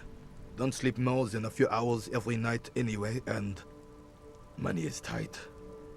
You must have seen something on the night of the murder. Your booth looks right into the yard. Yes, it does. Unfortunately, I wasn't working that night. Been on a 2-week leave since last Monday. Why are you on a leave? It's a private matter. Nothing to do with your investigation. You see, officer, René is the kind of man would rather die than admit he needs medical assistance or, God forbid, sick it. A real man's man is just gonna ride it out. I'm fine, goddammit. Mind your own business. It's nothing. Just got to cut back on coffee. It's his heart. Who was working your night shift that night, Small? One. The boss has been unmanned since last Monday. There's no other guard. It's just me. No one has been guarding the container yard since last Monday. Yes. It's not actually an issue. I mean... Look, officers. The container yard doesn't actually need a guardsman. Never had one before René. Monsieur Claire had that booth built specially for him. It's mostly decorative. Decorative? The possibility of someone being in there is enough to discourage any ill-minded individuals. Evrard created this job for René because he knows the Royal Carabiniers' pension of honor and PTSD isn't something a man can live off. A decorated Kingsman collecting tear reflects bad on the whole neighborhood. His words. Read this, there's a lot of options.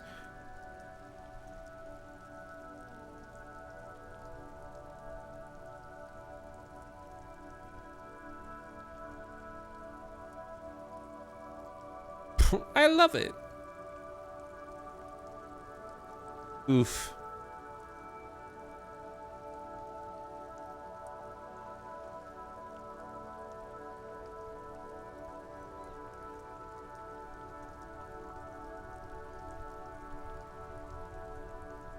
Renee's but one man. We need a program to get all the elderly people back in the job market, keep folks motivated.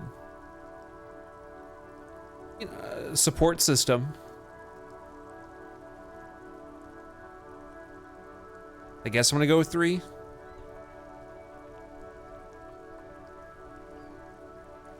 Yeah, I'll go with 3.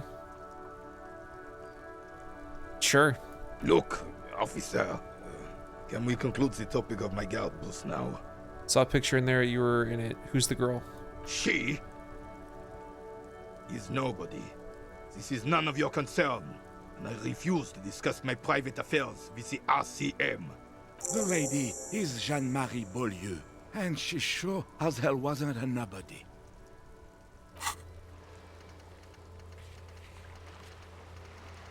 Okay. Done. Got it, thanks. Yes. Like I said, I would be up anyway, so might as well keep an eye out. It keeps my senses sharp. Statue. Ah, yes. King Philip III on his steed. A reminder of what Revachol once was. Oh, absolutely. At the mercy of a cocaine-snorting tyrant who emptied the treasury so he could sleep on a bed of gold. Cocaine? Cocainum? Sounds like our kind of king. And just imagine what kind of cocaine a king would have had. A superpower, feared and respected. A testament to what this country can be under the leadership of a true king. Someone who knows how to rule. Aren't you in a union? Or at least being represented by a union if you work for the people at the dock? How should a true king rule? Decisively, without fear of offending the sensibilities of the frail and weak-minded among his subjects. This is something the insurgents never understood.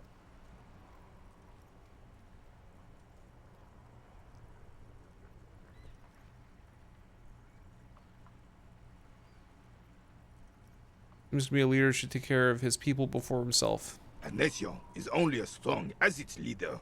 That's why it was such madness to try to... Don't get started on that again. What happened, happened. There's some weirdness in his voice now. He's heard this rant many times before. The Carabinier doesn't reply, but his entire being communicates unbreakable resolve. Okay. Right. Bye-bye. Not a crater. Yes. The terrain here provides an interesting variety to a familiar game. I created it? I do. Fire from heavy artillery. Heavy artillery fire, you say? That's the best kind of artillery fire. Very interesting. Well, why? Why what? Why was heavy artillery used? Because that's what happens when communists hijack your country, execute your supreme leadership, and turn your capital into a slaughterhouse. You use heavy ordnance to clean up your home. Did you use artillery fire against them? Sadly, no. It was the foreigners who brought them to their knees. We fought valiantly. Too valiantly. So valiantly we got licked. Okay. Should have fought dirty, like they did with their suicide sex cult propaganda and mad anarchist women strapped to shrapnel bombs. We didn't though, and we lacked caliber. God bless him, but the suzerain's cannons simply weren't big enough. Why shell them here? Because this place is a damn beachhead. Had to soften the commies up first. Beachhead? Yes. The military coordinated amphibious landing to take back Revachol. Martinez was used as one of the 3 footholds in Revachol during Operation Deathblow in 08. The other 2 are off in Stella Maris and the Delta. Not thoughtfully and turn to look northeast. This here is Blood Ground, where coalition boots first made landfall and cleaned those rabid dogs out. Most likely, we're playing pétanque on their mangled corpses. Blood ground. You got old Rene going there. Like he isn't hungry enough already. That explains all the war damage. Damn right, son. They laid the fire of hell on the city before they stormed it. And it worked, too. He approves of this radical approach. Knows it was necessary. The rest of the city got cleaned up, but Martinez they keep as a monument. And now the Union Socialists are practically running the place. Well, it's your own damn fault. You, we, the coalition, Revachol, whoever you want to blame, never finished the job. Officially, the party never surrendered. Of course they still all influence. You don't even begin to truly understand the players at the table, let alone the specific circumstances surrounding the... What do you think?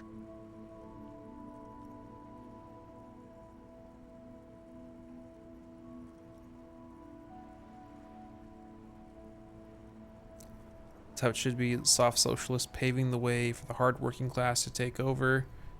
Foreign powers cleaned up our mess, and now they rule us. Shake your head in shame. This coalition seems quite capable, actually. Commies just don't understand how money works. Nothing, I don't think I just do. I feel equally uninformed as Harry does in the sense that I can't make a full-on statement about political parties here. I don't know what the fuck the war was like. I don't know what the fight was like. I don't know who was defending what. I'm a stranger in a strange land trying to defend a dead man that does not respect any of the lives of his people around him. And I need to collect 20 riel a day so I can sleep in a shitty bed. Whatever you're talking about, it's just flavor text, man. Our centrist streamer, I'm not a centrist. I am liberal democratic, and I don't know exactly how to use these specific answers. Foreign powers cleaned up our mess and now they rule us. Because I don't know exactly what that means. Backing the commies should be a safer choice. Okay, I'll choose 2 then. Act like yourself. If I was acting like myself, I would just say, okay, dude. All right, man. So, centrist. You can choose to ignore me. That's okay. It makes life easier for you. You don't have to think about other people. Pick what you want. I'll choose 2. I'm sorry it had to be them. After 8 years of fighting those hyenas, boiling cats for food and drinking piss in the mountains, I would have preferred if the Right Honorable King Guillaume returned through Revachol, or even if that damn clan Frisel had risen from the grave and led us. Sadly, that was not the case. Instead, All that is just, holy, and beautiful in the world was wiped away, and now it's neon signs with toothpaste ads everywhere. This is just. Oh, well, I thought he was done. This was their plan all along. This is what they wanted to replace the role of the suzerain with. It's gonna be a lot of text. A true king in both blood and mind led Revachol before Frissel. He would have been better, but the damn commies drove him into exile. Damn Frissel. He was the king we couldn't protect. The Carabineers failed him, and the crown. He died in the hands of the Hyperlay, in a very public execution. He slouches as he says that. It makes him smaller, admitting they left the king to the mob. What exactly is a suzerain? The suzerain is the king! Has everyone forgotten already? They forgotten already. It's no use talking to you. You were still in Daddy's balls when it happened. When we took our last stand against the filth and rode the cavalry straight into gunfire. What is it about this old soldier that makes him stand so proud? All you observe is a veteran refusing to let go of the past and his old uniform. This is the uniform. I keep of the early Royal clicking. Why am I doing that? Cavaliers in service of Frissel I, Guillaume le Lion, and the valiant King Philip V before him. Don't you mean Frissel the Fan? You do not speak his name, Craven, although he was a clown. But he was our clown, ours to ridicule and to mourn. There's something you missed. You will get to it. Don't worry. No. What's this? We're getting reports of normal, reasonable, temperate, political opinions somewhere in Martinez. That's me, Mr. Reasonable. Someone's got to keep it sane around here. This is because I keep saying none of the above political stuff, isn't it? Discard thought. This game's about to grill me, isn't it? Reasonable? I hope so. The air suddenly feels calmer, more transparent in a strangely tender way. Perhaps it's the hangover. Perhaps it's a temporary surge of serotonin. But something tells you it's time to become a citizen of the Kingdom of Conscience. Where is this Kingdom of Conscience? It is not a place. It is a moment in time that can only arise in the right circumstances. In all of human history, it's only been achieved a handful of times. How do you bring about those circumstances? Incrementally. Yawn, you'd get there faster with a little speed. Oh, that's what I forgot to do this morning. History's greatest catastrophes have been brought about by people trying to make the world a better place. Too quickly. That's the genius of Dolores Day. She recognized that progress is meaningless if its gains are lost because of instability. Real, lasting change can only come about gradually, increment by increment. What about all the things that are wrong now? Tisk tisk. Just because you live in the present doesn't mean you have the right to place your needs above the needs of the future. You may never live to see the Kingdom of Conscience. Your children may not. Even your grandchildren might not. But that's no excuse not to keep working. What sang-froid? What a fucking joke. Is the Kingdom of Conscience really about doing things or just preserving status quo? Do you believe the status quo is preferable to chaos and bloodshed?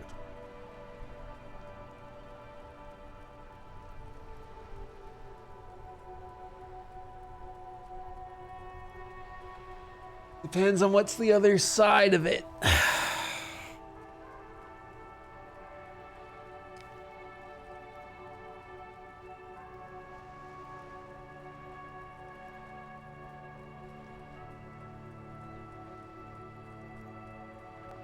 No. Then you've never lived through real chaos. I haven't. Sometimes, in the face of great disaster, defending the status quo is progress. The kingdom is difficult to comprehend and even more difficult to describe. partly because humanity will need to discard many of the categories that define and limit it today. The kingdom of conscience is post-capitalist, post-national. It's also post-industrial, post-ideological, and even post-sexual. Is it just a removal of everything mammalian? Everything animalistic?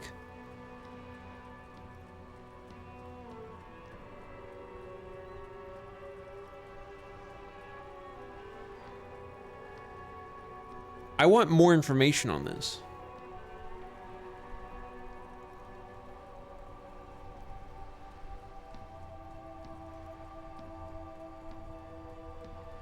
Removal of desire.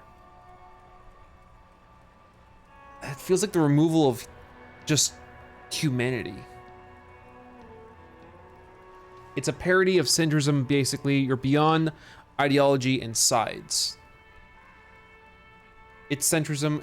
It's a removal of anything provocative because it could cause change.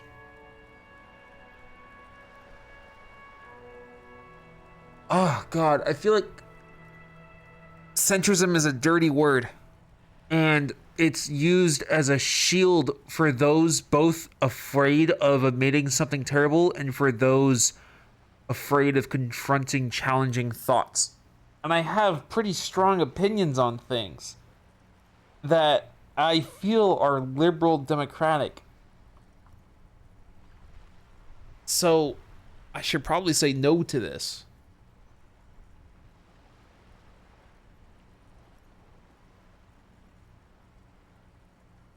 Opting does not have downsides, by the way. You do not have to commit. It's to be so centrist that you see yourself above every other choice, even the desire for a choice. I'm just winging it. I'm fucking winging it here. Hell no. Then don't use the word centrism to just... Don't use the word centrism, just use your own judgment. Yeah, nope. What you want is immaterial. The kingdom of conscience is coming, whether you like it or not. Only very slowly.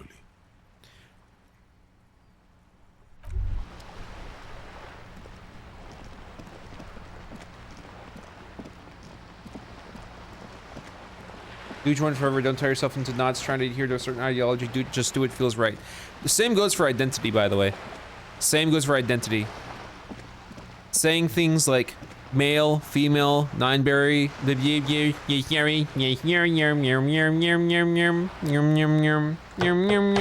everything that I had intellectually is gone because I misspoke.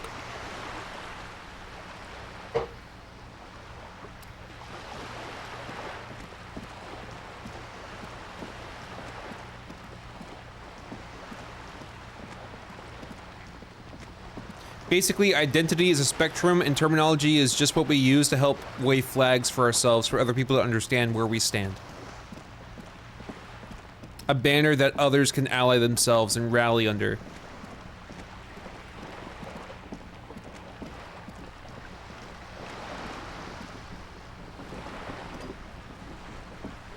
You're back. Good. I love being a little What lamb. can I help you with? Are you in the VR chat theater? I don't see you in the VR chat theater.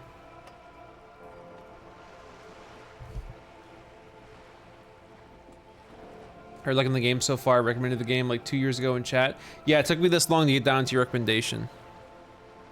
Talk more about reality. More lessons in basic reality? My favorite part of the day. Go ahead, ask me anything. What is...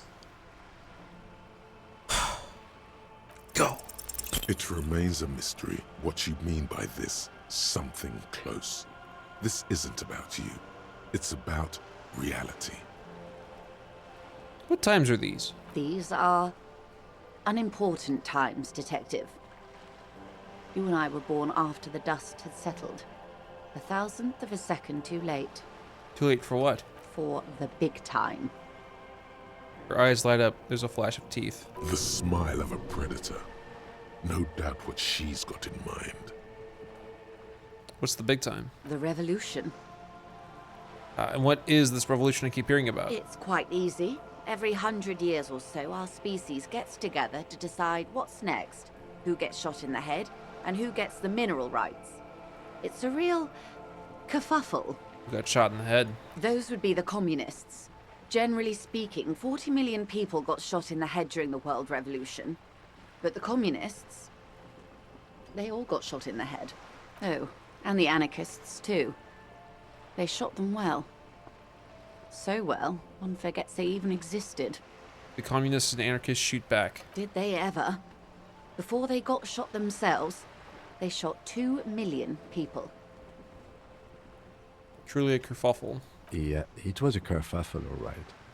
Yes, the Insulindian deluge, they call it. He almost gets shot in the head on the opposing side. Oh, lots of people. Even the king got shot in the head, or thrown beneath a horse, or drowned. Accounts differ. It was unceremonious. Just as well, he wasn't actually the king. Just the king's nephew. The real king abdicated and lived out a long and productive life as a venture capitalist in Grad. Cowardly king. I prefer the term risk-averse. King Guillaume was nobody's fool. He could smell a PR disaster brewing, so he got out alive, and his nephew Fricelle got shot in his place. Him and tens of thousands of his wonderfully fascist kingsmen. It was a wild time. Who got the mineral rights? The liberals got the mineral rights. And by mineral rights, I mean everything. And by liberals, you mean? Liberals are usually middle-class people, Detective. Or the remaining gentry. The beneficiaries of the pre-revolutionary arrangement. Some were rich enough to stay with the Constitution, with monarchy. Big mistake. Others bet on the revolution. They were called the ultras, or ultra-liberals. They fared well. How did the liberals win it all? They didn't win so much as survive. We were the last ones standing when the war ended. Everyone else got shot in the head, remember? If everyone got shot, who was there to surrender to? To foreign intervention. The coalition.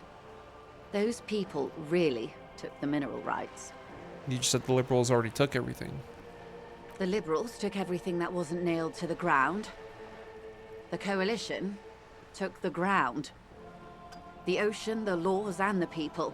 Who are the coalition? The coalition of nations.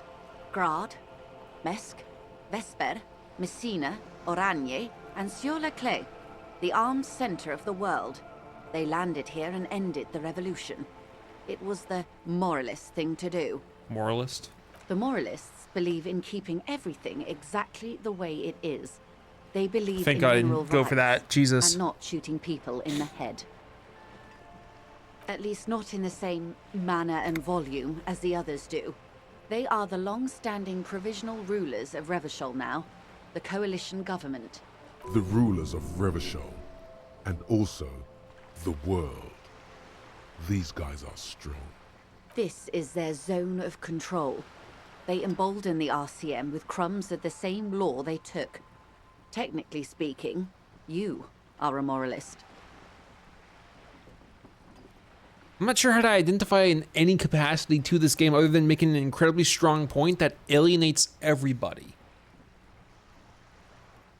Like, the choices that I get in this game are honestly Fallout 4 levels of, not Fallout 4, I guess 3? I feel like in this game, I'm proposed with, I am a communist, kill all unionists. I'm a unionist, kill all communists. Why are we killing people? Funny option. And I'm just trying to like investigate a crime without, you know, drawing attention to myself.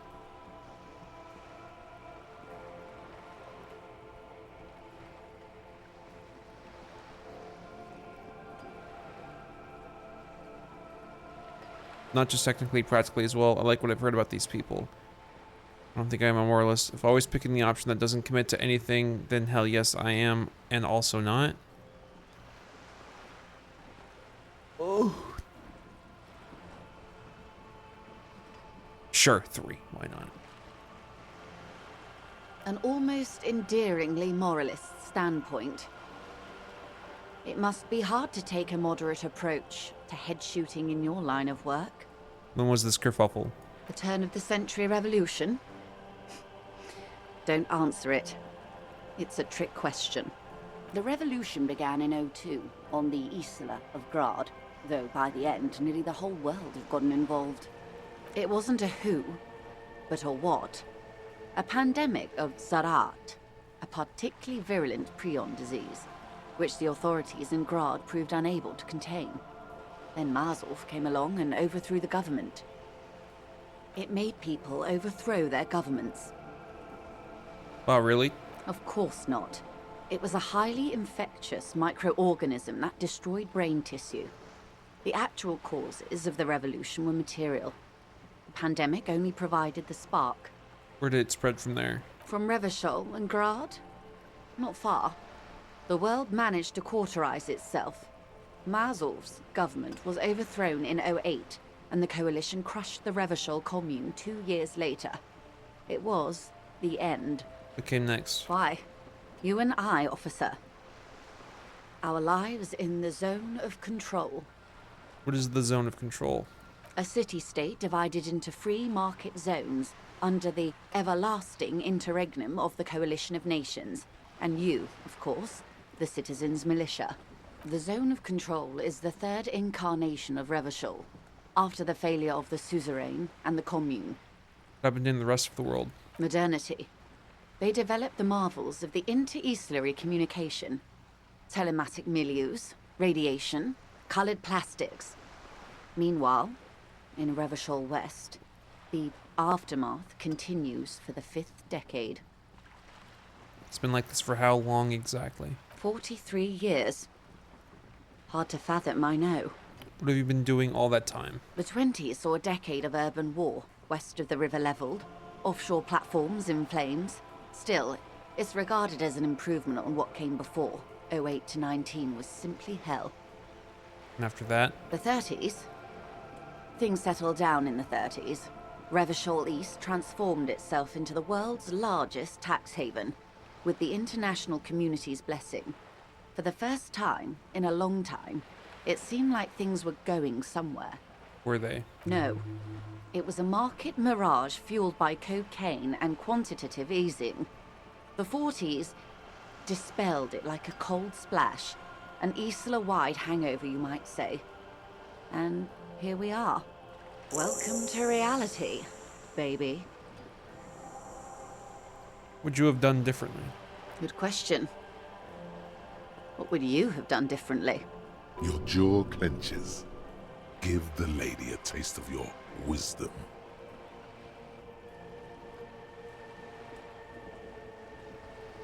I would have sought a medical solution. There is no medical solution to Pyron. Pyron disease, anything related to having a Pyron sickness, it's over. Complete and utter destruction of cells. It destroys how the cell works. It breaks what a cell is. Pyron, Pyromane.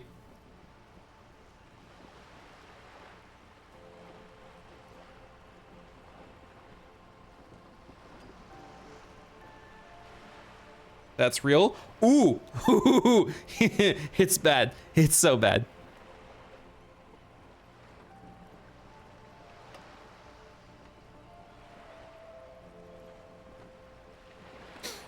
I guess I'll choose 2. Maybe she'll not know that's uncurable. A cold creeps up your spine, reaching its tendrils up your neck, toward the back of your head. So a quarter of humanity simply lost their minds. And how would you stop a prion? Prion, there's a word. Complex folding protein, unlife, with the technology 50 years ago.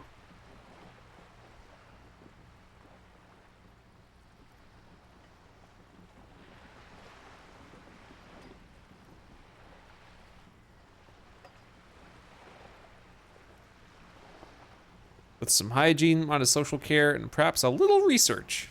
The wind stops, and for a moment, there's silence. The charge dissipates into the dark water. All is quiet on the Martinez inlet. A dog barks. A gunshot echoes off the walls of some distant building. A woman's voice. There is peace in the heart. Good hygiene. Really. A very moderate solution to an extreme problem. It's those sort of half measures that doomed the authorities in Grad.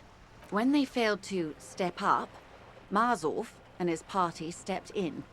In this particular case, maybe a more robust state response might have been appropriate. Opinions expressed here do not reflect the official position of the RCM. And what is your official position, Lieutenant? My position, ma'am? My parents got ripped to shreds in the revolution. I would have gone the same way.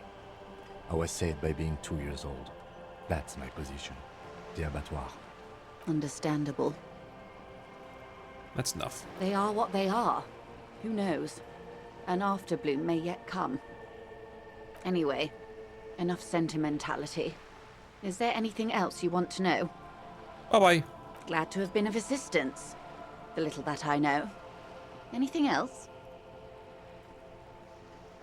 Hey, what about the tattoos on the photo? That's the man who was killed. I'm afraid this is a discussion for once we've cleared the lynching question. Thank you, Trenton, for 33 months of Trenton. Thank you. How was game? You're going to do a lot of reading and a lot of listening, and you're going to look at a lot of people and maybe kick a racist in the head if you're strong enough. Violence gender later. Better not tie the forestay to the backstay on this. I hope there is something else I can help you with.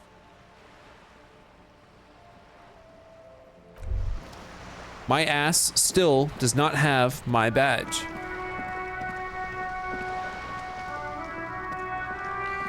Do you enjoy making me read making? Oh.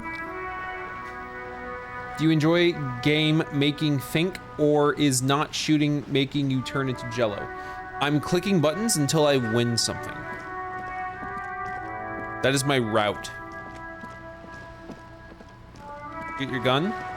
Nope, someone stole it. I pawned it.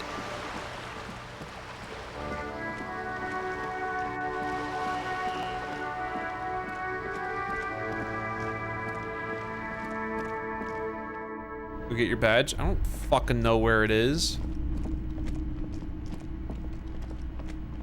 A heavy door with a missing handle stands before you, covered. Who wants to break down the evil spirits? Who wants to look into the evil spirits? Who wants to look into the void?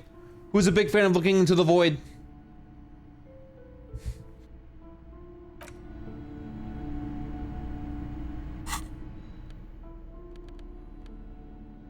Yes, sir. A heavy door with a missing handle stands before you, covered in dozens, if not hundreds, of little body-shaped trinkets and jars. It appears to be locked. You smash into the wood and see a small crack appear on the door frame. It's going to take one more try to break through to the other side, but you've done it. You're not thinking of trying again, are you?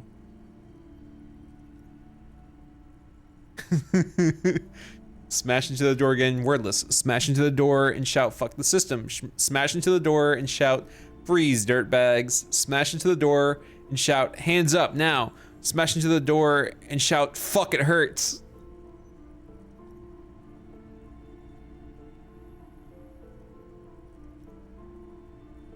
Wordless.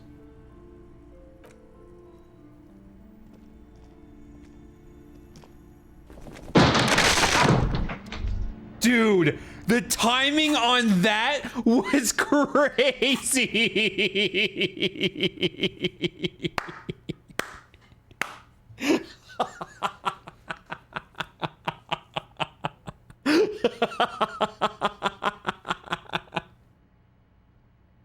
I scare. I scare. Ichiro for $1.66. Thank you very much. All right, heal up. What is this place? Looks like a gym to me. This may be the Artisan Simpsons Boxing Club for young athletes. I think you're right. though it looks like no one's been here in ages. I doubt the electricity still works. Good thing we have a flashlight on us. Don't forget to take it out of your bag before we move on. Some specks of dust shimmer in a faint beam of daylight falling from the window. Other than that, the room is dark. What if there's a reason why no one's been here for ages? Yes, because it's closed. No need to look for supernatural explanations where a banal one will do. Now let's move on, shall we?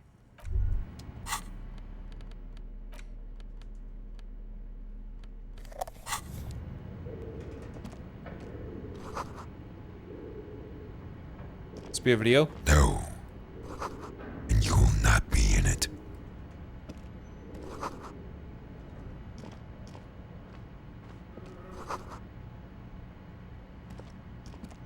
A barbell lies on the floor. The color has worn off its weight plates. It's 60 kilograms. Your triceps hum at the sight of these weights.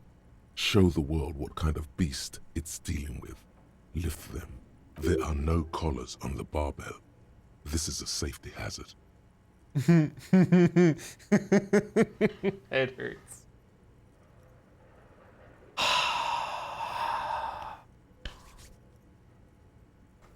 Stretch. Do a little stretch. Okay. A little stretch. All right. Shoulders. A little stretch. Okay. All right. And lift it.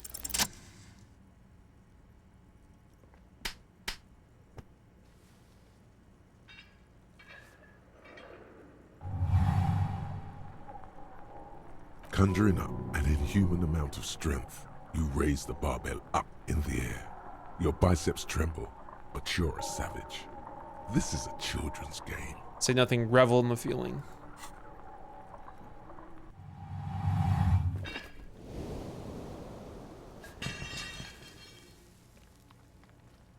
A warm wave of accomplishment washes over your head as you drop the barbell to the floor.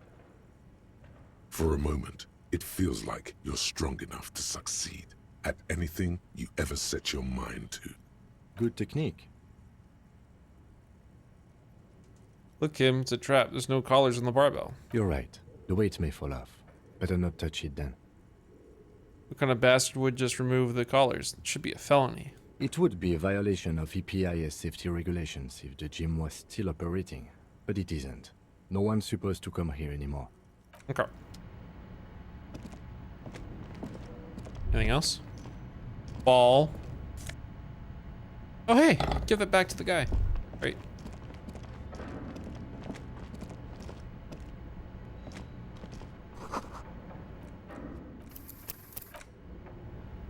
I think there's a tripwire.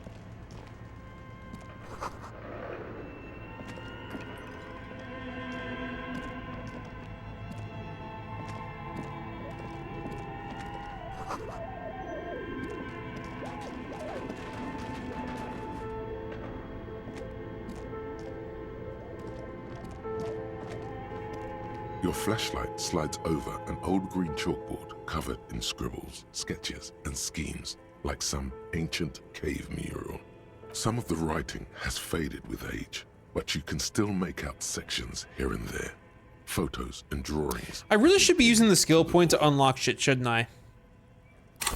Hold on.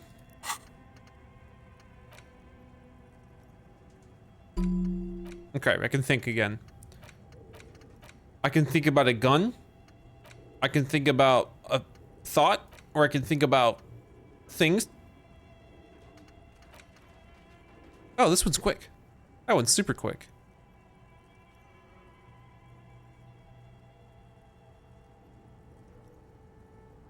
Yeah, this one's pretty quick. I can do this one.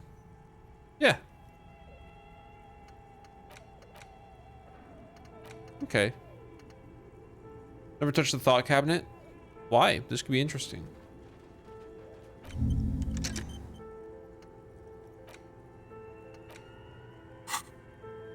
These lithe, pointy-eared creatures appear to be different types of Welkins. You make out autumnal candle Welkins, casting wax-based magic.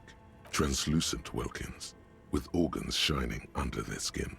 And even ether Welkins, hailing from the vast emptiness of sidereal space.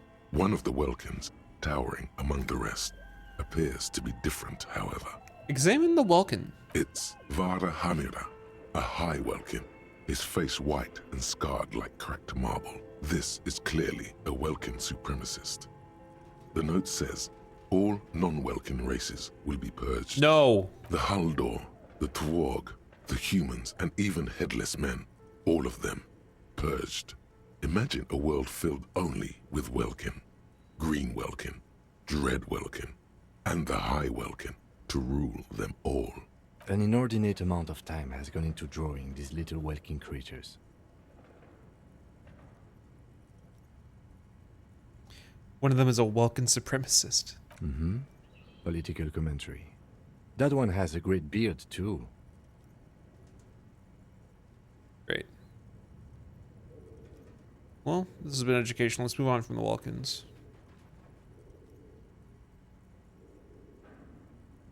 Just look at those details. So much effort. Inspect the photos. The photo collage depicts barren, icy landscapes wrapped in perpetual night. You see permafrost and glacial landforms, dead trees grown in under the snow. Entire oceans have been frozen from shore to shore. There are pictures of settlements on dried up riverbeds, abandoned in a storm. Animal corpses in the dark, carcasses and bones. Albeit dark and cold, this vision also feels cozy in its own way, like eggnog or morphine, a much needed respite from our own world. A pinned postcard reads, the heat death scenario, a desperate fight for geothermal energy engulfs the world as Wirral becomes untethered from its sun, drifting through the universe. Inspect the schedule. This is a monthly calendar from the year 50. Cryptic words like sprint, daily minimi, and GPI span the marker-drawn grid, the grand scheme of production and money. It looks a bit like an academic calendar, only much more brutal. So much pain, back pain, neck pain, headaches, carpal tunnel, chest pain. No gym membership can make up for working in this manner. Keep reading what happened. As time goes on, the numbers in the boxes grow rarer and rarer. The board becomes an empty snowfield in the final days. Only failure and regret dwell in this region.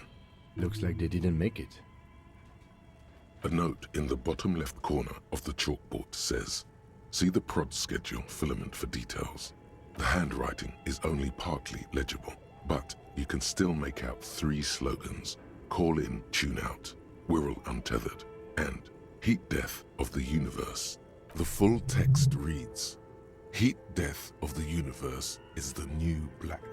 Another note says, the biggest advancement in role-playing systems since the 30s. Outside, a cold wind wraps the building in its bosom. Snowflakes in the wind. An old woman passes what the locals call the doomed commercial area. She tries hard not to look at the bookstore windows. It's unwise. Okay. This old fireplace is covered in lines drawn in blue and red marker, the mesh spreading over the stone like blood vessels on alabaster skin. It looks ghostly and strangely ancient. What am I looking at? Radio frequencies, it seems. UKV 123.6, UKV 123.7. Radio? UKV 123.9. Some written notes, too. Sparse and cryptic. Unclear. It looks like a cardiovascular system split into veins and capillaries. Very advanced. Must be an elaborate piece of art. You think so? The web is comprised of radio stations, all lead back to one red heart, titled the Game Master Frequency. A note says, this one can listen in on any station it wants. Looks like a surveillance program. They must have had massive airwidth. These things don't come cheap. Who's the game master? Someone very important. It's a game, and who's playing? Whoever decides to call in to a call-in station, it looks like. A list of names under the stations suggests people across 6 Isolas would be playing. Muindi, Insulinda, Kotla, Grad, Samara, and even Il Mara. My God. It's as if the less money they had, the more ambitious their project became. Cost of airwidth alone must have been huge. Exactly. This schedule, I know doom when I see it. The company was running out of funding. What else? Nothing. It's just lines on marble. An echo from times long gone. No one has used the fireplace in ages.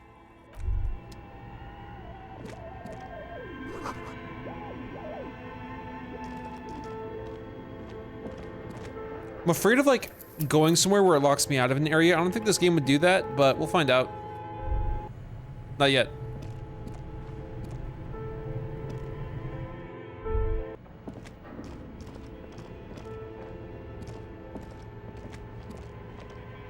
This appears to be some kind of machine with a cube-shaped heart and a wired framework. The keyboard has a rectangular on-off button. A piece of paper still hangs from the printer. The radio computer. Just sitting here without anyone inside. What he means is that these things cost money. Why would anyone just leave it behind? This is the Ream Civic radio computer, model RC5120, equipped with a Feld mainframe and a Ream-compatible printer. You think we should turn on? We have one of these down at the station, but I never really learned how to use it. Turn on. The machine lights up like some prehistoric animal stirring from its slumber, revealing fluorescent play and print keys on the keyboard. The hatch on the machine's central compartment is wide open. Look inside. It's empty like a beehive without its brood. Some cables have been left dangling, disconnected. This is where the memory should go. Press play. Nothing happens. Something's missing. There's no tape in the player. Press print. Nothing happens. Oh wait, hold on. Tiles on the Press cube. play again. Nothing happens.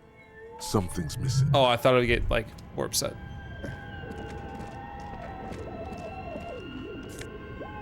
Nice. Nice. Okay. What do you think is going on with that computer, chalkboard, and fireplace? It's just a failed business. The only question is, what the hell were they making? Yes, that is the question. Then takes a step back, steepling his hands. Like he's ready to lay out a fine theory, crafted together like a puzzle box. It looks like one of those popular pen and paper role-playing games, only these people were trying to automate it, make it work on radio computers. What do you think happened to the company? No idea. They stopped filling out the schedule on the chalkboard. How are they planning to do that? Through call-in stations. None of the players have to be physically present. Anyone in the world can participate in the game, as long as they have a two-way radio. Oh. Then there's the game master frequency that listens in on the smaller call-in stations. I think that was supposed to coordinate the stories, functioning as a master of ceremonies of sorts. His fascination has swept aside other concerns for the moment. He's a little hooked. Coordinating so many games would take a whole switchboard of people, possibly divided into sub-frequencies. Has anyone ever done this before? Not to my knowledge. They make automated games in Grad, Messina, Königstein. You know, places with industry. But I don't think anyone has attempted to create an inter-isolary game before. We just don't have the technology. And this was a role-playing game. Indeed. Those Welkins are a dead giveaway. Role-playing people love that stuff. The world looks like a modified version of the WeWorld board game, with hit death thrown in. Wow. Indeed. It's ambitious and untethered from reality, but...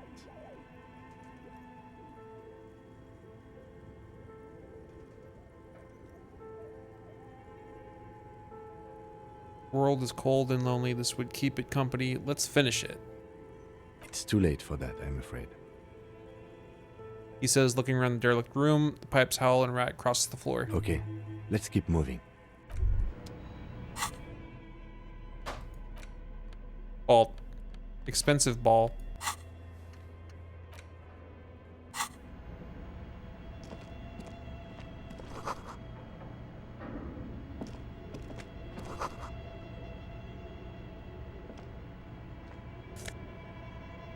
Yo!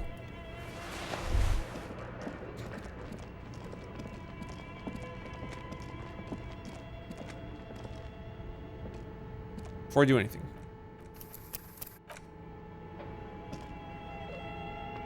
Tiles on the cube are stills like a smooth draw. The filament slides into place. On the keyboard, the play key starts blinking. Wait. A bar of fabric right above the keyboard starts producing a soft hum. The sound of static seeps through the machine's planar magnetic driver. Oh no. It was already glowing and now it's also making a sound. It's probably some alien CO-like technology. The static gets louder, slowly filling up the abandoned hall, until a voice speaks out, crackling and old, cutting into the air. Good morning. Fortress accident en rue de Saint-Ghislaine.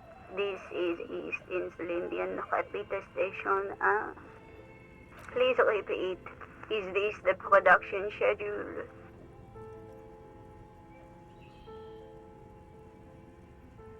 What are you, a machine or are you alive? Yes, I am alive.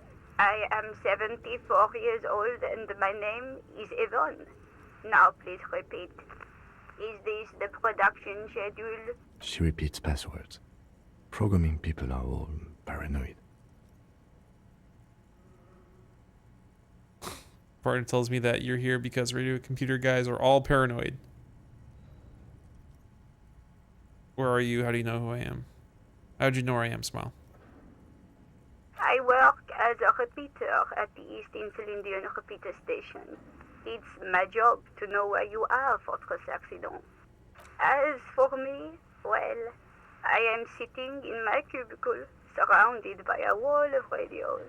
On an island on the river Esperance, a small woman, all skin and bones, sits in a room filled with audio equipment. Thousands of tiny lights are reflected back from her prescription lenses, like stars in the dark. Now please tell me the reason for your call, Fortress Accident. What is production schedule? The filament you have inserted into the reader. Oh, okay. That was a question. Have you inserted it into the core? Yes. Good. Please repeat the password. I don't know the password. Received. I will register this login attempt. That sounds bad. A login attempt. Something a criminal would do. Don't worry. Passwords have a way of turning up sooner or later. Fortress Accident. Is there anything else I can do for you today? Oh, Thank you, and goodbye. Tiles on the cube are still smoldering, casting the framework in a soft glow. Fluorescent play and print keys. Nothing happens. Fuck. Password.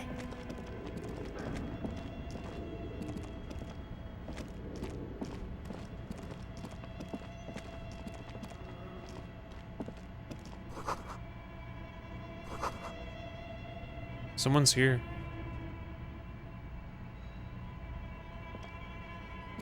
Someone's been here. Shoes with melting snow on them. Melting. Not melted, melting.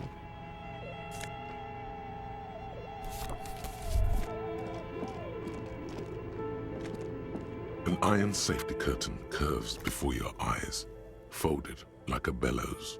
It covers half the room, blocking the way into a colossal industrial chimney. Hello? What an odd thing to do. Nothing happens. Hello? Still nothing. Hello? Those curtains prove to be surprisingly sturdy. Your fist hurts now. Can you please try to refrain from attacking random things? I can try. Thanks. In any case, there's no way we can get in right now. Let's investigate further. Bent metal, broken glass. Your path lies strewn with the broken forms of everyday objects. You are the destroyer, the bane of inanimate matter. Yeah, rip shit apart. Kudos.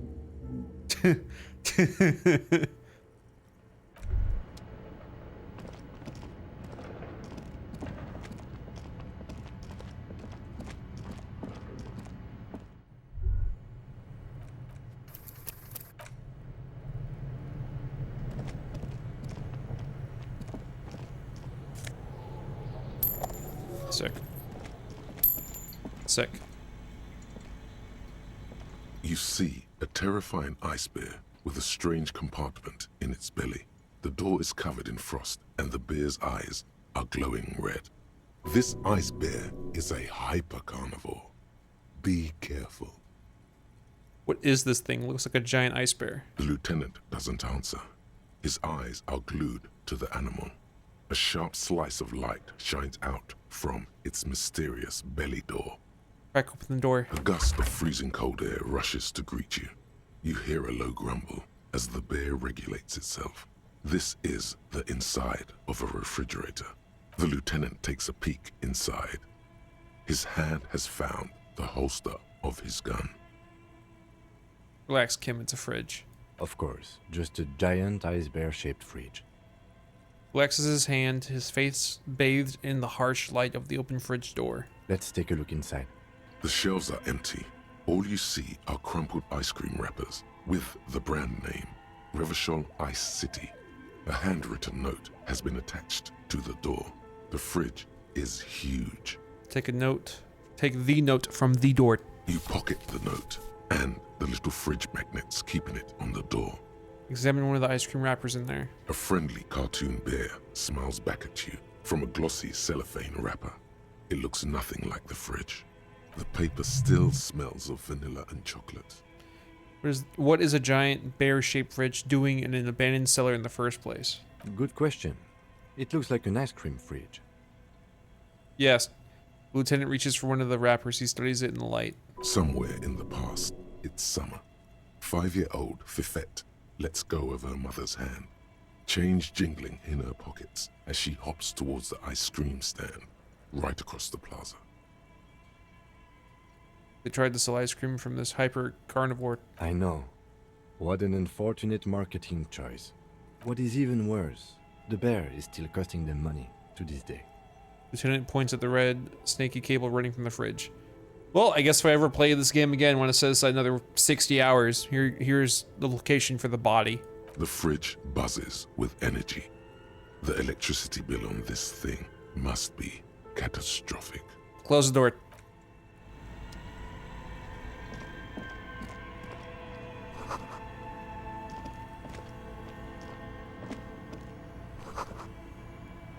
A hidden doorway. Oh my goodness.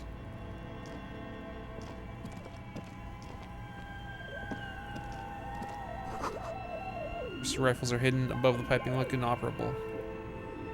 A few bricks have fallen off, revealing a compartment behind the wall. It's too dark to see in. Look, there's a hole in the wall. Shine light on the hidden compartment. There is, yes. And there also appears to be something inside the hole. Interesting. Do you want to take a look? No, you do the... No, I'll do it. Your hand reaches deep into darkness and spiderwebs. Rummaging around, you find rusty rifles hidden away. Inspect the rifles. Most of them are rusty and inoperable, like the rest. But one catches your eye. A bolt-action model with a fine wood stock, in better cosmetic order than the others. Take a gun? That's a rare sight. Seems to no longer be functional, but still a beautiful thing in its own way. Great. Where are we? Seems like an old bunker from the Revolutionary period. Look at all those rifles. Must be an old weapons cache. What does this mean, a rifle here? It means there are firearms, albeit inoperable, still lying around in Martinez. It's an interesting coincidence, I would say. Might come in useful in the future. Gun! Yo. Epic. What does it look like when I hold it? Okay, never mind.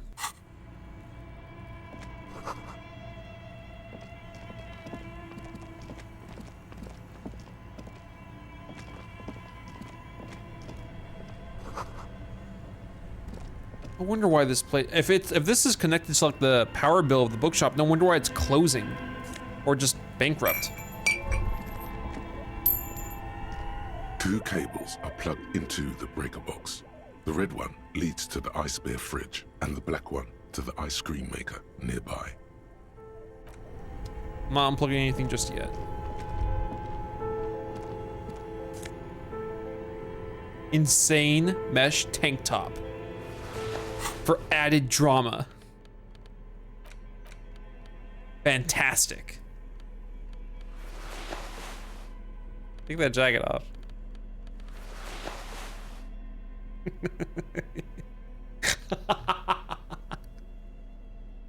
All right.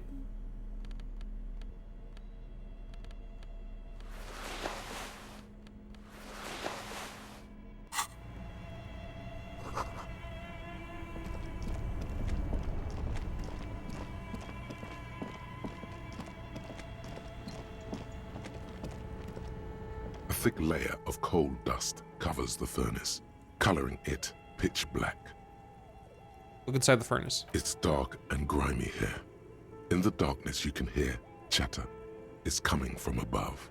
A voice or several voices talking to each other. The echo is so prominent, it's impossible to discern what the voices are saying or what's producing them. What are you doing? Lieutenant asks when he sees you climb halfway into the furnace.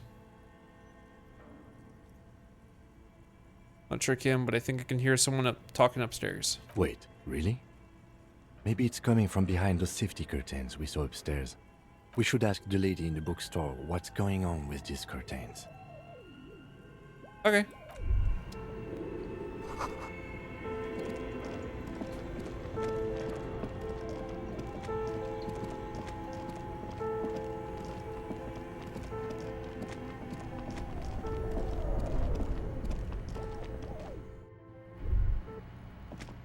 Oh, hey. Great. A secret.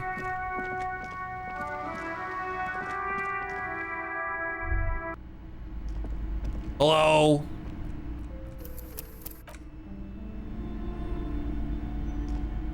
You broke down the back door, the wards, the door. It's all gone now. Dark psychic energy leeching onto my shop. Sometimes it's necessary to resort to extreme measures. It's a gym, by the way. I suppose it's all over now. I guess there's no escape. You're talking about it's just a door. Just a door? This place is cursed, Detective. They don't call it the doomed commercial area for nothing. Just look at the sheer amount of companies that have failed in this house. I hope you're happy now. Happy that you've ruined everything. Now that you've broken If it's the power bill, I got some great news for you. Me as well. She closes her eyes and starts mumbling something to her pendant. Host Almighty, she prays. Guard me and my honest business venture from the curse that lurks behind the door. But the curse Blessed wasn't be real. your name. Of course you didn't. You're nothing but a policeman. He shrugs, visibly dejected. All right. You know what? I'm willing to let you investigate the doomed commercial area. We are set on the path. There's little else to do. Her facade has dropped. Now you see the curiosity behind the fear. But before we go on, tell me, did you encounter the malignant entity? Nope. Yes, the malignant entity that lives inside the chimney. It takes the shape of a woman, a witch probably. I've suspected that she knows more about the curse than she lets on ever since I first saw her. You mean the chimney that's part of the central furnace? I heard voices coming from there. Yes, I've heard that. It's enormous. She has barricaded herself behind some metal security curtains upstairs. God knows what she's doing there. Some unnatural magic, I assume. You should go find the entity and ask what happened to all the companies in the building. And do return to me after you've talked to it. I'm quite anxious to know what she has to say about the curse. If you're really interested in cracking this mystery, then we should go back to the furnace. Maybe you could yell into it or something. Make some noise. You'll think of... Hirsch, why did you stutter when typing that? Why did you do that? Why are you doing that to yourself?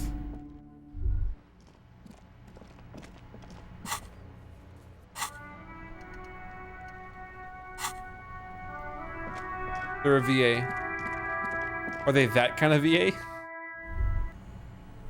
Hey Neo, I was just wondering, what did you think about the game? Are you a commie like me?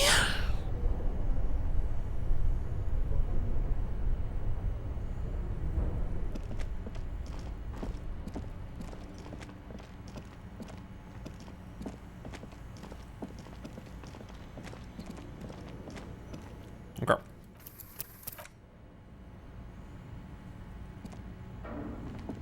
A thick layer of coal dust covers the furnace, coloring it. I swear to black. God, dude. Something breaks loose in you. A mighty bellow echoes throughout the chimney's depths. The chatter of tiny voices above suddenly cease. Then, I summon the ghosts of this doomed commercial area. Answer me, spirit. Hello, are you there? Speak to me. Hello? Did you say anything? I can't hear you. Please come upstairs. There's a safety curtain on the second floor. I'll open it. you hear a low rumble upstairs. The sound of a curtain being pulled aside. After you, officer. Hooray.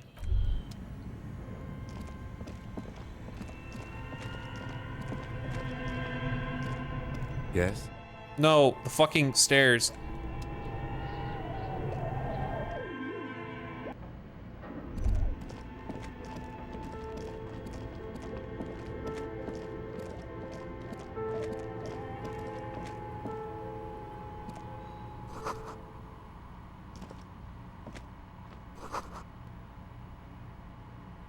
Okay.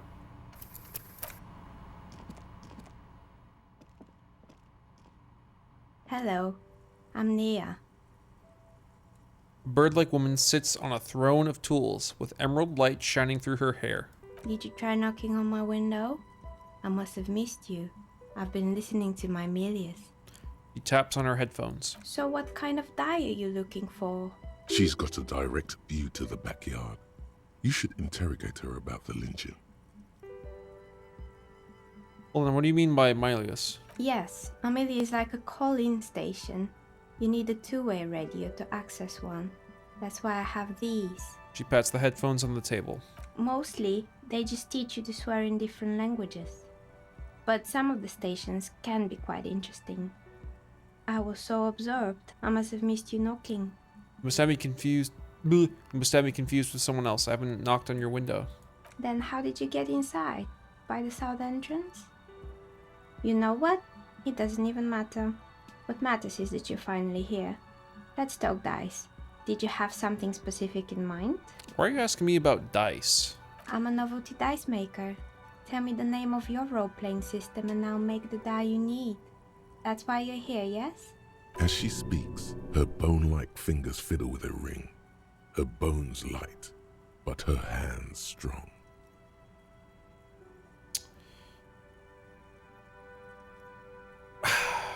I'm not interested in buying dice right now. I'm a police officer. I need to ask some questions. Of course, I can see that. I just thought you were a police officer looking for dice. How else can I help you then? What do you know about the man who's lynched behind the whirling in rags? Nothing really. I didn't know him. The lieutenant looks at his notebook. Then, the woman under the large window. Your window looks directly onto the courtyard. You're saying you didn't see or hear anything unusual last Sunday evening? I'm sorry, detective, but as you know, I usually have my headphones on when I'm working. It shuts out most of the daily ruckus behind my window. What do you mean daily ruckus? Well, there's always something going on in the Whirling's backyard. He stops and tries to come up with an example. During daytime, there are usually those kids. And lately, I've been seeing a lot of drunk workers hanging about. Must be because of the strike. I'm soon to be guns. Very soon. But I never saw anyone during that fateful Sunday night, I'm afraid. Was game treating you? I'm clicking on the options. I'm clicking on them. You never took your eyes off the work to look out the window? I might have, but in this case, all I would have seen is my own reflection staring back from the darkness. It's really hard to make anything out in the yard when it's dark outside. Besides, I rarely get up to look out the window when I'm in the zone. You often work Sunday nights. It's an odd profession, making dice for people, but I like it, and I prefer doing this to sitting at home. What does learning do? Thoughts? I got really fucking confused because I just saw like the Xbox logo on someone's shirt and I thought, what kind of emote is that? See, thank you for your answers. She nods. Anything else, officer? Where are we anyway? What is this place? We're inside the chimney of an old central furnace. It's strange, I know. She looks up at the ruddy bricks that make up the walls. Even though they've been repainted, there are still signs of coal-black soot here and there. But when I arrived here, all the other rooms were taken, so I had to build myself a makeshift home. Besides, I don't really have to pay any rent here, so that's a plus. Creative. The lieutenant looks around the spacious room, its ceiling fading into shadows above. When she arrived here, there was no room anywhere else. She must have known the other businesses. I've heard this place is cursed. Do you know that people call it the doomed commercial area? I've heard the stories, but I don't think those stories are true. Plaisance is the one who sent me. She's convinced that the place is swarming with malicious energies. Plaisance, the bookshop lady? I've heard that her business is doing rather well. Have the energies spared her somehow? Actually, the bookstore isn't doing that well. There are hardly any customers and she has to exploit her own daughter to keep the company going. Yeah. Oh, right.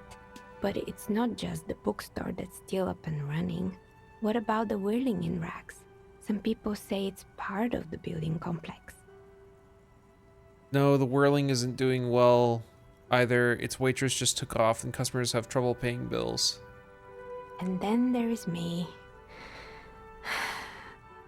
Besides looking at her messy work table, all kinds of tools lie there scattered from knives to carving files to wire cutters. I've been here for 14 years, selling novelty dice to role-playing enthusiasts. Not exactly a million-real business idea, yet somehow I've survived despite the talk of malicious energies. Strange, isn't it? It's because she's in cahoots with the demons.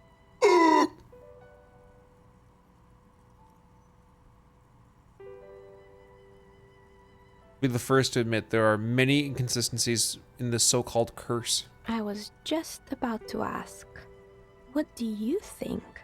Do you think the curse is real? The jig is up. The she-demon knows you've uncovered her true identity. Let's see.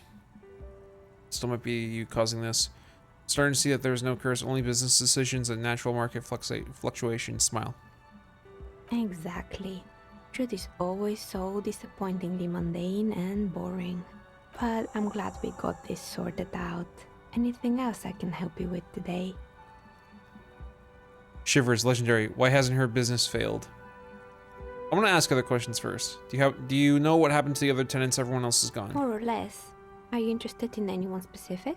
Rats scuttle in the dark rooms, under the abandoned blow dryers and dusty mannequins.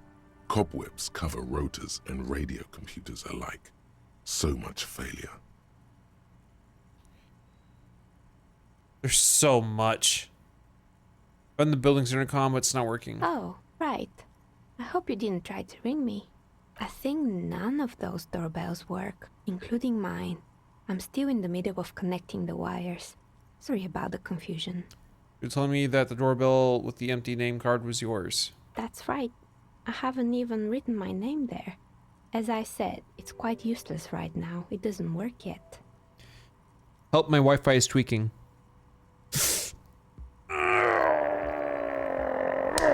There you go. All right, $100 for my services. Thank you. That's what every fucking Spectrum technician does anytime they enter your fucking home.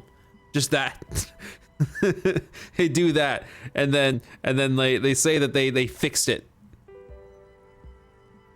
I was wondering about the whirling in rags. Is it part of the same building complex? You could say so. Both houses were built at the same time and under the East Delta Commerce Center project. That explains why you can call the whirling from the intercom, albeit I doubt that anyone responds. Saw a name East Delta Pinball on the doorbell. Right. It used to be a gaming arcade. This is an ancient failure, before my time. I'm not surprised, however. My advice, don't base your business on a fad. Hypnotism, fluorography, trick-track, especially pinball. Agreed. Pinball is the worst. Strange thing happened when I tried calling in the company name, Slipstream SEA. Someone answered. It can't be true. They don't work here anymore. They've been gone for years. Are you sure it was Slipstream SEA? Was it a woman? Maybe it was Plaisance from the bookstore. She said she was from Tricentennial Electrics. Tricentennial Electrics? It used to be a major electric company 100 years ago. Are you sure it wasn't just some kids playing a prank on you? Whatever happened, keep your cool. It's probably better to admit that it was a harmless prank. May have been some sort of rare electrical anomaly. A prank is more likely, no? Oh, the kids these days. We were just one of them, and now they're terrorizing us. No solidarity. I have a few more questions about the building. Sure, I'm listening. Jesus, there's so much. Used to be a hair salon here, right? Yes, I think it was called Androgynous Orlando or something similar. They weren't a big hit around here. Turns out that working class men don't like genderless haircuts. They're scared of that word. Haircuts? You wouldn't like it either. The others would laugh at you. It's not about the haircut. It's about the confidence. What's wrong with a bit of experimenting? The customer should have been a bit more open-minded. I guess it just wasn't the time yet. What happened to the gym? It wasn't merely a gym, it was Artemitep's boxing club. A community project created to steer at-risk youth away from drugs and crime. And who was Artemitep? A kind man from Zemsk. Why'd you? He had some trouble with the law when he was younger, and that's why he wanted to start the gym, as his way of giving back. Maybe that's what Kuno needs, a community-eccentric boxing club. Kuno. Who's Kuno? He's a little ginger gremlin who likes to defile dead bodies. Oh yes, you mean the kid with the sailor's mouth. Yes, I've heard him yelling profanities in the backyard. She looks out of the window. It's oddly quiet there at the moment. I think it would take more than a gym to help that kid. How did that community project work out? It didn't. If anything, it made the youth situation in Martinez even worse. At some point, someone started a rumor that the punching bag downstairs was full of amphetamines. You should have known it. Eventually, the coalition took away the funding and the club went bankrupt. This was a few years ago. It's gotten much more peaceful around the plaza ever since. I hope this doesn't fuck me over, but I just want to look at my new thing. Good. I hope it clarified things a bit. 1 second. What else? Finger pistol, 9mm. Snap, snap, baby. Turns out guns aren't that much for protecting as they are for attacking people. If you want to protect people, really work for them, you have to whip out your signature dual 9mm Villiers finger pistols. Who needs real guns anyway? That conversation you just had? It would have gone better had you snapped those bad boys at them. Note, 9mm dual finger pistols do not count for an actual weapon in a gunfight. That's one reaction speed. Safety's always off. Empty hand select gives suggestion +1.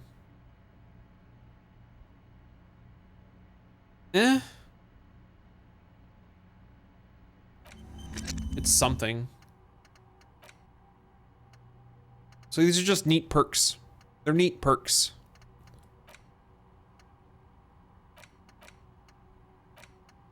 How am I on skill points right now? Fuck. Yeah, I'd like to... I think they're neat. I think these are neat.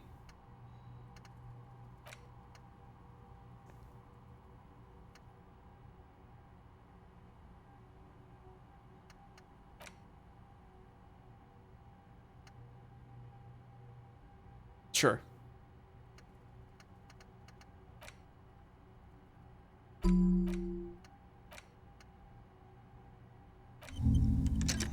Okay.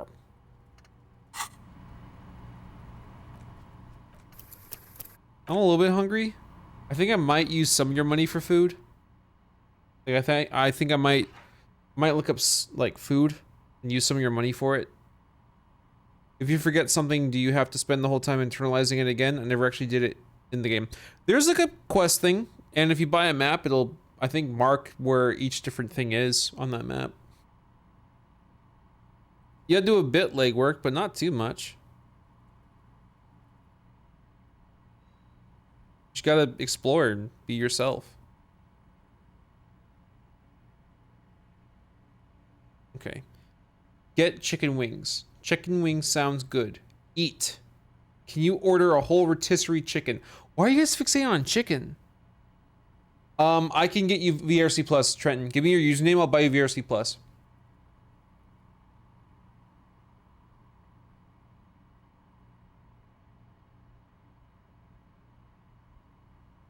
Cause chicken good. Oh. Thank you, 90 for $6.66. Thank you very much.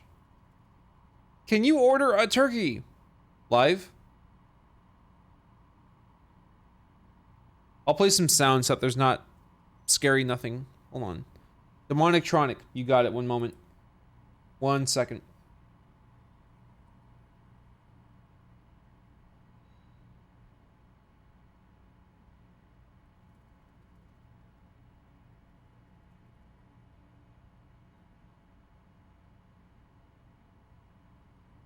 Okay.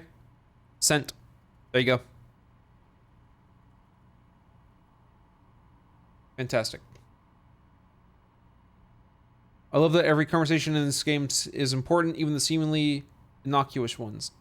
Yep, can get an egg roll. I don't want an egg roll. Why are there 3 jolts? Those are not 3 jolts. This is jolt. This is mudslide. And this is Powerade. There you go. These are all the different characters. Jolt, Mudslide, Powerade.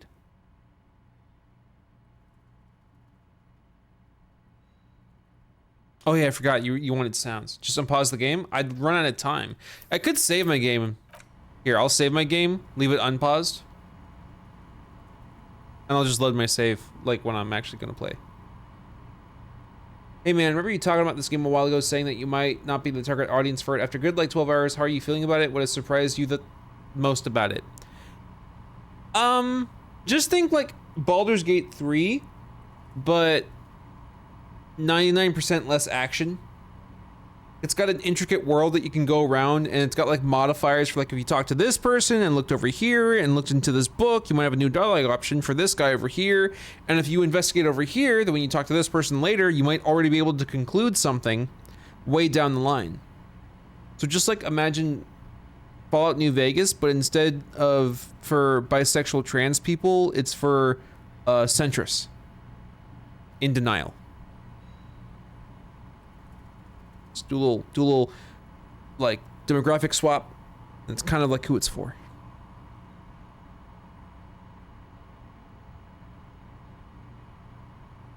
It's like Goosebumps, choose your adventure. Exactly.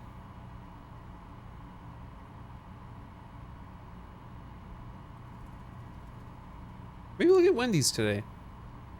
It's not targeted for centrists. I know, I'm just being a bitch. In the same way that people say that Fallout New Vegas is for like bisexual trans people.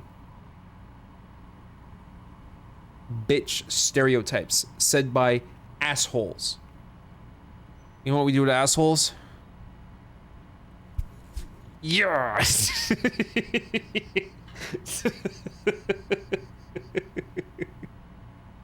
Bro, I looked over and you're like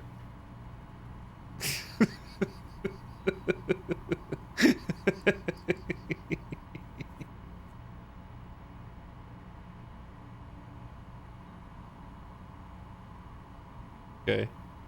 Are you sure you just want like in-game sounds and not like music? You just want like ambient hums? Who is this new main character in the theater? Yellow Fox Man. This is Jolt. Okay, hold on. Hold on 1 second. 1 second. Second. Jolt, introduce yourself to Incinerator. It was me for the Ensign. I was the guy who had the CRT TV that showed you, and you were like, "That's cool." Can we have some fun facts? I don't. I like Pokemon. I'm boring. I don't know. Thanks, dude. Thanks.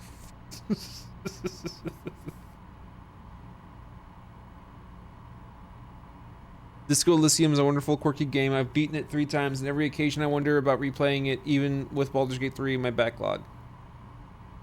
Okay. Is it in my email or in the game? You should just have VRC Plus on your account now. Like, you log into, like, VR chat, get into VR chat. You should just be able to do shit now with VRC Plus.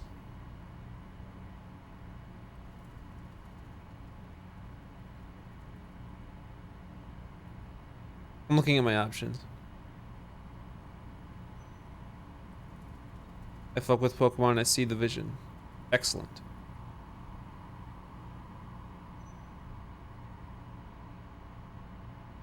I've always been a spectator when it comes to Pokemon. Never watched the anime, however. I watched the Pokemon movie, and then maybe a couple seasons or a season after that, and then I stopped. So my Pokemon interest ended in about 2001, maybe 2002.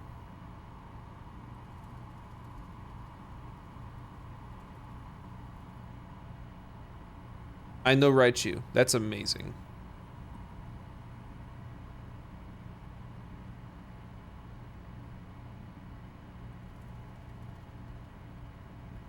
That's a lie.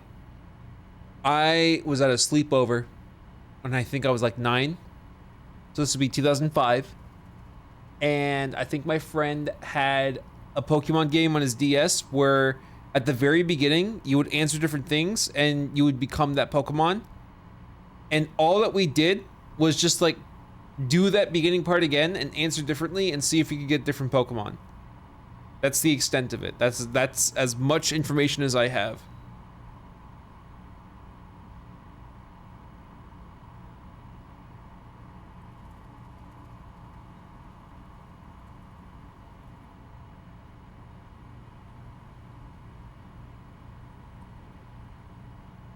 I don't know.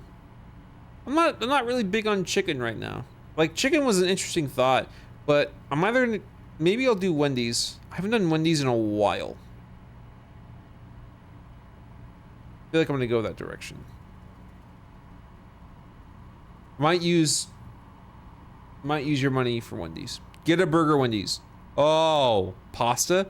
Bro, it's midnight.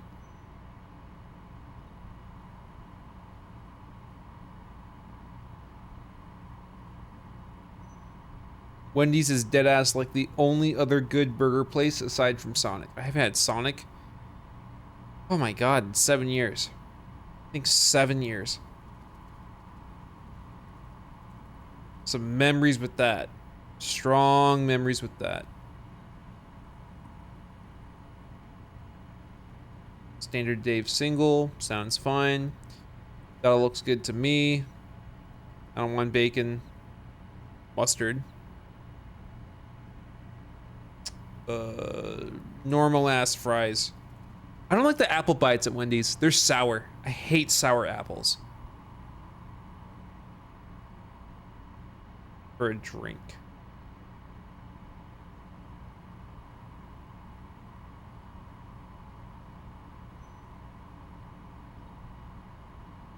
Let's see here. Get the minion meal. I'm okay. I'm okay with not doing that. I'm alright. Why is there a big man-machine scout back there? Aren't you in the theater? Investigate. Go forth. Brave soldier. I want the toy, though. I Get a spicy burger. Spicy burger? What the fuck are you talking about? What?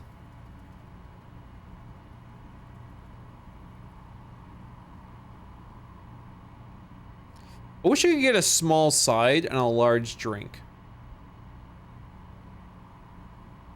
But they don't let you, like, feel free.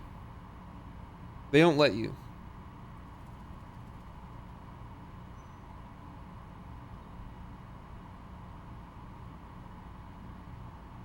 Once I'm done ordering, back to video game. Pinky promise.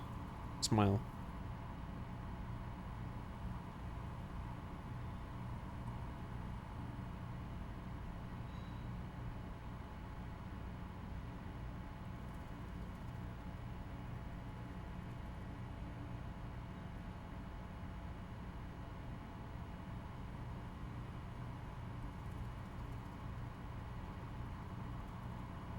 Fuck, I'll do it. You care for the Baconair stuff? No. I'm becoming a little bit disillusioned about bacon in a burger. I don't know, it feels like it can be too much meat. I'm afraid of just having too much meat in a burger. I'm afraid of it now. I'm scared.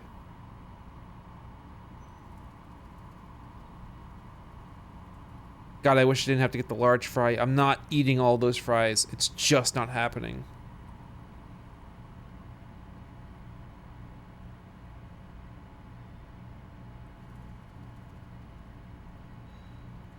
But if I want a large drink, I gotta get a large fry. Otherwise, your dumbass is gonna get everything singles and you're gonna waste like $3. Wendy's fries are mid as fuck. I don't know why I added as fuck, you said my opinion. I don't know why I made you a Swearsville Central. Swear Station. And how to get the leftover fries? Yeah, I'm gonna wake up the dog at like fucking 1 a.m. That is an awesome thing to do.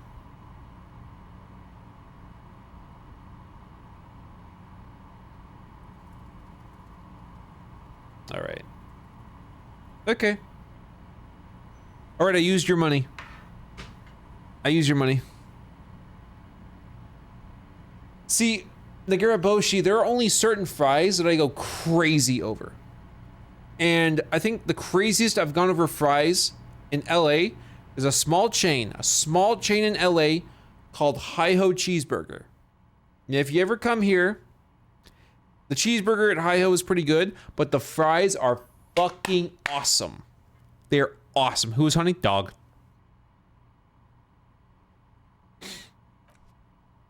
All right, load my game.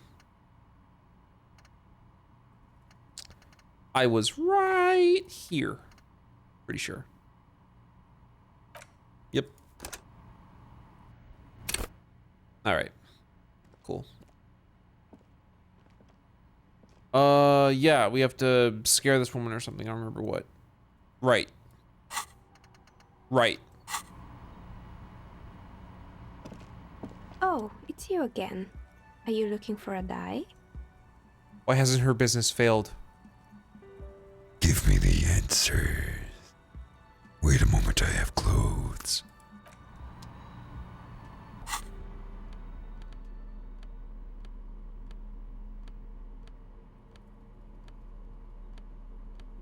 Never mind. Oh, it's you again. Give me the answers. A gust of cold air sweeps through the chimney. The stones and minerals on the shelves rattle as though agitated. For a moment, it almost feels as though you're outside the building, exposed to the atmosphere. This is still just a theory, but hear me out. I think I know why your business hasn't failed. Didn't we already talk about this? It's because you're not in the same building as the others. This isn't technically the doomed commercial area. What are you talking about? My address is exactly the same. Rue de Saint-Guelain 10. No, the old coal plant that used to be here was subsumed into the new venture. Its ruins swallowed up. Yet it has a different address in the heart of the city. No, this used to be a coal plant. Touch the safety curtains. You're in the chimney of another building. This doesn't make any sense. Are you saying my business was spared because of a technicality? Where is this coming from? I'm just using logic. It's windy in here. You probably haven't properly sealed the chimney crown. Point above. You're right. I should take a trip to the roof once the snow is gone. Does it mean that I'm safe from failure? Rest assured, no psychic attacks will reach you here. She starts laughing, her fingers trying to rub away the exhaustion from her face.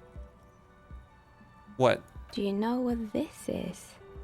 Raises her hand to reveal a piece of metal shining on her index finger. Your lucky charm, some kind of ward? It's a mourning ring. I made this when my first company failed. It was a small jewelry shop right here in the East Out, the Commerce Center, built with the little I inherited from my parents. I drove it into the ground within a year. I didn't have what you would call a viable business plan. Why are you telling me this? It wasn't just the jewelry shop either. I always thought that it was just the world that you were supposed to try again and again until you finally succeed. And now you're telling me what? That it was all because I didn't run my little shops and ventures from a dump inside an abandoned chimney? I don't call it a dump. You've made it very nice and cozy here. Yeah.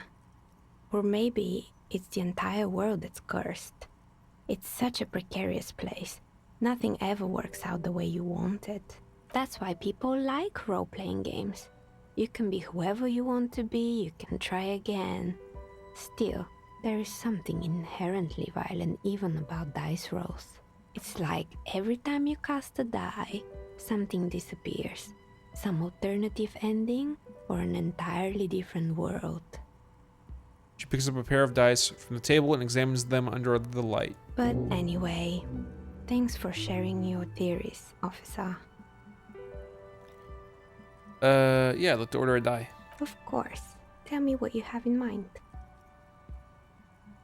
Tell me about your most extraordinary die. A star that fell from the firmament? Those cost more than 7 real. Are you sure? I just want to know about the die. I don't want to like commit to anything just yet. Alright, maybe some other die then. I don't know. I'm looking for something to help with my work. I think I have just the right one for you. She opens the top drawer of her work desk and takes something out. 2 polyhedrons, red and blue, cradled in her palm. You're a police officer, right? Here, catch. She tosses you from me. Oh! She tosses you the dice. Catch the dice. Mr. Smooth moves. You snatch the dice out of the air with one hand, just like you're in a movie. Do nothing, act like you've done this 1,000 times. What are the odds? The red one is made of bloodstone with a lapis lazuli inlay, and the blue one is the inverse. Think of them as your lucky charm, officer. She smiled at you. She smiled. You truly are Mr. Smooth Moves. You definitely need luck in Martinez. Was there anything else? Okay. Jump scare. Ew. Ew. Oh shit. Okay. Yeah, okay. Dice. Can't. Dice for me. Alright. Just got more questions. Oh, it's you again. Are you looking At the or building. listening? Broken windows. Oh, this one's a mess. There used to be a company that promised to repair windows 24 hours a day. What could go wrong with this one, right? Turns out, the business was actually set up as a front for an illicit group that was producing snuff milias. Who would have guessed?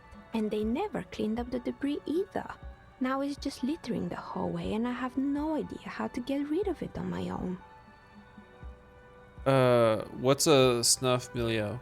It's a Sub Rosa radio station that broadcasts real murders with real victims. Some people pay good money to get off on it.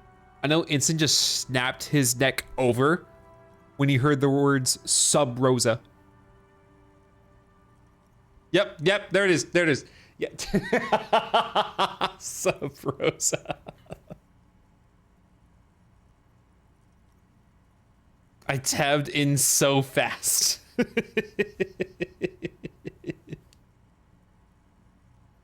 Shit. What does she mean to get off on it? Don't worry, the ICP has a separate division that deals exclusively with unlicensed sub-roses. This isn't our problem. Good luck with that. It's not easy catching those perpetrators. Someone here makes stuffed animals. I saw mounts lying around. What's up? Why? Why did you do this? I don't want... Shut up. You mean Mr. Fabron, the taxidermist? No, he mostly just did drugs. But what drugs exactly? Let it pass. Anything else? Creepy mannequins. There used to be a fashion atelier here, but I have forgotten the head designer's name. They were doing well for a couple of years, until the insect rights activists came. Yeah, insect rights activists, question mark. Mm-hmm. The atelier produced a certain collection that used chitin among the materials. Apparently chitin is made in the Occident, where it's extracted from beetle wings. And you know how all kinds of political movements are big in the Occident. The activists shut down the biggest chitin supplier, which of course caused the price to skyrocket. And, naturally, all the most fashionable tastemakers refused to be seen in chitin from then on. The atelier went bankrupt before they could finish the collection.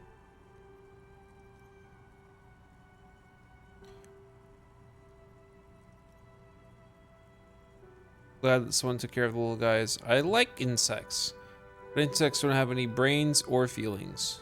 They got what they deserve. Making clothes out of a beetle wings is terrible ideas. Frown. Frown.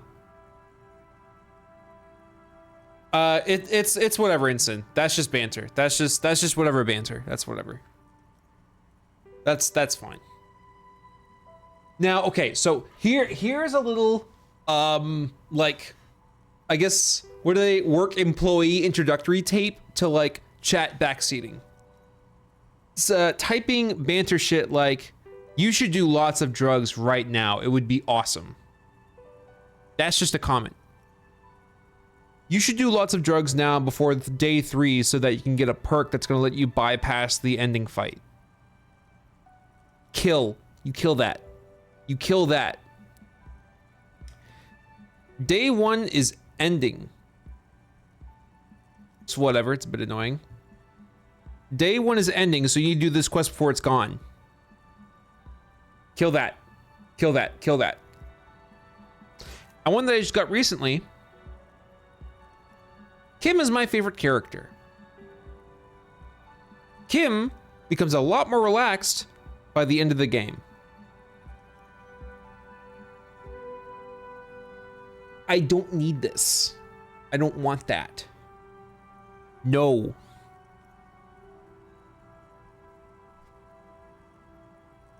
Yeah, sure, insects, why not? Really? Anyway. What's with the rotor blade skis? They were made by a company called Slipstream. After they pivoted from making rotor blades to skis, their chief executive took off on a vacation with all their money. She rests her chin on her hand with an impish smile. Honestly, I think it's quite funny.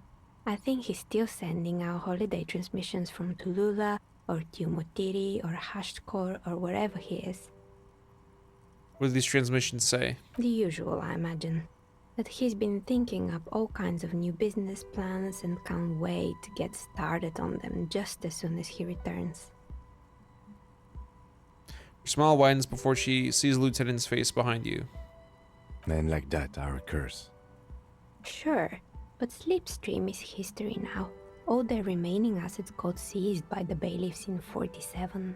I have no idea why those skis and blades are still lying around in the house.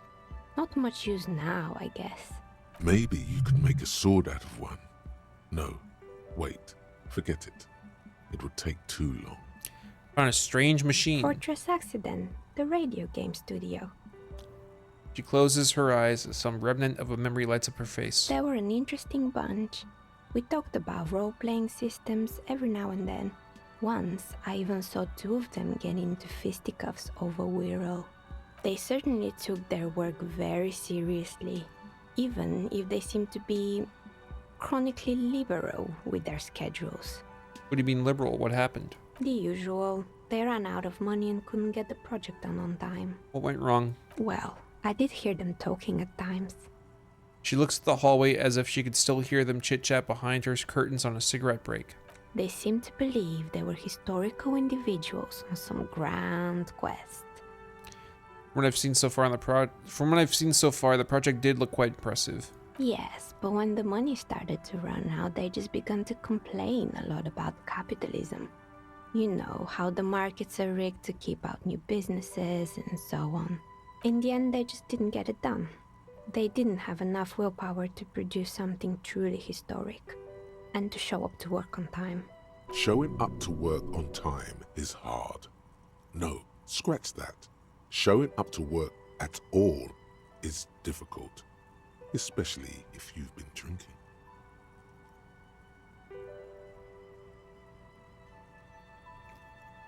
That's too bad. I would have supported them. The project looked great. Not the wisest decision. You would have lost all your savings. I just mean, like, bought a copy of the game, not invested in the fucking studio. The result is 1 on a 20-sided die. Anything else? Okay. There was a taxidermied, terrifying bear in the cellar. Oh boy, the fabled Revachol ICT. You're in for a treat here. She smiles and leans closer, hands on her knees like a stand-up comedian ready to tell a story. The place was owned by two guys who had some rather innovative ideas about marketing. The bear was one of them. Now ask me about their other ideas. What are their other ideas? There was really just one, and it involved picking out the prettiest girls in the neighborhood and paying them 20 cents per hour to man the booth. And by man the booth, I mean slump behind the counter with a face that could maim you if you ever dared to disturb their bored magazine browsing. She leans back disapproving. Fritta does the same thing. I know a girl just like that. She works in Frita as a cashier and she's not particularly friendly. What did they expect? 20 cents per hour is dog's pay. I'm surprised they showed up to work at all.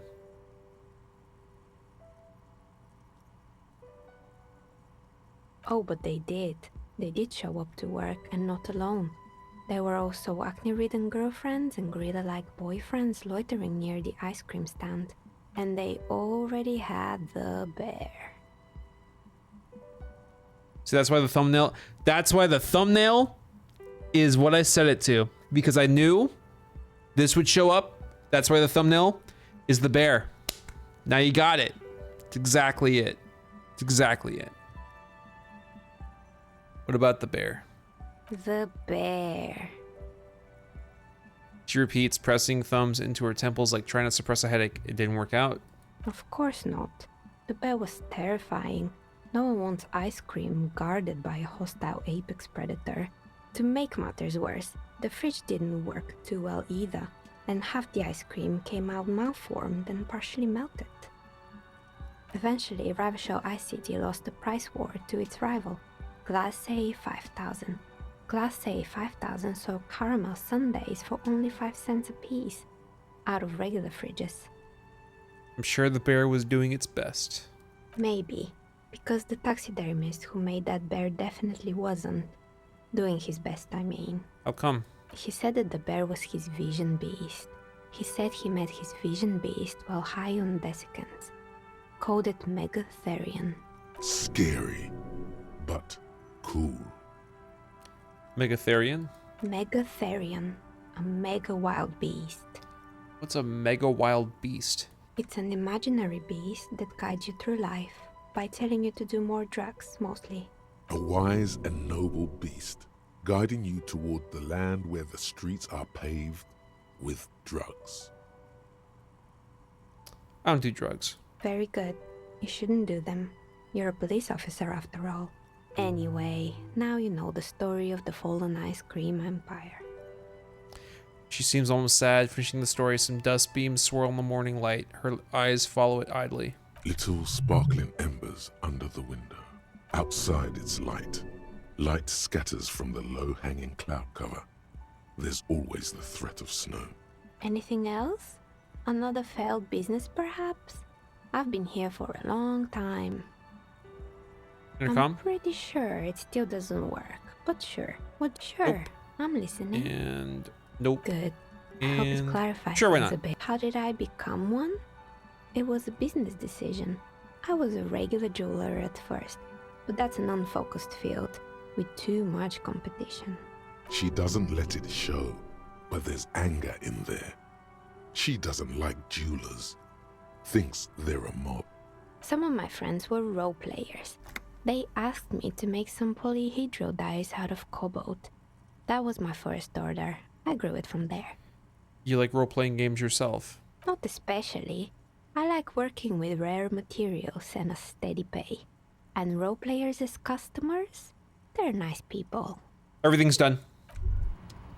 Hey. Psst. Me? Yes, you. Word on the street is you're ready to start building communism again. How come there's word on the street?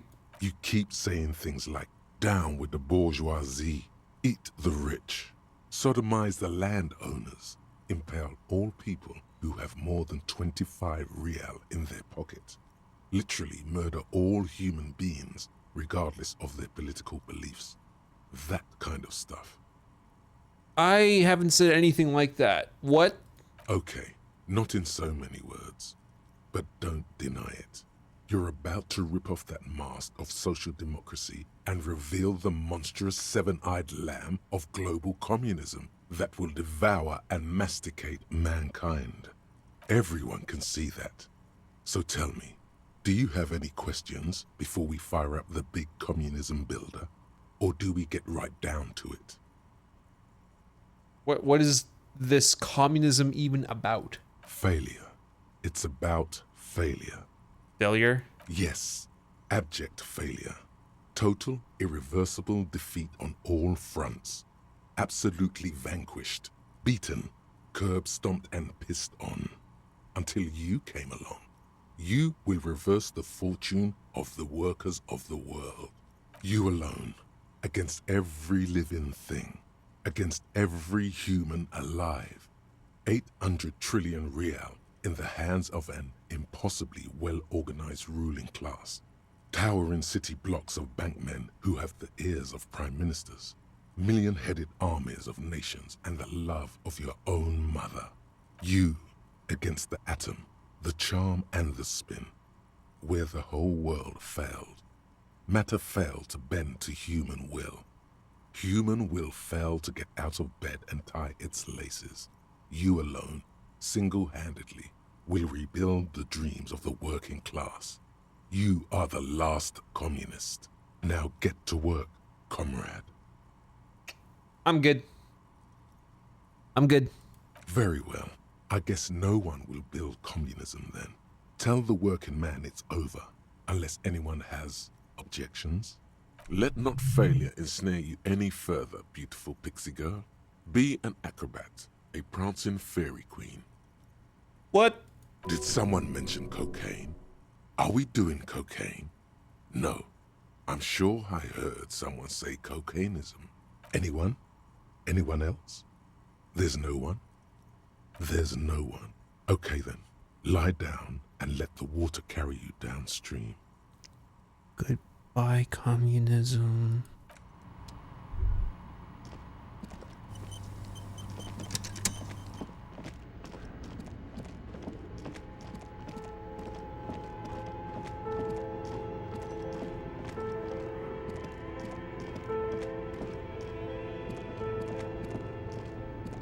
Gotta find my way back home.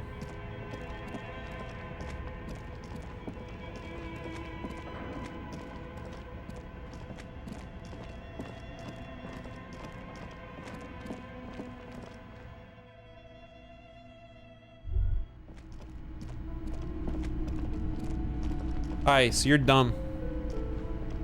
What have you found? And also, do buy the books. There may be teachings in them. Talk to the entity you told me about. Her name is Naya, and she's a novelty dice maker. A novelty dice maker? Well, spit it out. Why does she need the dice? For some kind of sorcery? Sometimes they use the ankle bones of sheep. No, she's a businesswoman like you. I don't understand. If it's not her, then where is the source of the doom? How did she explain the curse? Before you say anything, ask yourself, is the woman really able to withstand the truth? She's squeezing on the pendant too tight. A drop of blood in her palm. Just don't say you don't have any answer yet. The uncertainty is killing her.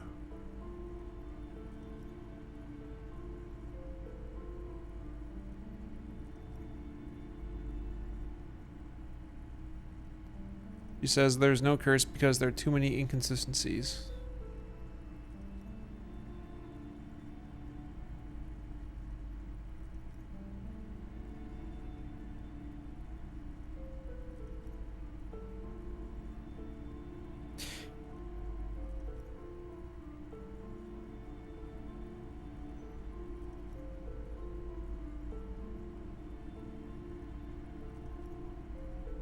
I'll cross paths with it. A third order presence, yes. I've heard of these triactors. In certain occult literature, that's too dark to dwell on for too long, and definitely not in public. I understand everything, sir. Thank you for your descending into the maelstrom. I will keep fort up here, strengthen the wards, do my best. And if you happen upon the third entity in your travels, may the Lord be with you. Performs an X-shaped cross on her chest. Well, this has been absolutely educational. If we happen on the third presence in our travels, we will certainly come back to tell you. Should we get out of here before the vortex collapses? The shop around you feels ancient suddenly, damp and saturated by the coastal air. The books are rotting. A great cold lives here, and there too. 1,200 meters away on the urban coast. The Sometimes dark I see shape of things the moving. church is reflected on the water, calling. What was that?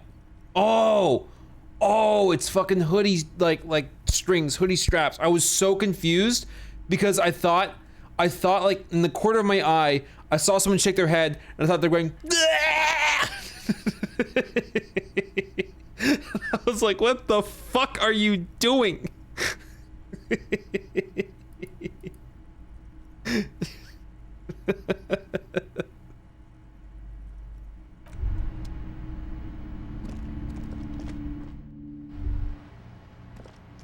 Freaky bird. Freaky bird.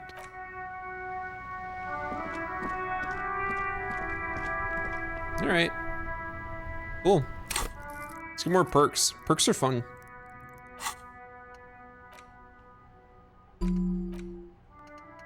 All right. Precarious world. Sure, yeah. Seems pretty powerful. That temporary research bonus is that fucked.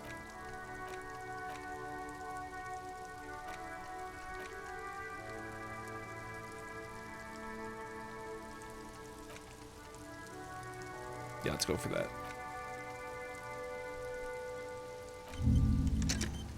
Sick. I'm thinking many thoughts.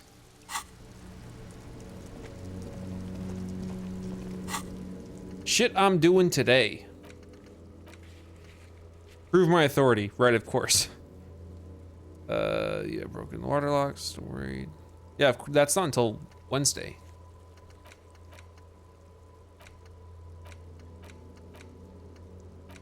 Well, what the hell can I do right now?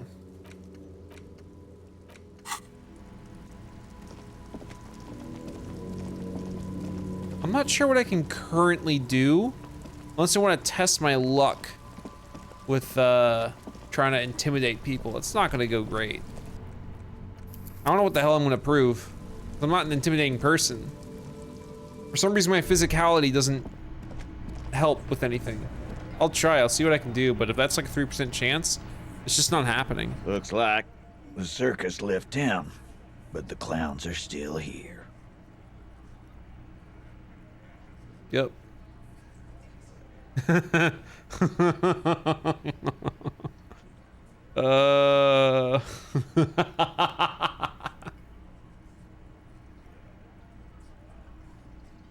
Yeah, it says all red checks will fail. So, you know, just don't get into a red check situation. I go pick up my burger. I'm gonna be a burger. I'm gonna be a burger, and these are gonna be creatures, and you're gonna be.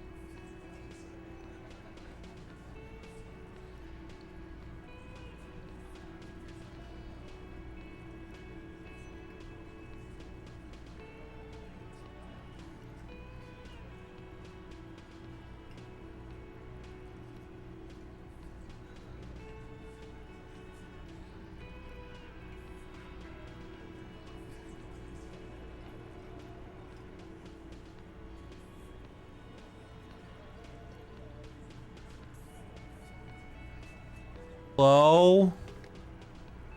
I can bring you closer to the music 1 second. 1 moment. I got you.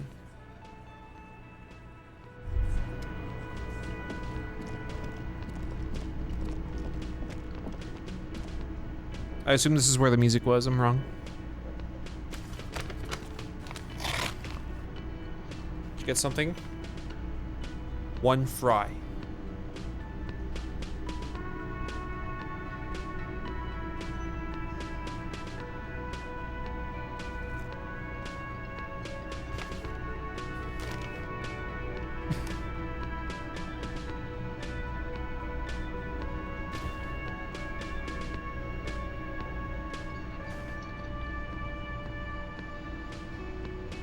This burger. This burger.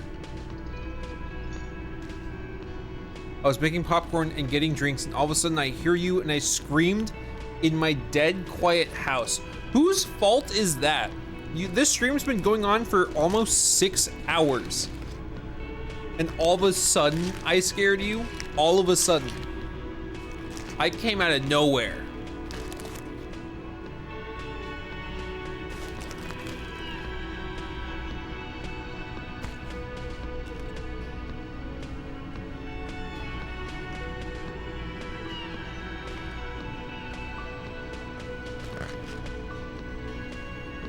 So, cheap McDonald's is better than cheap Burger King, so McDonald's wins. This was voted B. There are 3 games: Chronicles of Riddick, Battleframe 2, and this. This game did not even need a 1v1. It won by 63%.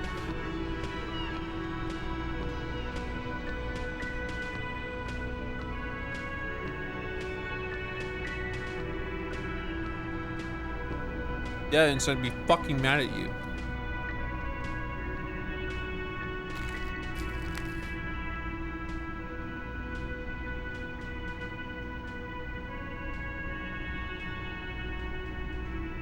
No, purple. No, dude.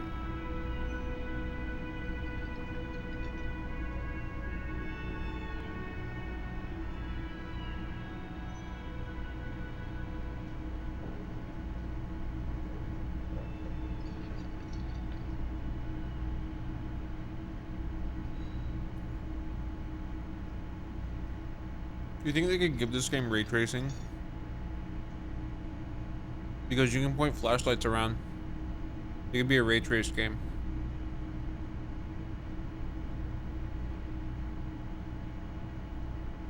Shut the fuck up. What? Why?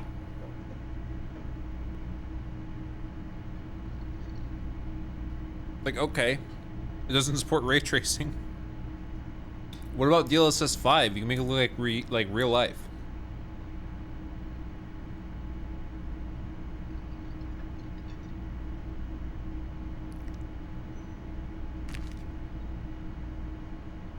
Die.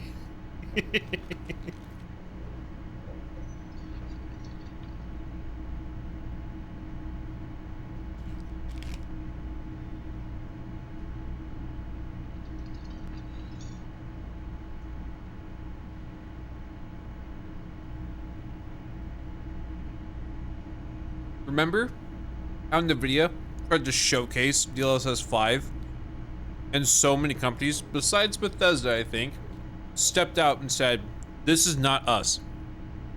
We are not like signing off on this. That shit died out like with a whimper. We heard nothing else past that.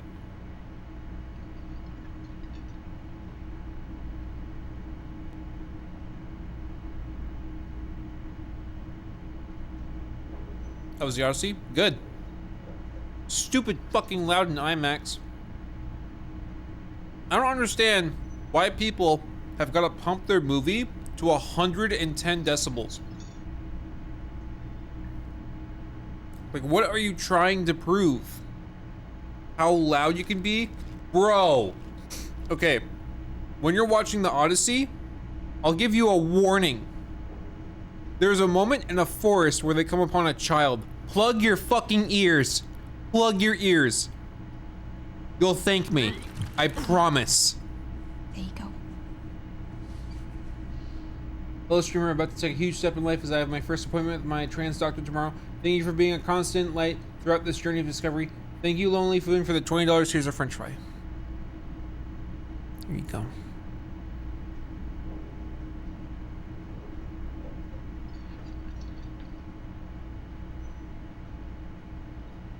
Tonya, I don't know. I was only able to get a 70mm ticket way down the line. And since there's only like, what, 10 theaters, 20 theaters in the world that can show it, I can't really tell you what day and time. So after it happens, I'll let you know how it went. I don't know. If I told you I was going to be at this movie theater at this date and this time, would you bring like a knife and kill me? Is that something that you would do? Is that something you thought about doing?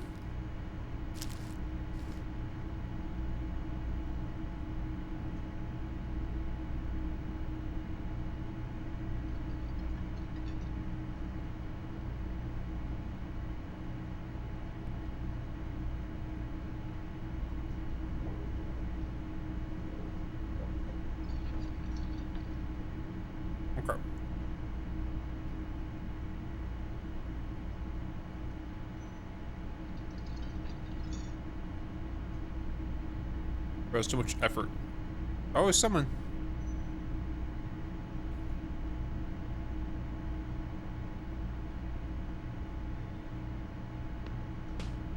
Okay.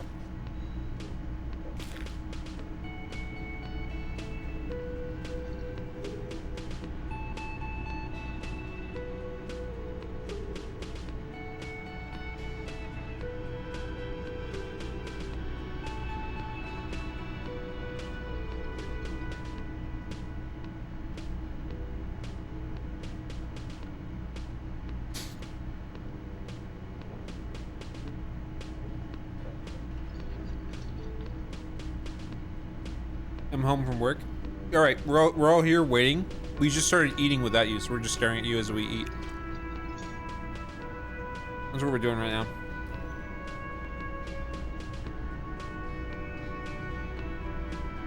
I was really praying for a Milfowl jump scare. Exceedingly rare. Super rare.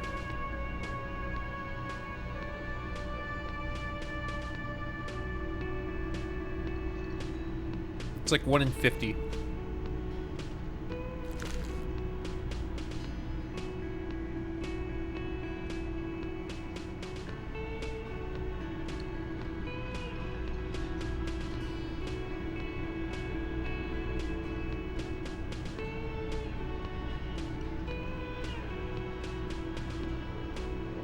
Oh, sure, Beck, yeah.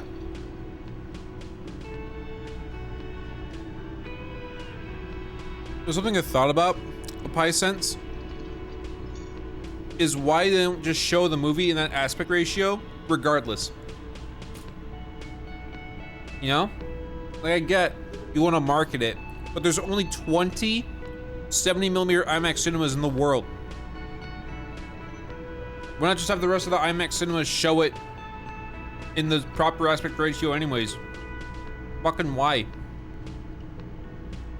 Then you Ebby for 8 Ebbies. If the film is made in a specific aspect ratio, show it that way. Show it that way. Annoying as shit.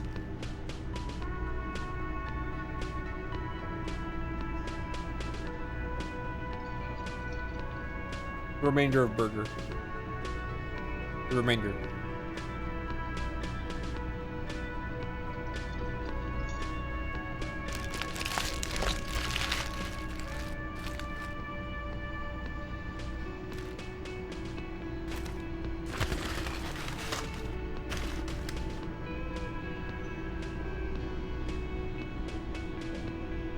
Thank you, Ebby, for 8 months. Thank you, Happy Sadbot, for 51 months. Thank you very much.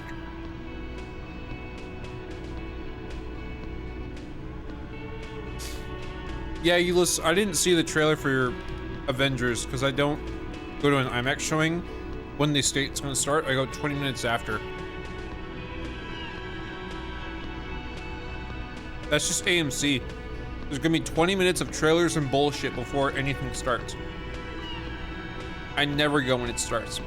Unless it's a rerun.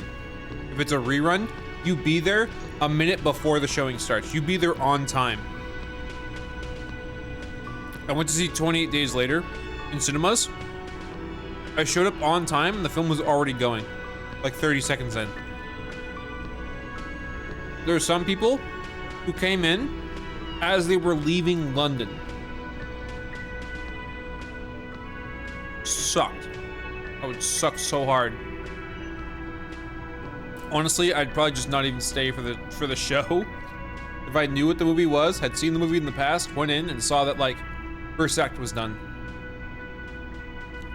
I guess if you travel like an hour, you know, whatever, you gotta sit down, but damn, man.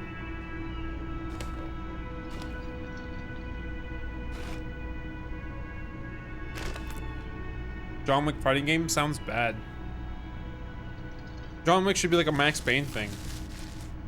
A fighting game? What the fuck is that about? John Wick is about like fast kills. It's very, very rare that anything takes more than like 10 seconds to kill somebody. Yeah, we need a fighting game of the kill time speed of a Counter-Strike round. The fighting game starts, half second over. It's whoever got that shot in.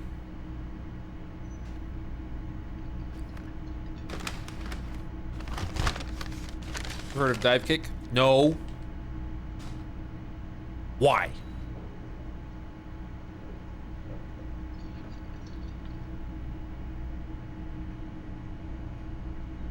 The 007 First Light combat felt more John Wick than Bond? What the fuck would Bond be? Just like standing somewhere shooting a gun and then making a quip? Would you want that for 10 hours?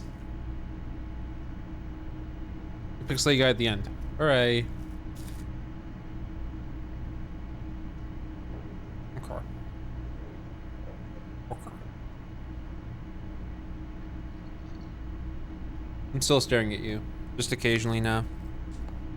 I'm on the frosty part of my life. Yep. I see 2 sound bites in the back. Oh, the audio's not on.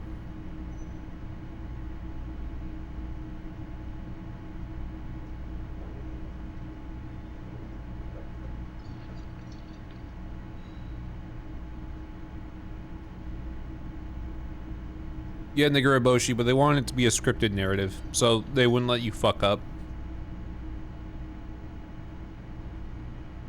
Unfortunately.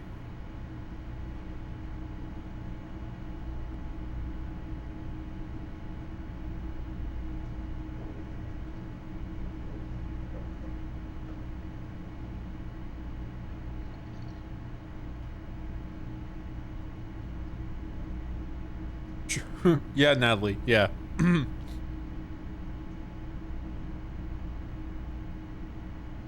Must contemplate bed soon. I'm giddy that people are still enjoying the game immensely. I first read that as gritty. I'm glad you're not gritty. Just a heads up for you. I know that matters.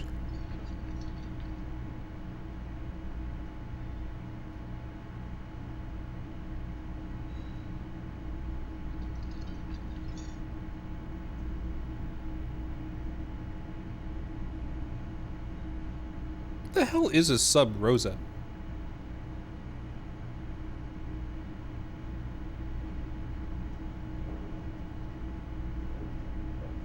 Can't do gritty? Not this hour. I can't do it. Not allowed at this hour.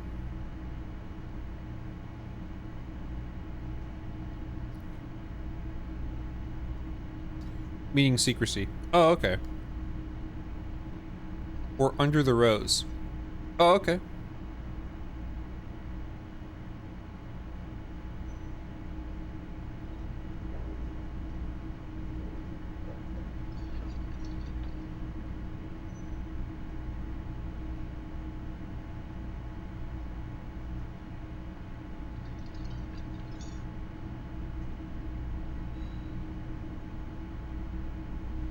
Okay. Not sure if I should finish this and play the game or do both. But it feels like this shit's melting in real time. Like a tech demo. Fast.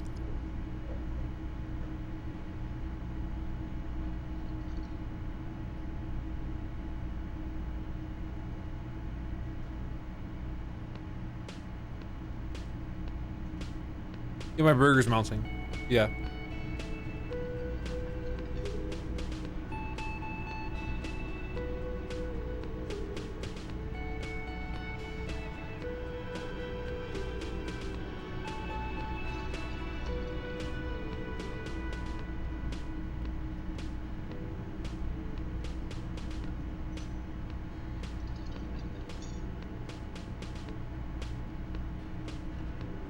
Crazy hamburger. Yes, of course.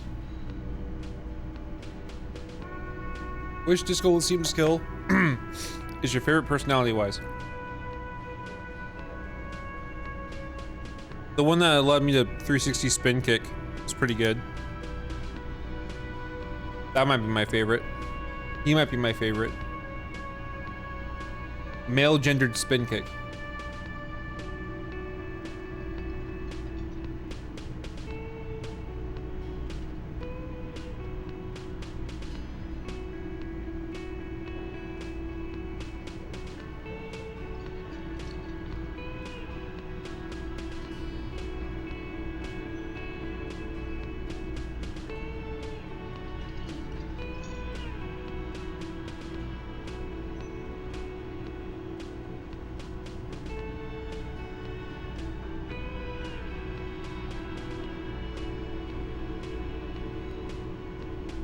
Like this narrator or Baldur's Gate 3 one more?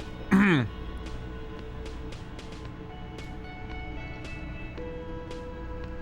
feel like the Baldur's Gate 3 narrator.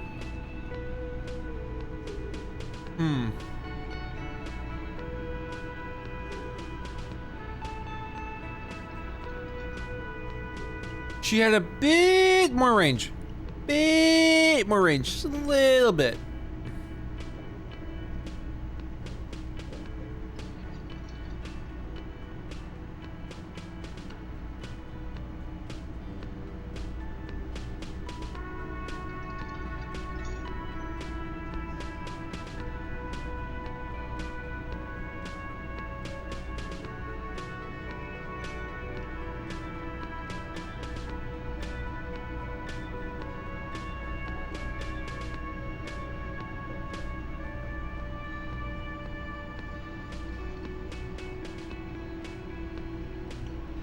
Is Baldur's Gate 3 my favorite RPG or New Vegas?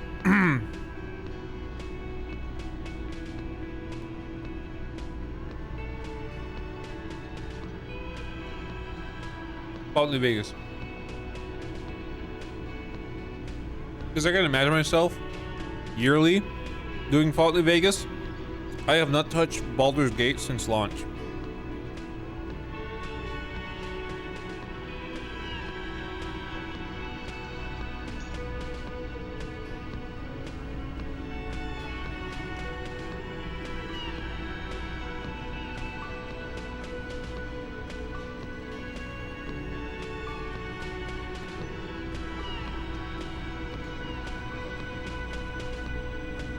Hello.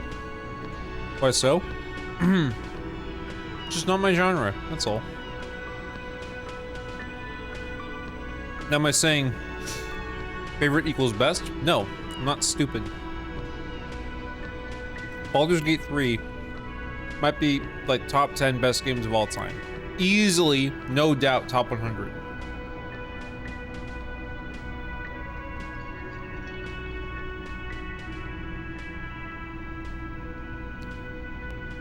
To be fair, Toa, those OG projects were not doing great.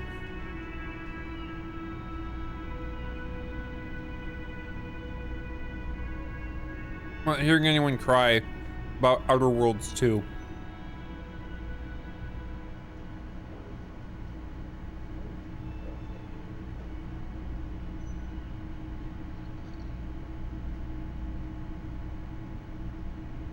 I'm almost done with this.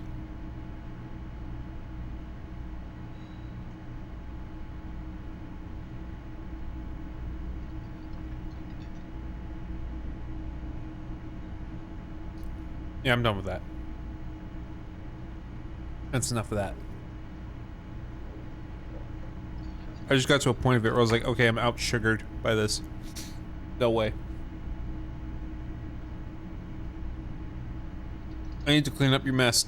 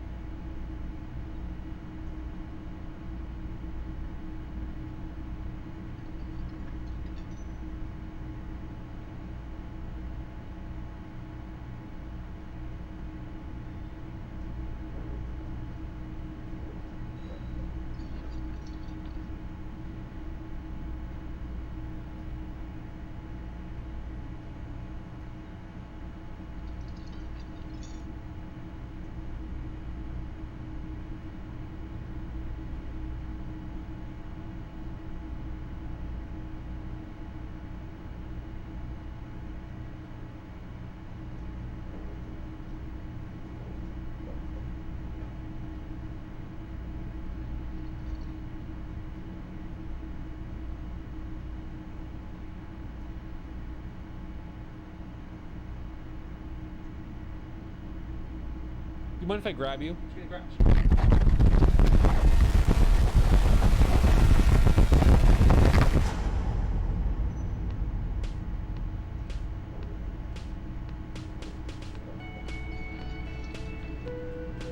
You mind if I grab you?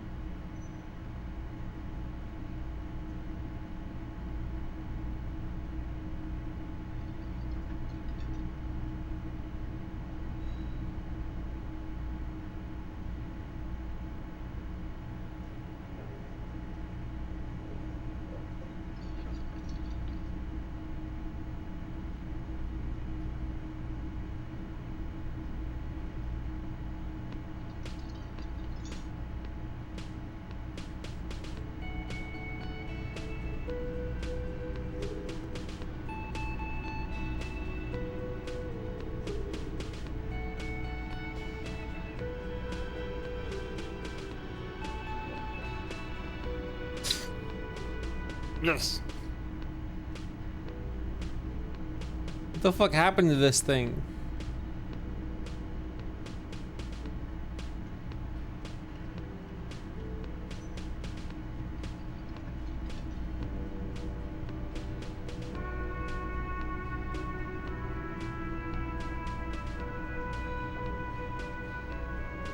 Unfazed.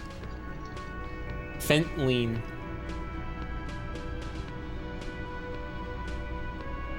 In the video? Nope. Erase. Gone. Did time not move forward at all while I was standing still? Did I just leave it at 11:41?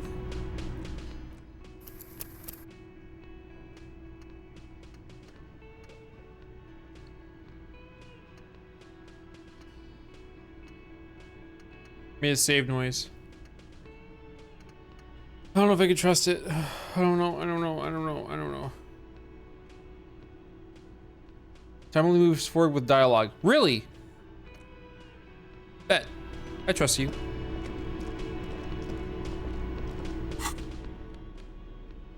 Let's reload save. I trust this person. I have not seen that change from 11:41 since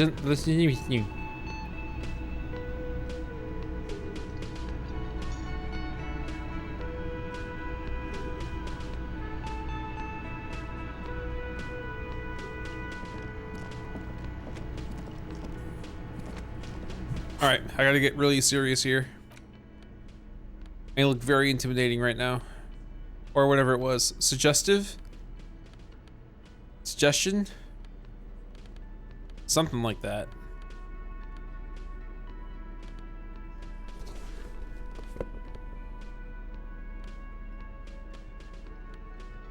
Or was it authority? It was authority, right. Okay, so. Authority.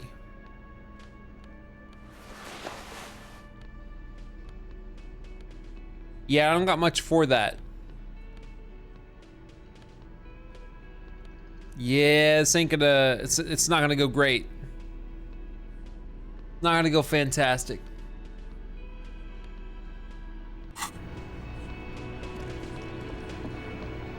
Check your tools. Ah, shit. I think it would tell me on the side.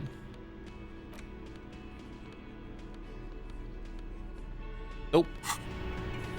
Drugs? Maybe.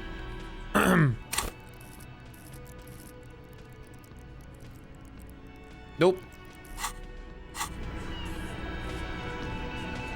Looks like the circus left town, but the clowns are still here.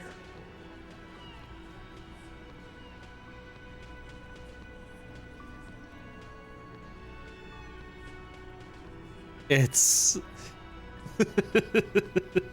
Dude, literally no way. It's literally no way. I believe. Wear him down first. The fuck does that mean? Again, just get the dead guy's autograph, since you're his biggest fan. Good one, Titus. Why don't I just arrest you, son of a bitch? Yeah, lawman. Why don't you? Not in the arresting mood? His mean little eyes come alive with hatred. A fearful readiness, like an electrical charge, raises hairs in the room. By your side, the lieutenant keeps his hand away from his holster. You hear the nylon of his coat hiss as he steps closer. While the little rat-faced man reaches into his sleeve, there's a knife in there. Some of the others reach for their belts. Their eyes are light.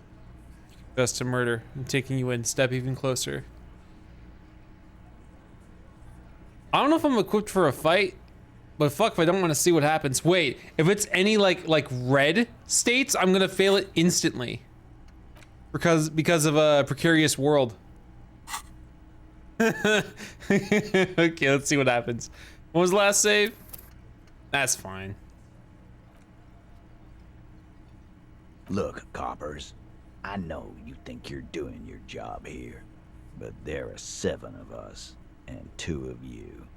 That's an Easter 50 A Zemsk-made monstrosity. It'll blow your head clean off. You're under arrest. The last thing you hear is a little murmur. Not a blast. Not an echo. No one screams. It's more dead cops. Sad news from the district of Martinez as the bodies of Why couldn't I roll for epic moves? In the canal. It is believed the officers were pursuing a murder investigation, but got caught in the dock workers' strike and were gunned down under unclear circumstances. Such needless loss of life is truly tragic, a local union leader, Everard Clare, commented, and added that although the event is truly horrid, we can expect similar incidents to follow if right-wing vigilantes are allowed to run around uncontrolled and try to wriggle their way into well-organized neighborhoods. It's because you're outnumbered 2 through an entire game? Sounds like a fair fight. Put them up. All right.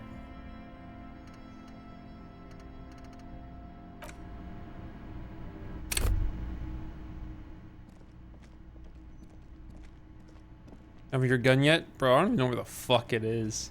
I pawned it, and then some lady bought it. A scary lady bought it. Who kept talking about pigs. Kept addressing herself as a pig. I'm gonna talk to Kuno. He's definitely got information. Kuno definitely knows stuff. Fuck does Kuno care? Who is Kuno? Kuno's Kuno, pig? Boy points to his chest with both thumbs. Kuno. Primal. Violent. This is like something you'd call a rabid dog. Yeah, think about it. Think about that rabid Kuno shit. Watch out, Kuno, he's trying to fiddle you. He's gonna put his hands on you. The thing behind the fence starts squealing, shrill and violent like a fire alarm. Help! Pig's got Kuno! Help! Rape! The sound gets louder as the child shouts at the windows overlooking the yard. Help! He's got the Kuno, help! Everyone can hear. You need to get the hell out of here before.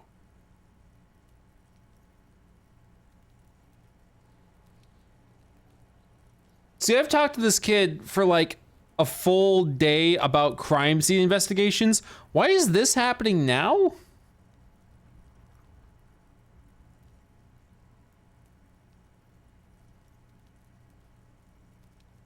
Just answer the questions. Help! He's digging his dick out! Escalate, Kuno! His dick is out! You're afraid! Pigs in here, Kuno! Somebody, please! It's full blast now. The wind carries the message far and wide across the Marnaise. Windows are being opened. On Rue Saint-Cypar, people are turning their heads. An elderly woman puts down her grocery bags in front of the Fritz store and listens. Somewhere behind her, the gates of the industrial harbor are raised. On the catwalk, above the shipping containers, a broad-shouldered man jerks his head up. That Kuno? Cops getting killed out there. The tattooed Mesk next to him smiles. That's Kuno, all right. Look at his shit-eating grin. He knows there's nothing you can do to him. He's bullying you, and you are helpless. Kill him. Kill him now. He won't see death coming. Shut him down. No way! What? Dude, fuck this game! Dude, the amount of times it's failed me! Your fat fist didn't meet its target. Instead, it pulled you down with it. Yo! I'm like, how many fucking points? Come on! That's why I fucking hate XCOM shit, man. Oh wait, you know what? It was a red check. You're right, it was a red check. I forgot about that. I don't care, I'm safe scoping. Bye-bye. What can I do in the meantime with a red check status? That is the one time I don't give a fuck. I don't give a fuck. I don't give a fuck. I don't care. I don't care. I don't care.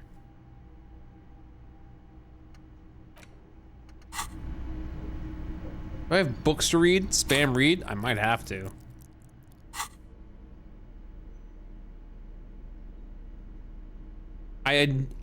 Natalie, here's the thing.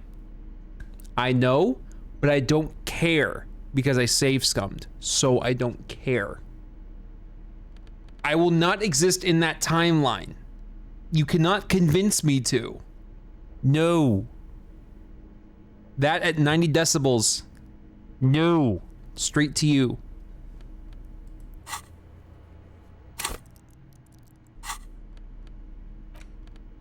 I don't think I have anything else to inspect, book-wise. Oh, I have the fridge note. The note is written with a blue pencil on a piece of lined office paper. The kitchen magnets have left spots on its surface. Does it say anything interesting? Lieutenant leans closer to read the crumpled note over your shoulder. This is tangential at best, but the lieutenant's detective instinct is still active. Read the note. Someone has scribbled, S. I can't believe the off-site copy is still here. The illiterate ginger kid keeps stealing stuff from the studio, so I had to hide it somewhere safe. You'll find the filament memory with the off-site copy in the frozen ice cream maker. Please take it home, ASAP. It's important. I'd do it myself if I lived in a civilized place with a freezer. Take care, Sully Soif. What's the filament memory? It belongs inside a radio computer, storing its memory. It's like a tape. You listen to disco tapes, right? It's like one of your disco tapes, only for a computer. Wonder who wrote that note. Looks like someone from that radio game company upstairs. I'm combat? surprised they just left their... There's narrative prompts that might have your character act, but there's no like real combat. We gotta leave in a hurry. That's a plausible hypothesis. Okay. I guess I'm gonna go get that cube. Oh yeah, the ball. True, I can give it to him. Or I could do cube. Horns.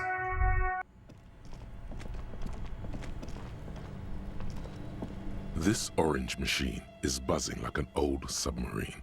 It has a hand-cranked ice cream churner on top and an electric freezer that appears to be frozen shut. Crack open the lid. You slip your fingers under the frozen lid, but the ice is too cold for you to get a good grip. A pry bar would come in handy here. No, this is going to need something else. Some kind of super pry bar. Don't even try to open it with a regular pry bar. You're just wasting your time. If you want to try again, then you need to have the pry bar in your hand. New clown horns for clown horns. Equip the pry bar by going to the Tools tab in your inventory.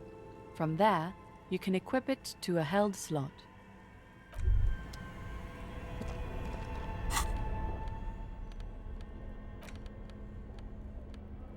Yeah, sure. Yeah, that's the big thing, guys. I'm pretty sure it's the point of the whole game.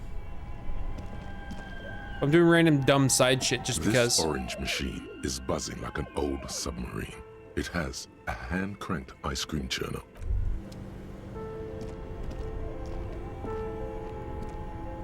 Two cables are plugged into something close to you. Dies with a soft electric purr. Why did you do that?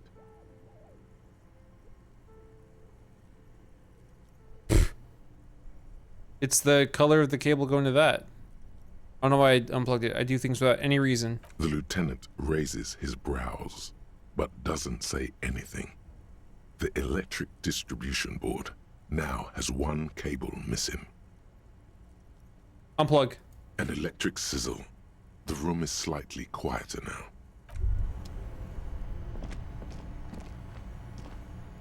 This orange machine is dead still.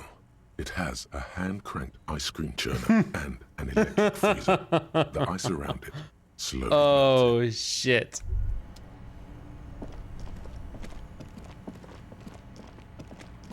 This is off now. The beer's eyes are dead and empty.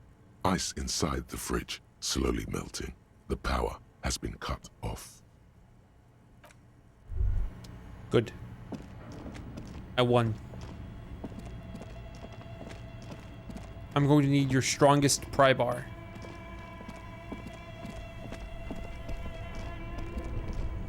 What's this? Hey.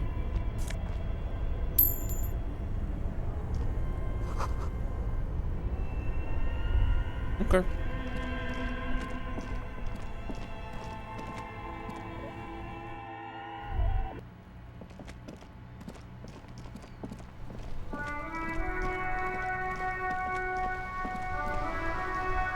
Before I do anything, that status thing is freaking me out. Vigilance officer? Here's a What ball. can this old carabinier do for you? What is this? Are you mocking us? This isn't for pétanque. Now.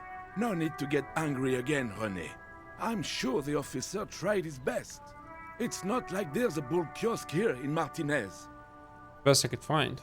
The best, huh? This isn't even a bull. But fine. I guess you did attempt to right your hooliganism. Consider it forgiven. Hooray. Is there anything you can tell me about this rifle? Hold out the antique rifle. It's a Bell McGrave. 4.46 caliber.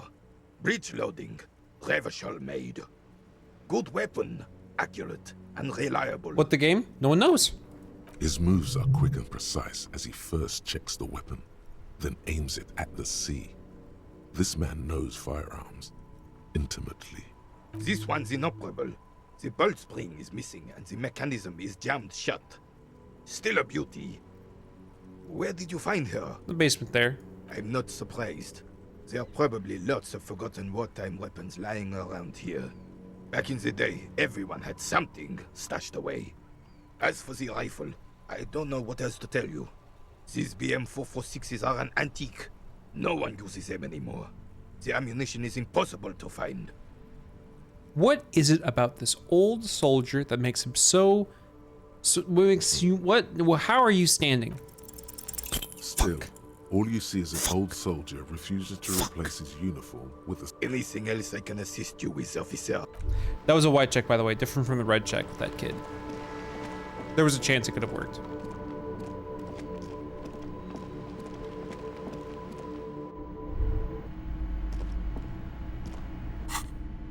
Just gonna...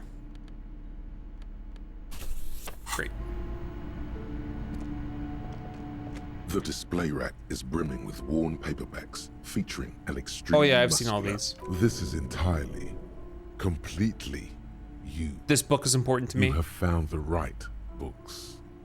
It is a bestseller for a reason. Great.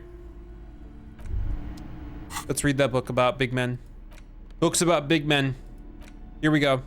The edges of the pages are worn and smudged. A lot of people have read about the Devil Woman's altercations with the Helmdall man. Remember you talking to a dead guy in the tree? Are you a telepath? I might just be fucking crazy. Many people have you harassed in the local area? I spinning kicked a man in the face after he said racist shit. So, to you? The jacket copy proclaims, "Man from Helmdall returns in his most exciting adventure yet. After crashing into a strange jungle, cannibalistic natives abduct his only surviving comrade, Noble Tyribald.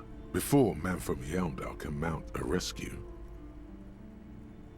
Yeah, I know Crazy Gunman. More. He is ambushed by a tribe of female warriors and taken to the ancient citadel of Cloud City, where a mysterious and wicked queen rules supreme. Will Man from Helmdall be able to escape his dire situation and find his missing friend? You open the book to a random page. Man from Helmdall, wielding his two Zweihanders, is carving through a sea of savages, his visage fixed in grim determination. His arms, whirling like windmills, are soaked with the blood of his enemies. Mangled corpses litter the battlefield. You flip to the copyright page. This book was written in 38. Give this a chance. Oh shit, gritty and heroic. Berserker rage burns in his azure-hued eyes as he brings glory and honor to his long-lost Helmdalla tribe. From the village of Helmdall, the ivory giant roars like an ice bear and the winds of Gatla howl out his name. Give me more. Man from Heimdall rides on a gilded griffin, his golden mane billowing in the breeze. Both Zweihanders sheathed on his back. He is off to war. Will he conquer his enemies?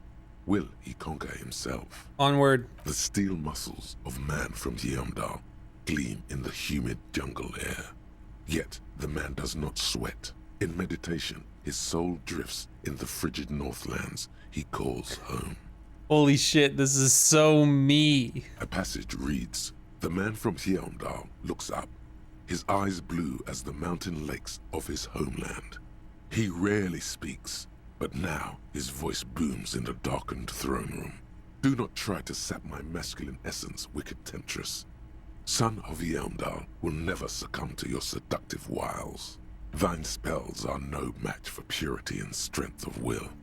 Brothers of Heimdall, stand above the vices of flesh, for it is weak and corruptible, yet mine is forged in gore and strife. Queen Lydiana just laughs, a sultry and salacious sound, then says, I have grand plans for you, man from Heimdall. She gestures her diabolical hand toward an array of potions and unguents. First, you shall please me. Then lead my armies against the vicious cannibals. Not a muscle moves in the face of the man from Heimdall. Yet inside, there is turmoil. This goes against all he holds sacrosanct. Wow, this is epic. In the final pages, man from Heimdall mounts Gallavarin, his mighty griffin, and turns his gaze to the horizon. Queen Lydiana is dead, but an army of cannibals is storming the gates, and still there's no word of trusty Tyribald. To find out what happens next, you'll have to pick up Man from Heimdall and the Three-Eyed Skull, available in fine bookstores everywhere. Spring 39. Spent money on that. I was really hoping to get like a skill point or something. That was just a stupid ass book. I'm gonna need that map upstairs. 1 second.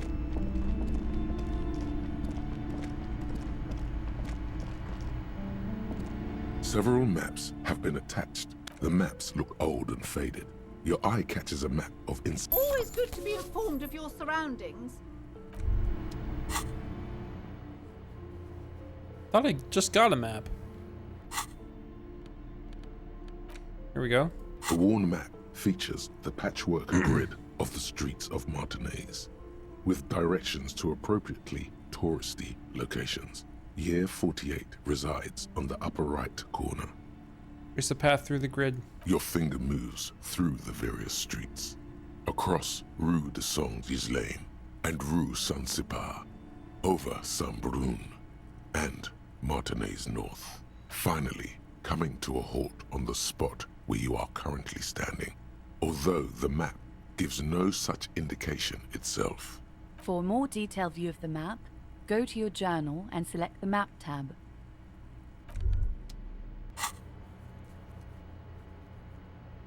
Great.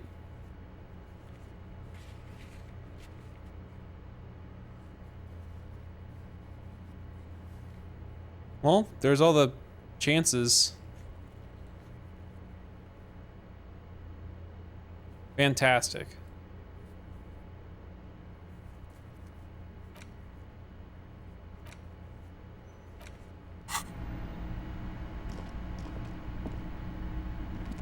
This bookstore is not strictly about crime, romance, and biographies of famous people. There's also a wide range of paranatural literature. How much time do I need to spend here? Another 2 hours, 41 minutes. Okay. Otherwise, I gotta talk to someone? I at least need to be ready to punch a child, like bare minimum. Pretty important.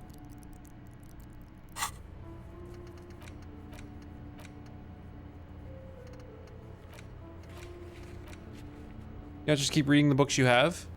I figured it'd be better if I was learning new stuff.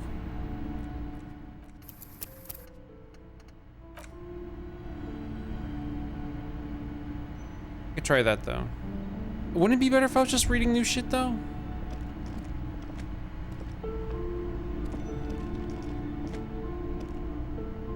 Shelves filled to the brim with crime novels featuring the supposedly stalwart Vespertine detective, Dick Mullen. Yeah, sure. Of course. Such. In your hand, you hold Dick Mullen and the Mistaken Identity. The brittle paperback feels fragile to the touch.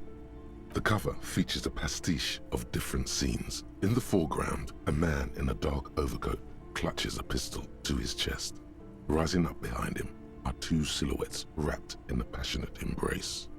The tagline reads, Detective Dick Mullen must prove his innocence after an old friend is murdered by someone who looks just like Dick Mullen.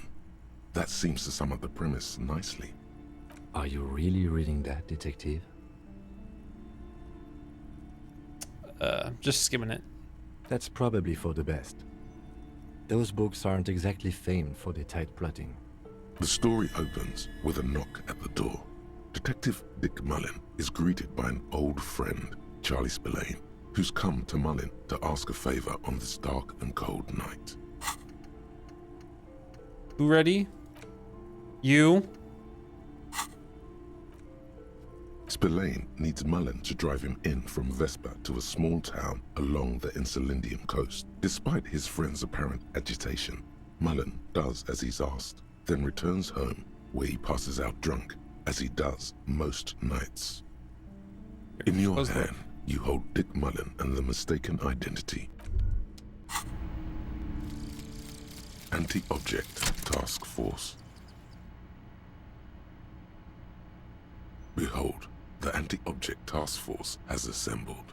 God's avenging angel, arrayed against the lower emanations of the Darkened One. Shoe racks, tape recorders, motor carriages, and doors. So many doors. You're not just pounding it all to pieces. You're reforging the universe. Maybe we can break down that from blue the door. anvil of the heavens to the worms below. Indulge in it. Be bold. Have an impact on the shape of creation. Out of the furnace of your rage. A new reality. Also, you should trash your room again. This one pain threshold, all physique learning caps raised by 1. Attacking physical objects heals damage. Bet. Large bet. Okay.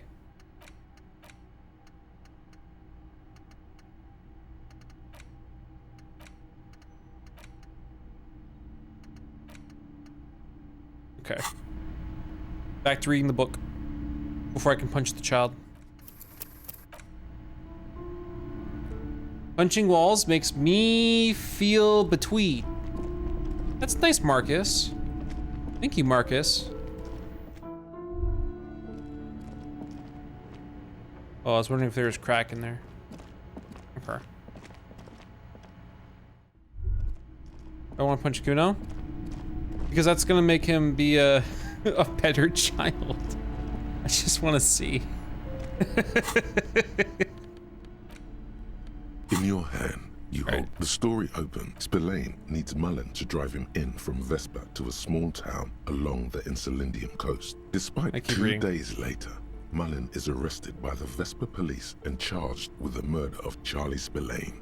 At his interrogation, Mullen learns that Charlie Spillane was shot in a bar in the very town Mullen dropped him off in by a man matching Mullen's description.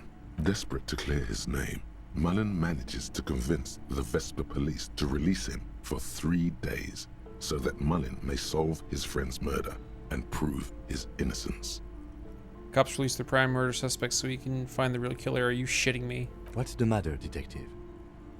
I don't know who's writing this shit, but I get the feeling they aren't experts on homicide investigations. The lieutenant shrugs, resigned to the idea that his profession will rarely, if ever, be accurately represented in art and literature. Okay, so Mullen didn't do it. Keep reading. Of course, Mullen didn't do it. That's the whole premise of the book. Anyway, Mullen returns to the seaside bar where Spillane was murdered and meets a beautiful, mysterious woman named Diana de Nerva. Now it gets interesting. Deneuve reveals that she was Spillane's lover, and that he was mixed up with a local amphetamine smuggling operation. As soon as Mullin begins pulling at strings, the whole conspiracy begins to unravel. Not only is the local police captain in on the amphetamine ring, so is the son of a powerful politician and a strung-out art collector named Torvald, each of whom has his own reasons for wanting Spillane dead. Tell me about the corrupt police captain. Outwardly, the old police captain is a real law and order crypto-fascist, a barrel-chested man who's beaten his share of suspects to pulp. But he's also dirty and increasingly paranoid that someone's going to expose his role in the drug ring. He would certainly have the motive and the means, but the captain walks with a noticeable limp from an old war injury. Is it possible that he was able to conceal it long enough to commit the murder? Tell me about the politician's son. A typical privileged twat. In all likelihood, he's just in over his head. He does bear a personal grudge against Spillane, though, a former prosecutor who nearly brought down his father's administration. The kid doesn't exactly have Dick Mullen's manly build, but he is the correct height, and while interrogating him at his home, Mullen did notice a certain overcoat that looks suspiciously like his own. What was that about an art collector? Torvald, the art collector, is a strung-out mess. Frankly, it's hard to imagine him holding a pistol steady enough to actually hit someone, let alone plug them 3 times in the chest the way Spillane got did. That said, Torvald and Spillane have a long history, and while interrogating him, Mullen discovers that Torvald was once involved with Deanna Deneuve. Could it be that this is all over a sordid love triangle? One evening, Deanna Deneuve comes to Mullen's hostel room in tears. The two of them drink half a bottle of vodka, and soon they're seeking comfort in each other's arms. Yes, comfort and pleasure. The warmth of another human's touch. The burning taste of liquor on her full, sweet lips. Nice. Yell it, Mullen. As the two lovers share a post-coital cigarette, Deanna Deneuve turns to Mullen and says, "By the way, Dick, there was something else I meant to tell you." The name of the true killer. Always aim for the center of mass. Whatever it is, Mullen never hears the words. A blow to the base of his skull knocks him out cold instantly. Fuck. When Mullen comes to, Deneuve is dead on the hostel bed next to him. To make matters worse, his clothes are covered with her blood. Double fuck. Mullen trashes his blood-stained clothes and flees the hostel, knowing it's only a matter of hours before the cops discover Deneuve's body, if they haven't been tipped off already. The heat is on. If Dick Mullen can't solve both murders before the cops catch up to him, he's going away for life. Can you solve the case before the cops close in? I got some questions first. What is it, Detective? Why does everyone close to Dick Mullen wind up dead? It's a dangerous line of work, but somebody has to do it. That's why Dick Mullen never lets anyone get too close. What's the matter? Afraid you've been hacking up your friends' bodies in the night? Why did Dick Mullen become a detective in the first place? There was never a time when he wasn't a detective. He was born a detective. But why is he like that? Dick Mullen was made to crack skulls and solve cases. It's who he is. He could no more stop being a detective than a tiger could cease to be a predator in the night. For a moment, you cease to read the story on the page and see the book for what it is. A collection of brittle, cheaply printed pages held together by glue made from the hooves of horses. From nowhere, you hear the screech of sneakers on a waxed floor, and you feel the burn of rope against your hands. Are these figments of some other life? You won't find the answers you're looking for here, in other words. Why bother solving crimes when the world is so evil? What? Is it really so evil, Detective? Maybe not. Like what? Friends and family. Do you even have those? Might. Just need to find them. Did you lose them? Or did they leave you? Do you even know the difference? But then, what does this book know? It's just a poorly made piece of pulp garbage made to be consumed and discarded. I got it all figured out. So, Who did it, detective? Who killed Charlie Spillane and Deanna Deneuve? I don't know. Dick Mullen.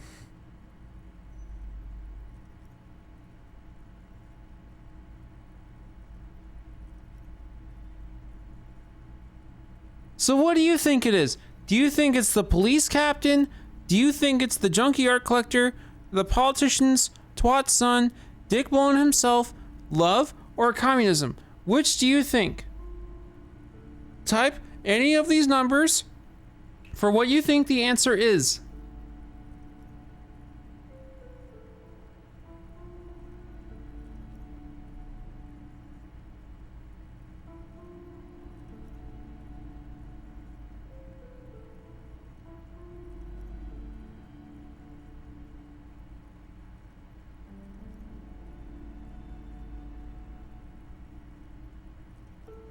You're gonna answer too?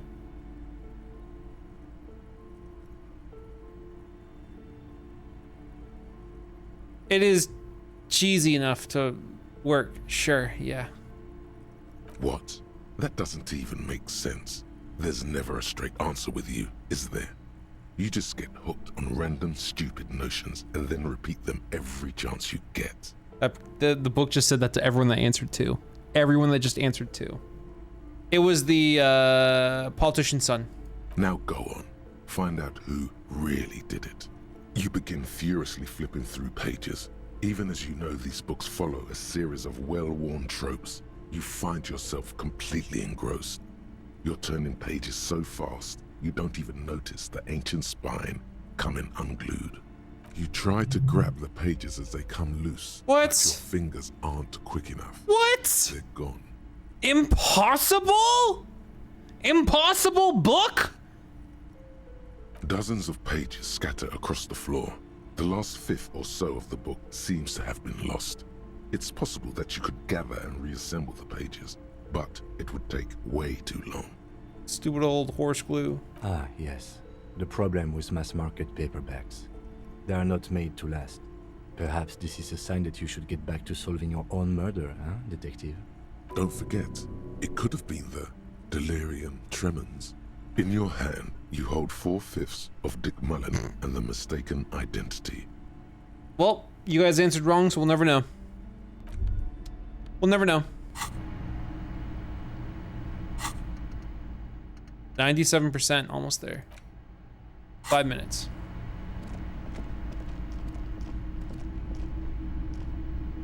Hello again, esteemed officer, and welcome to Crime, Romance, and Biographies of Famous People. This book fell apart in your store as I was reading it. Oh, I'm very sorry, sir. Some of these old paperbacks just don't have the durability. I would be happy to sell you another one. Sell me? But unfortunately, it's the last copy we had in stock. Sell me? It fell apart in your own shop. She calls that customer service. Wow.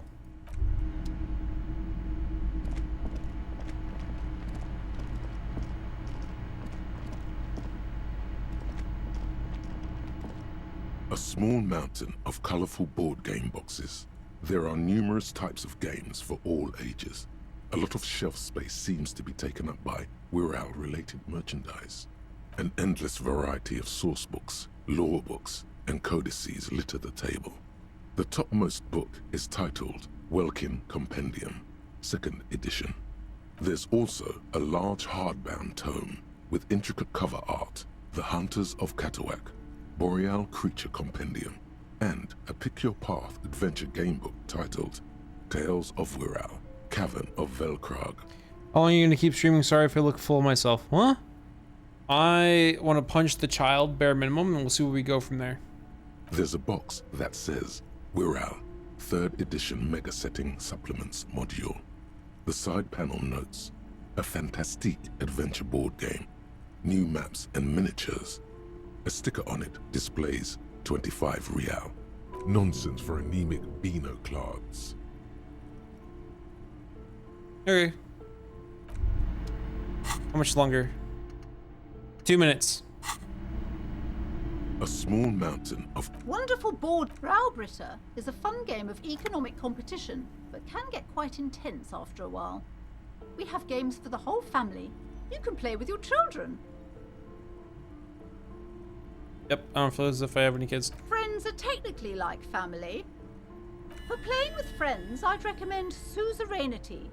It's a civilization building game where you build a civilization, then set off to brutally colonize and repress other civilizations.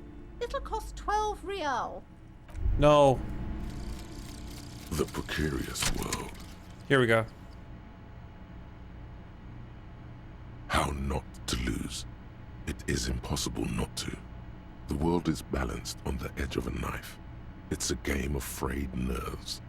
You're pushed on by numbers and punitive measures, pain, rejection, and unpaid bills. You can either play, or you can crawl under a boat and waste away. Turn into salt, or a flock of seagulls. Your enemies would love that. Or you can fight.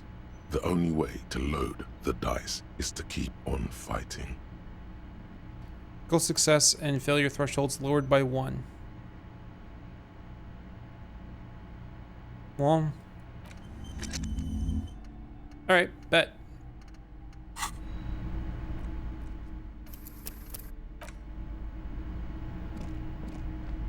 Okay, it's time to punch the child.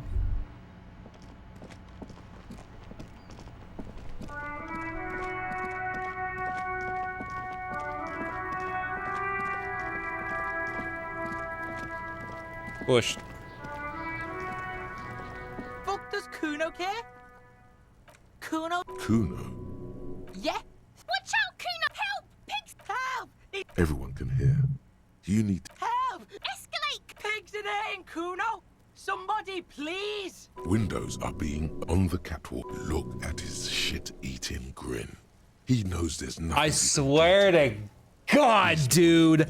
I swear to God. Kill him.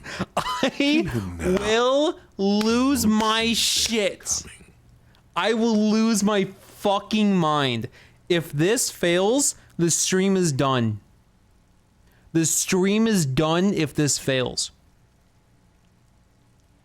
Do you understand?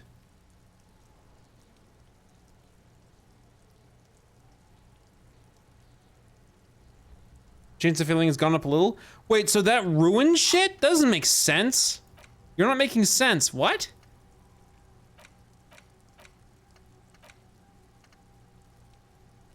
The bonus of this critical success and failure thresholds lowered by 1.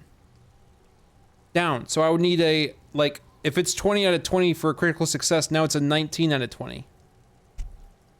Lowered.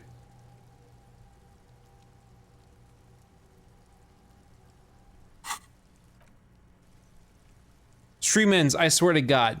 Swear to God. Don't punch him, it's a bad idea.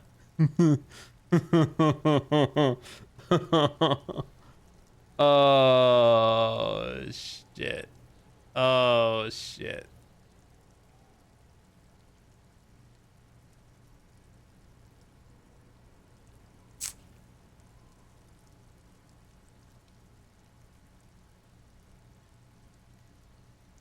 Do we do it? Do we send it? Do we send it? I can see one desperate no. One desperate no.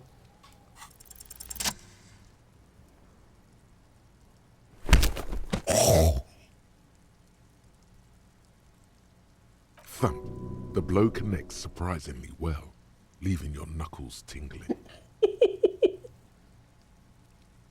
Kuno feels it.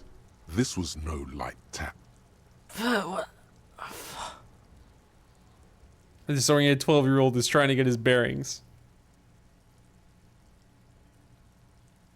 I think we have a normal conversation now. Am I right, Kuno? Officer, this is very far from normal police conduct. Get yourself together. Okay, pig. Kuno knows to respect that violent shit. You should see Kuno's dad. Kuno's dad doesn't give a shit about anything. The creature behind the fence has fallen ominously silent. Only her eyes are alive, jumping from actor to actor. This seems like it's working out pretty well. Okay, pig. Talk to Kuno. We're back in this shit. The fuck do you want?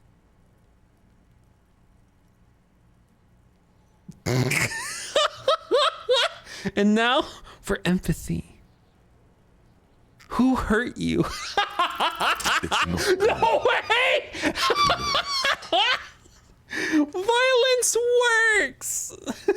Violence works!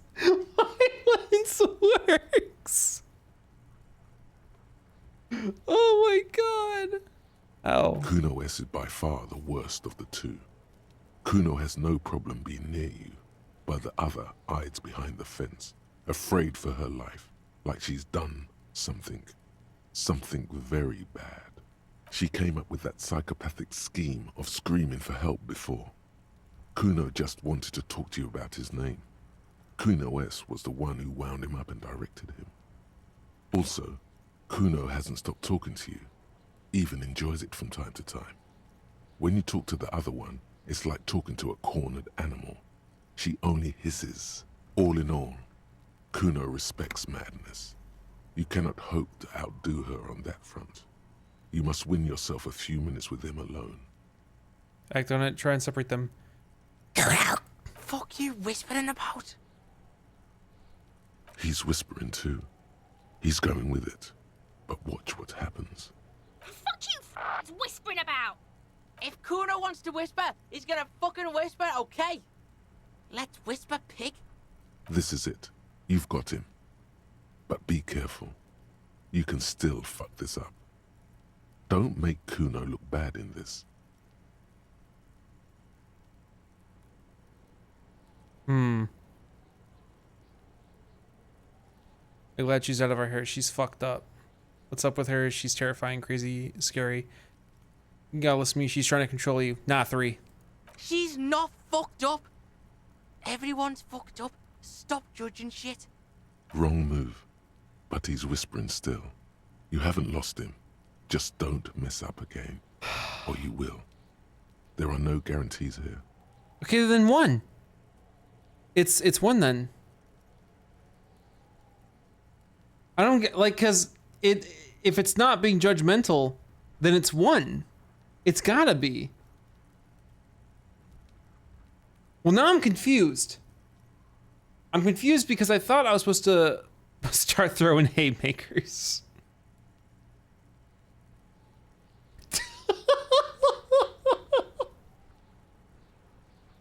Oh, shit. I don't understand.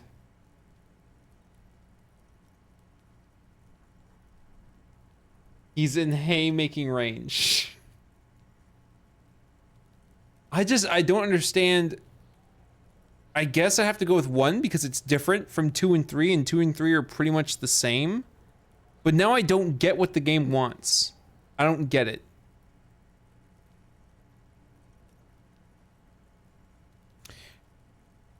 You can still fuck this up. Don't make Kuno look bad in this. So my first option was, phew, am I glad she's out of our hair? She's fucked up. And that was wrong. So that was not making Kuno look bad, but it was still the wrong choice.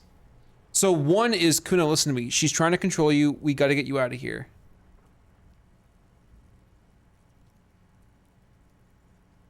I think it's 1. 1 is condescending to him.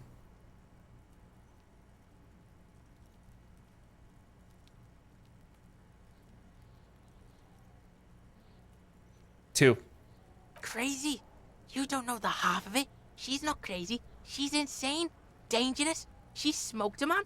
She's done people in. Probably even pigs. Stop talking to him! Kuno, I'm fucking warning you! You're gonna get us into shit!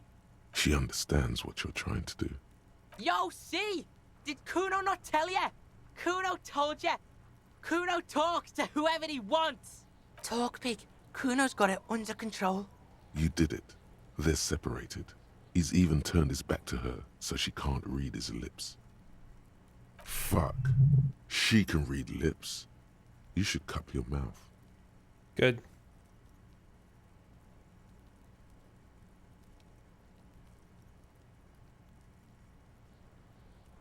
Oh, I can just ask all these. Great. What do you mean she smoked someone? Kuno means she killed someone. That's right. She's a killer. Like, actually a killer. His little green eyes are fixed on yours.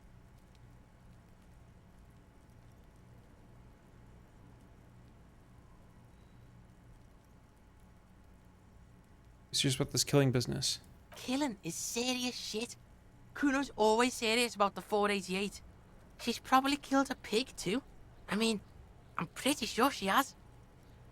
Okay, how many cops has she killed then? Forget Kuno said that. Kuno was just shitting. Kuno was just running his mouth. Kuno's stupid like that. See, look at how like we're now breaking down these child's lies. It's just one of those. Just one of those.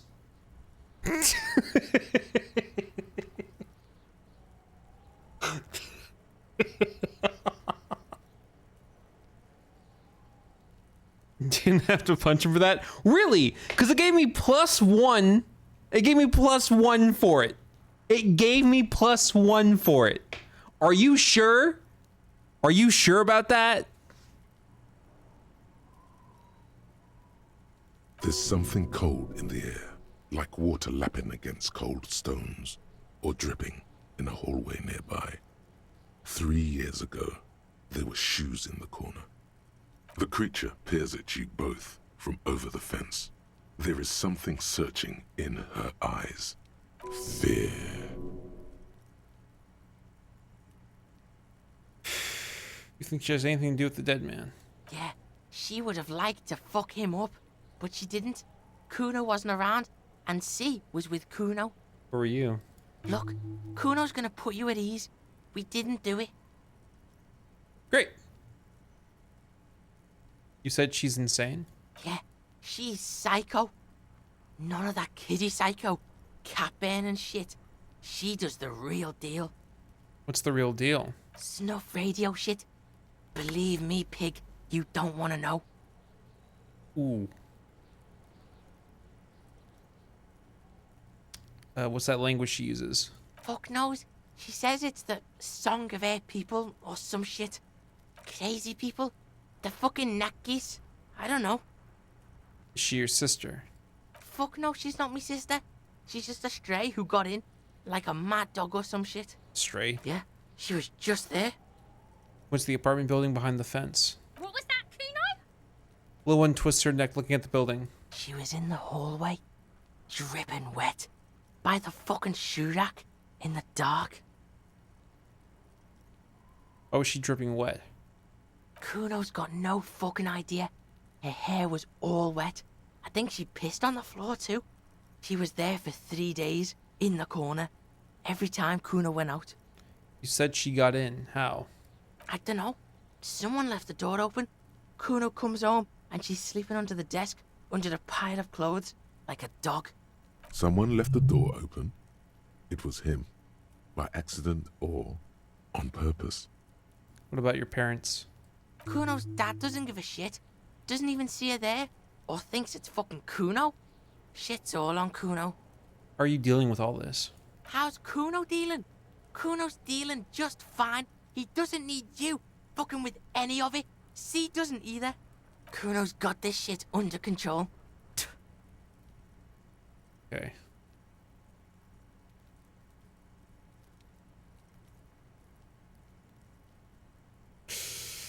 I can either help him or fuck it up.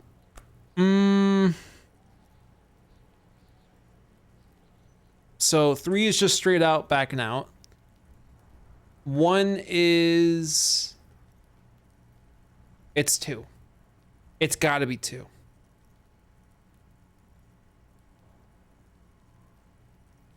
It's gotta be 2. It's gotta be 2. Listen, listen. C is Kuno's go-to. Kuno's protecting her. You fuck with C, you fuck with Kuno. You threaten her. You threaten to take her away. This is what it all comes down to. He needs you to take him seriously now. I'm going to kill you. I'll run when you put the cuffs on her, sneak up on you later, and fuck you up. You understand? Boy looks you in the eye, black pupils, trying to focus.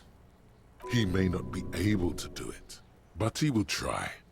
Right now, he believes he will.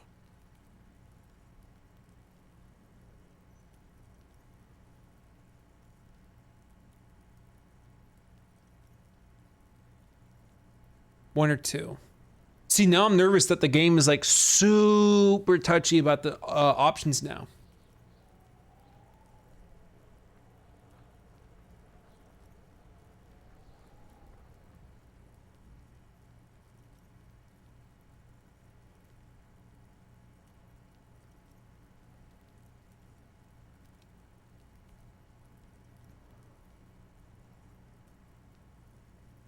Let's go with one. All right, now we can do business. He's breathing heavily. That took something out of him. Business. Yeah, what do you want? Kuno can hook you up with... He starts no longer whispering. Don't hook him up with shit, Kuno. See, relax. He respects the Kuno. Kuno made him respect the Kuno. You respect the Kuno, you get all kinds of shit. Kuno's gonna get you hooked on illegal narcotics if you run a little errand for the Kuno. Get you hooked, pig. Get his hook in you.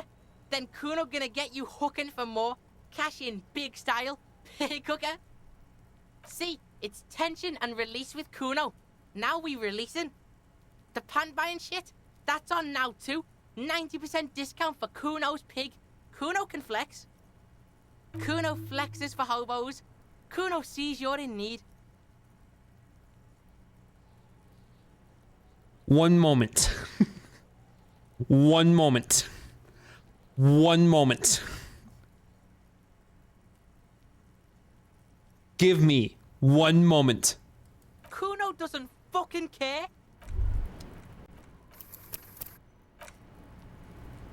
I'll be right back.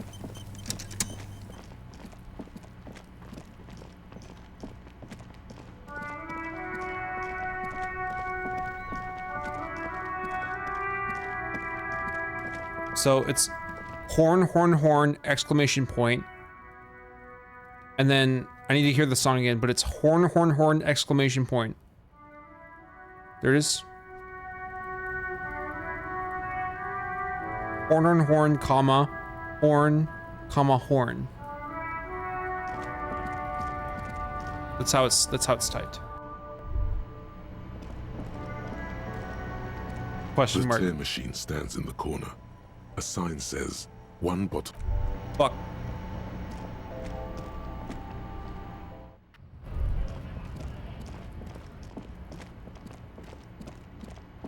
Recap, you punched a 12-year-old, now you're about to buy its track pants for 15 bucks. Things work out.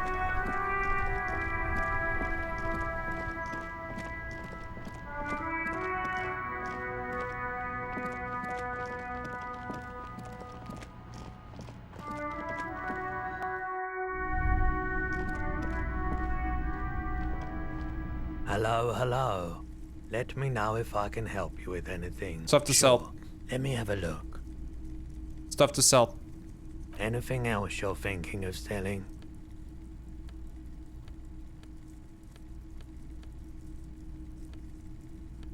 Really thought I had more to sell right now. Fuck, I need those pants. I need to pay for rent. What the fuck am I saying? Oh my god.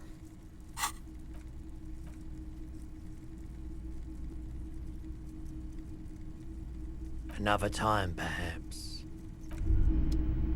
The expensive cube? Yeah, but it's like important. Hello, hello.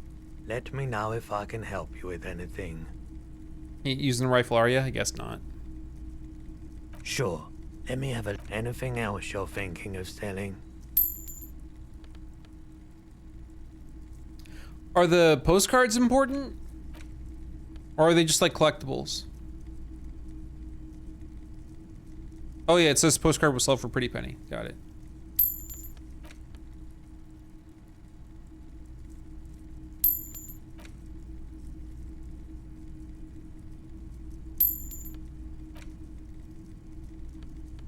Hooray.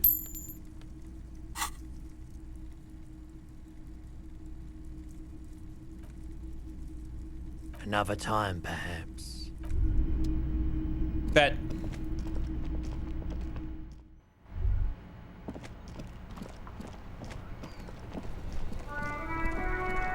Exclamation point.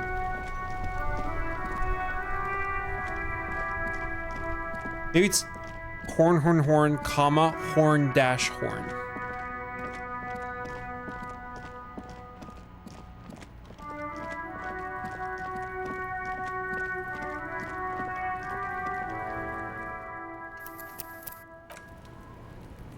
Not you. Fuck does Kuno care? Here, pig. We're fun now. Performance buddies. Unzips his jacket again and pulls his pants out of the plastic wrapping. Kuno could already see you soaring through the air like a fucking eagle. Pig's in Kuno's debt now. Money debt. I paid for the whatever. And more questions about the crime scene. Yeah. The kingdom of Kuno. The fuck do you want with it?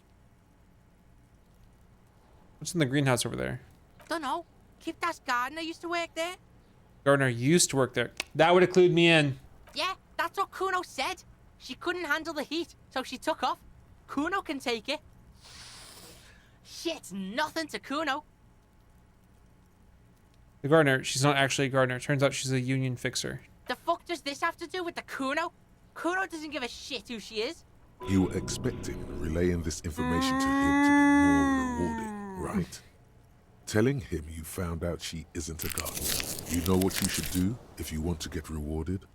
Drugs. Drugs are more rewarding than work.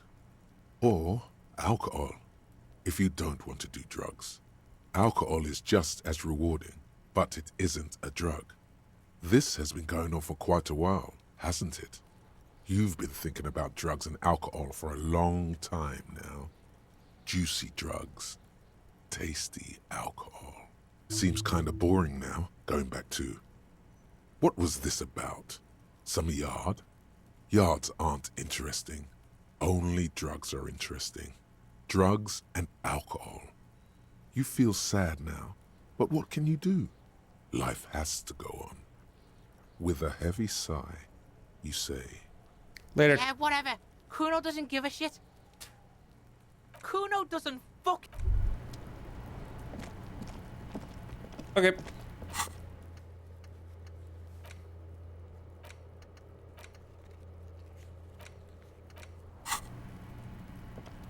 Mesh top and track pants.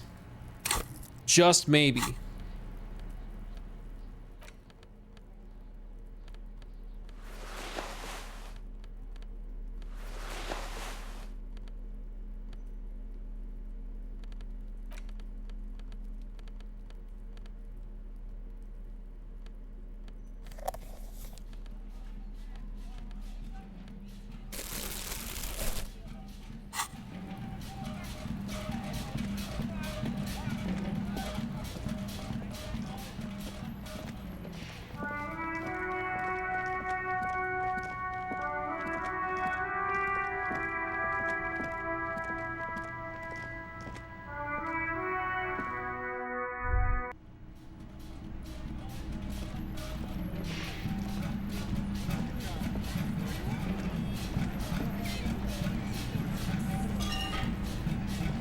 All right, time to assert dominance. Smile. Or authority, whatever it was. Right, none of this is gonna help with authority. I'm still fucked.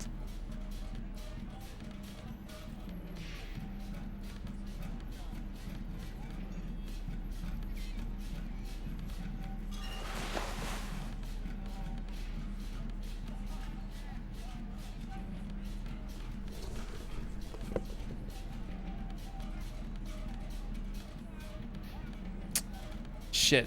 Worst fit ever. Yeah, it's pretty ass.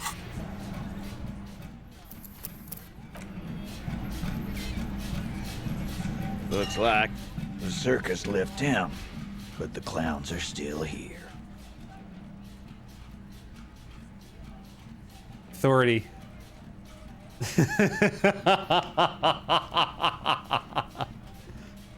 All right. Establish authority.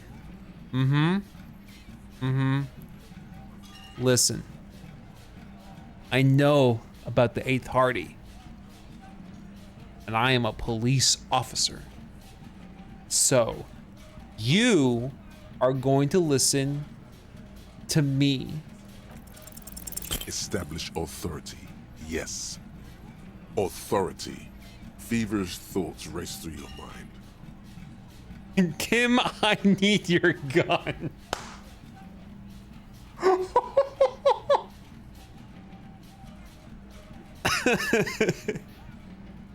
I'm the only thing keeping the sound from going to hell, and you're not helping, pointing your finger. First you tell me someone's been raped, and then you don't say who. That's bullshit. Stomp your feet.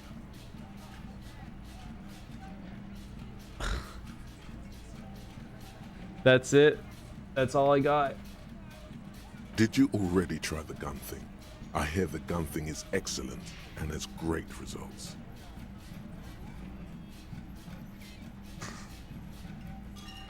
Which would you like? Which option would you like? The gun? Gun?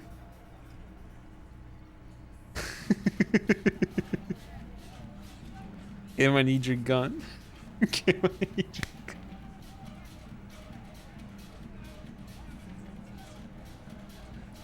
It's so bad. You are the law.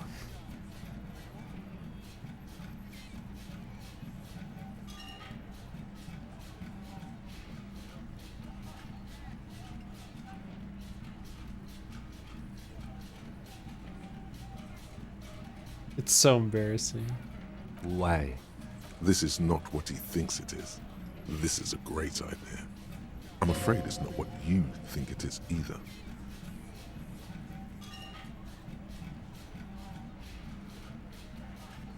What? Who, me? What is it? What? Everybody calm down. This is only a demonstration. Turn to Kim. Kim, the gun, please.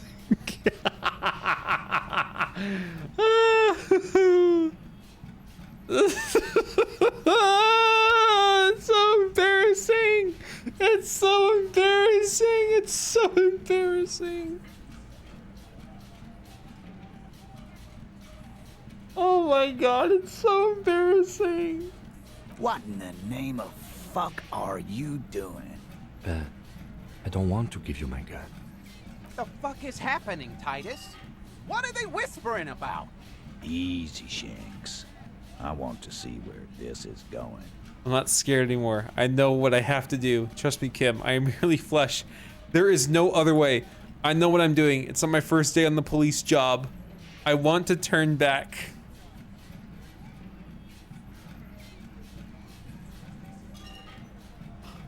Trust me, Kim. I am merely flesh. There is no other way. Silence. He tilts his head to the side, inspecting you. A brief moment passes. Then, the pressure in the room grows to a boiling point. Be careful. It's loaded. He unholsters and gives you his firearm. It feels oddly light and buzzing in your hand like a funny toy. Good. Now put it in your mouth. I want to point it at them. So, behold the demonstration. Give the gun back. This is getting too scary.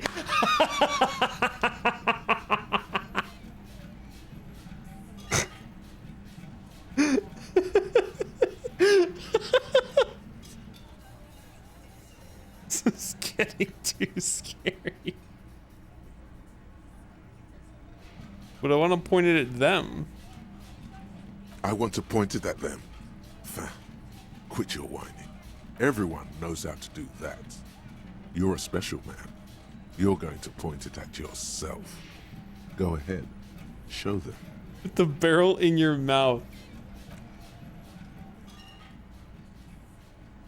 What are you doing? The short, cold barrel touches your lips. It tastes like iron in hell. My morality is, I don't have a charge. It's so embarrassing. Genuine panic flies across the lieutenant's face. Fellas, you getting any of this? You will never forget what happens in 5 seconds if you don't respect me. Oh my fucking god, dude.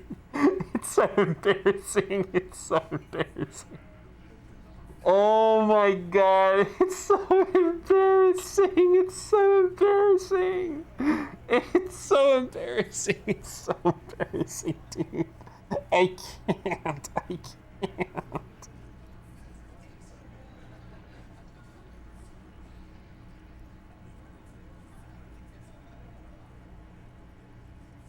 What?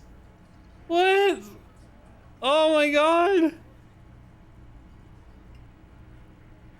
Oh my god. I can't, man. It hurts. What? It's so embarrassing. I can't. Oh. Pick number 3. You better get ready to fucking respect me in 5, 4, 3.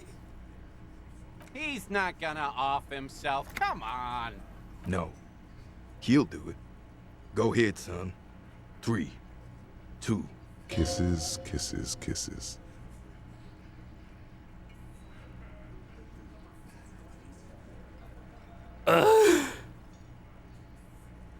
I'm not fucking this case up. Finger on trigger, you will respect me.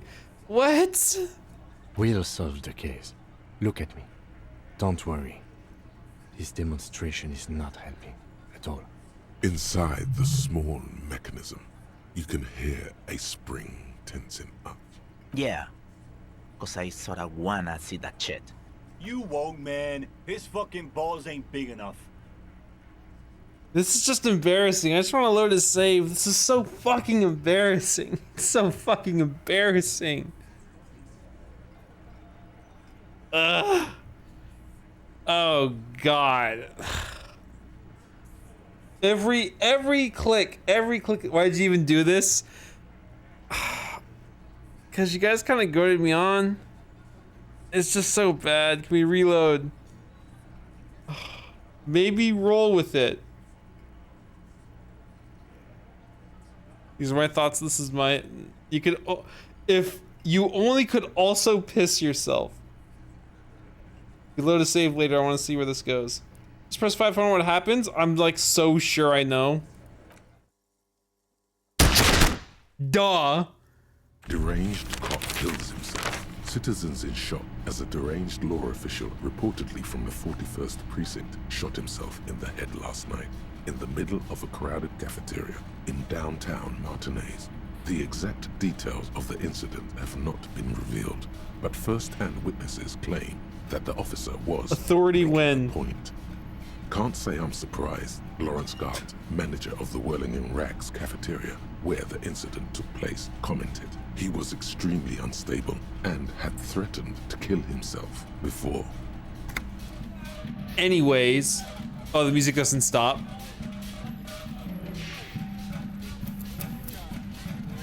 Amazing.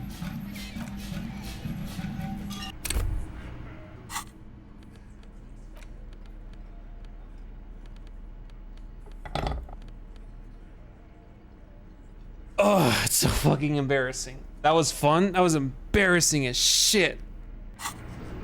Oh my god.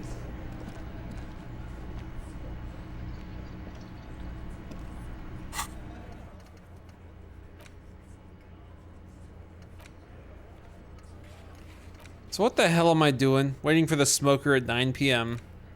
Waiting for my Wednesday pay rent.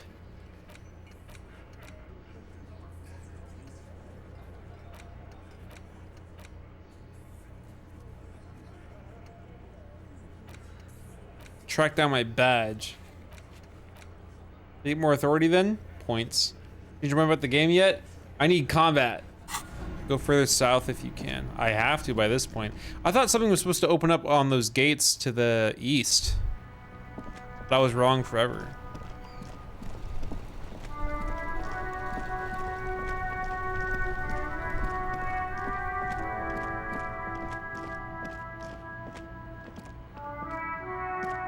See? It's fucked.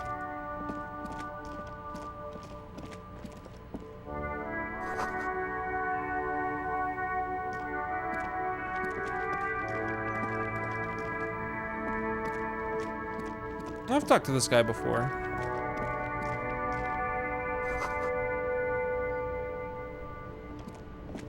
Everything's still cool here, officer. Ugh. What stuff you selling? Only the coolest goods in Revachol. I've got sneakers, speakers, extremely comfy pants too. Yeah, okay. Try them, anything for you. There are clothes inside.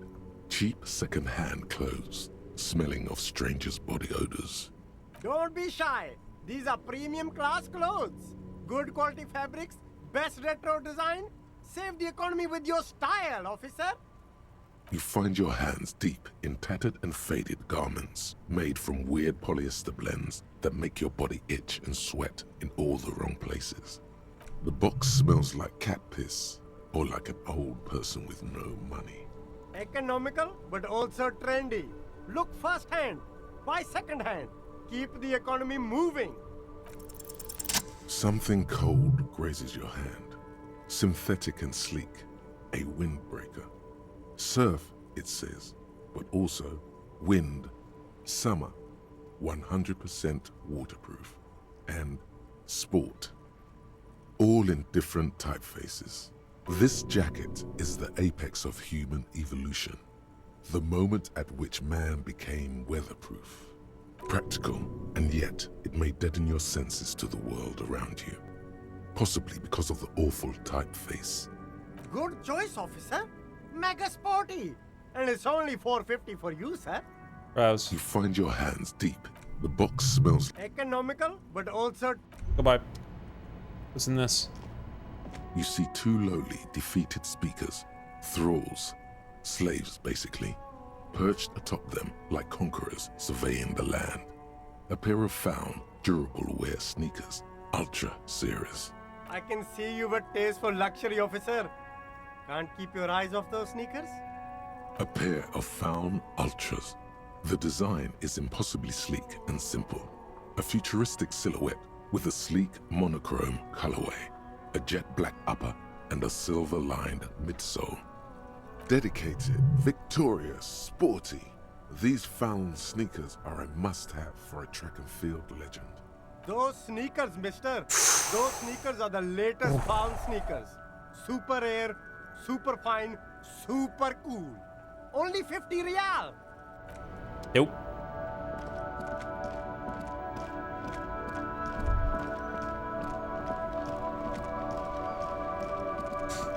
So yeah, I'm fucked on money.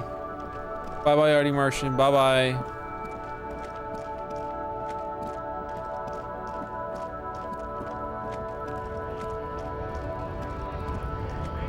Things aren't changing. Like I was hoping they would. Right, 2, 1. Bye.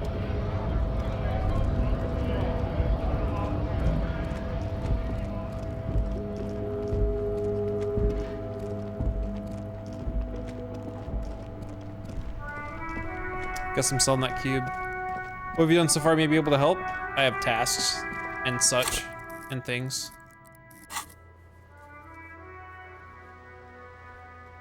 I guess I could try to cash in on stuff. Encyclopedia, conceptualization, knick-knack stand. What the hell is that?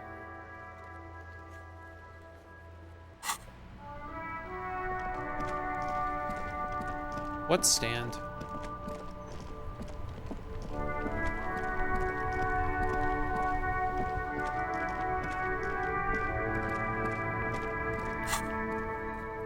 You are here.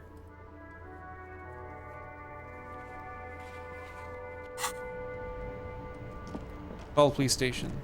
Yeah, sure. Inside, you see a set of steering levers, a radio microphone. Radio. This is Precinct 57. How may I... Radio. Right. 10-4, come in. Nothing new. Worker, over. Roger that, 10-10, over and out.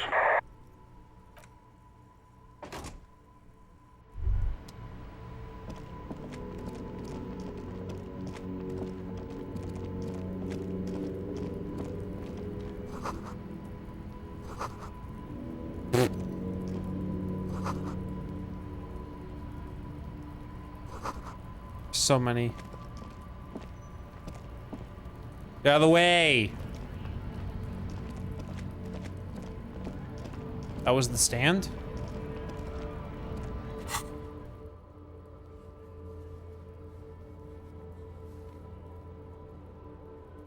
The hell? I don't know where it is. It says there's a thing there.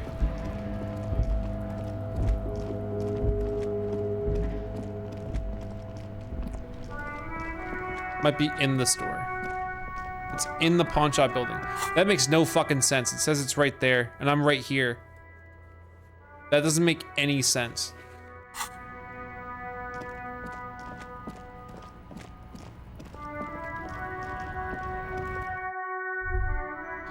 I don't know how to get up to the roof, creature.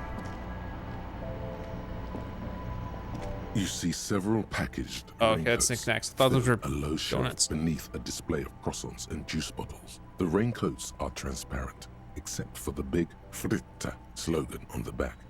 The packages are small, discreet, sloppily stacked, making them easier to take unnoticed. No need to worry about knocking over a display.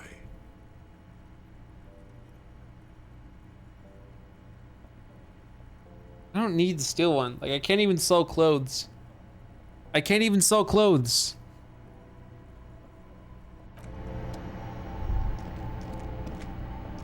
Thank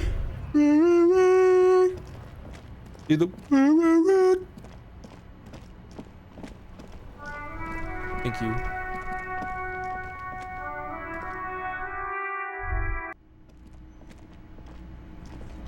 I don't know what the fuck I'm doing. I'm just wandering by this point. I can punch that wall.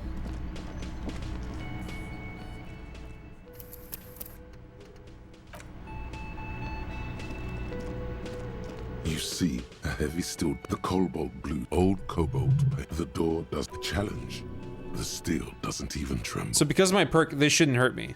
Now you're hanging from the hand. Okay. It wasn't that. Challenge. And okay, never mind. I was wrong. I was wrong.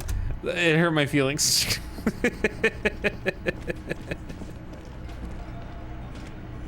Looks like the circus left I think town, I have to do this. but the clowns are still here. Listen! establish authority. Yes. Authority. Feverish thoughts race through your mind. That's bullshit. Stop shitting your pants. You don't need to know, all right? We took care of it. The law handled it, all right? Yeah. Aren't you listening? It's done. Finito.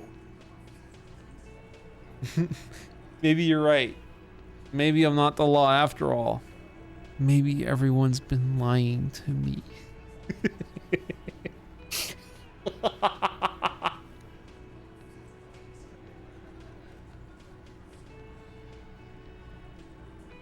You're not the law. I am the law. For God's sake, stop shouting! Stop breaking things in my establishment! Stop provoking those oafs! Sounds like someone's damn broke. They're not going to give you anything, can't you see? I can't have a police interrogation in here. People are trying to eat. This doesn't concern you, cafeteria manager. Of course it concerns me if you make this kind of... Easy, babes. What is this? I can't have a slap fight in my bar. It's embarrassing. We are deep, deep in forest territory. We need to cool off and re-engage later. Everyone can see you picked some wrong options. Next time you have to come up with better things to say. Yeah, I'm done for tonight. I feel like I'm just kind of fucking around. I stop. I stop. I stop. I go. Bye-bye. Bye-bye. I stop and I say goodbye. Bye-bye. Bye-bye.